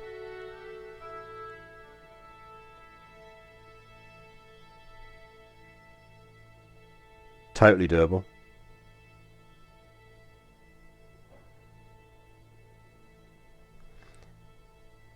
So essentially we just need all of Iberia to be converted.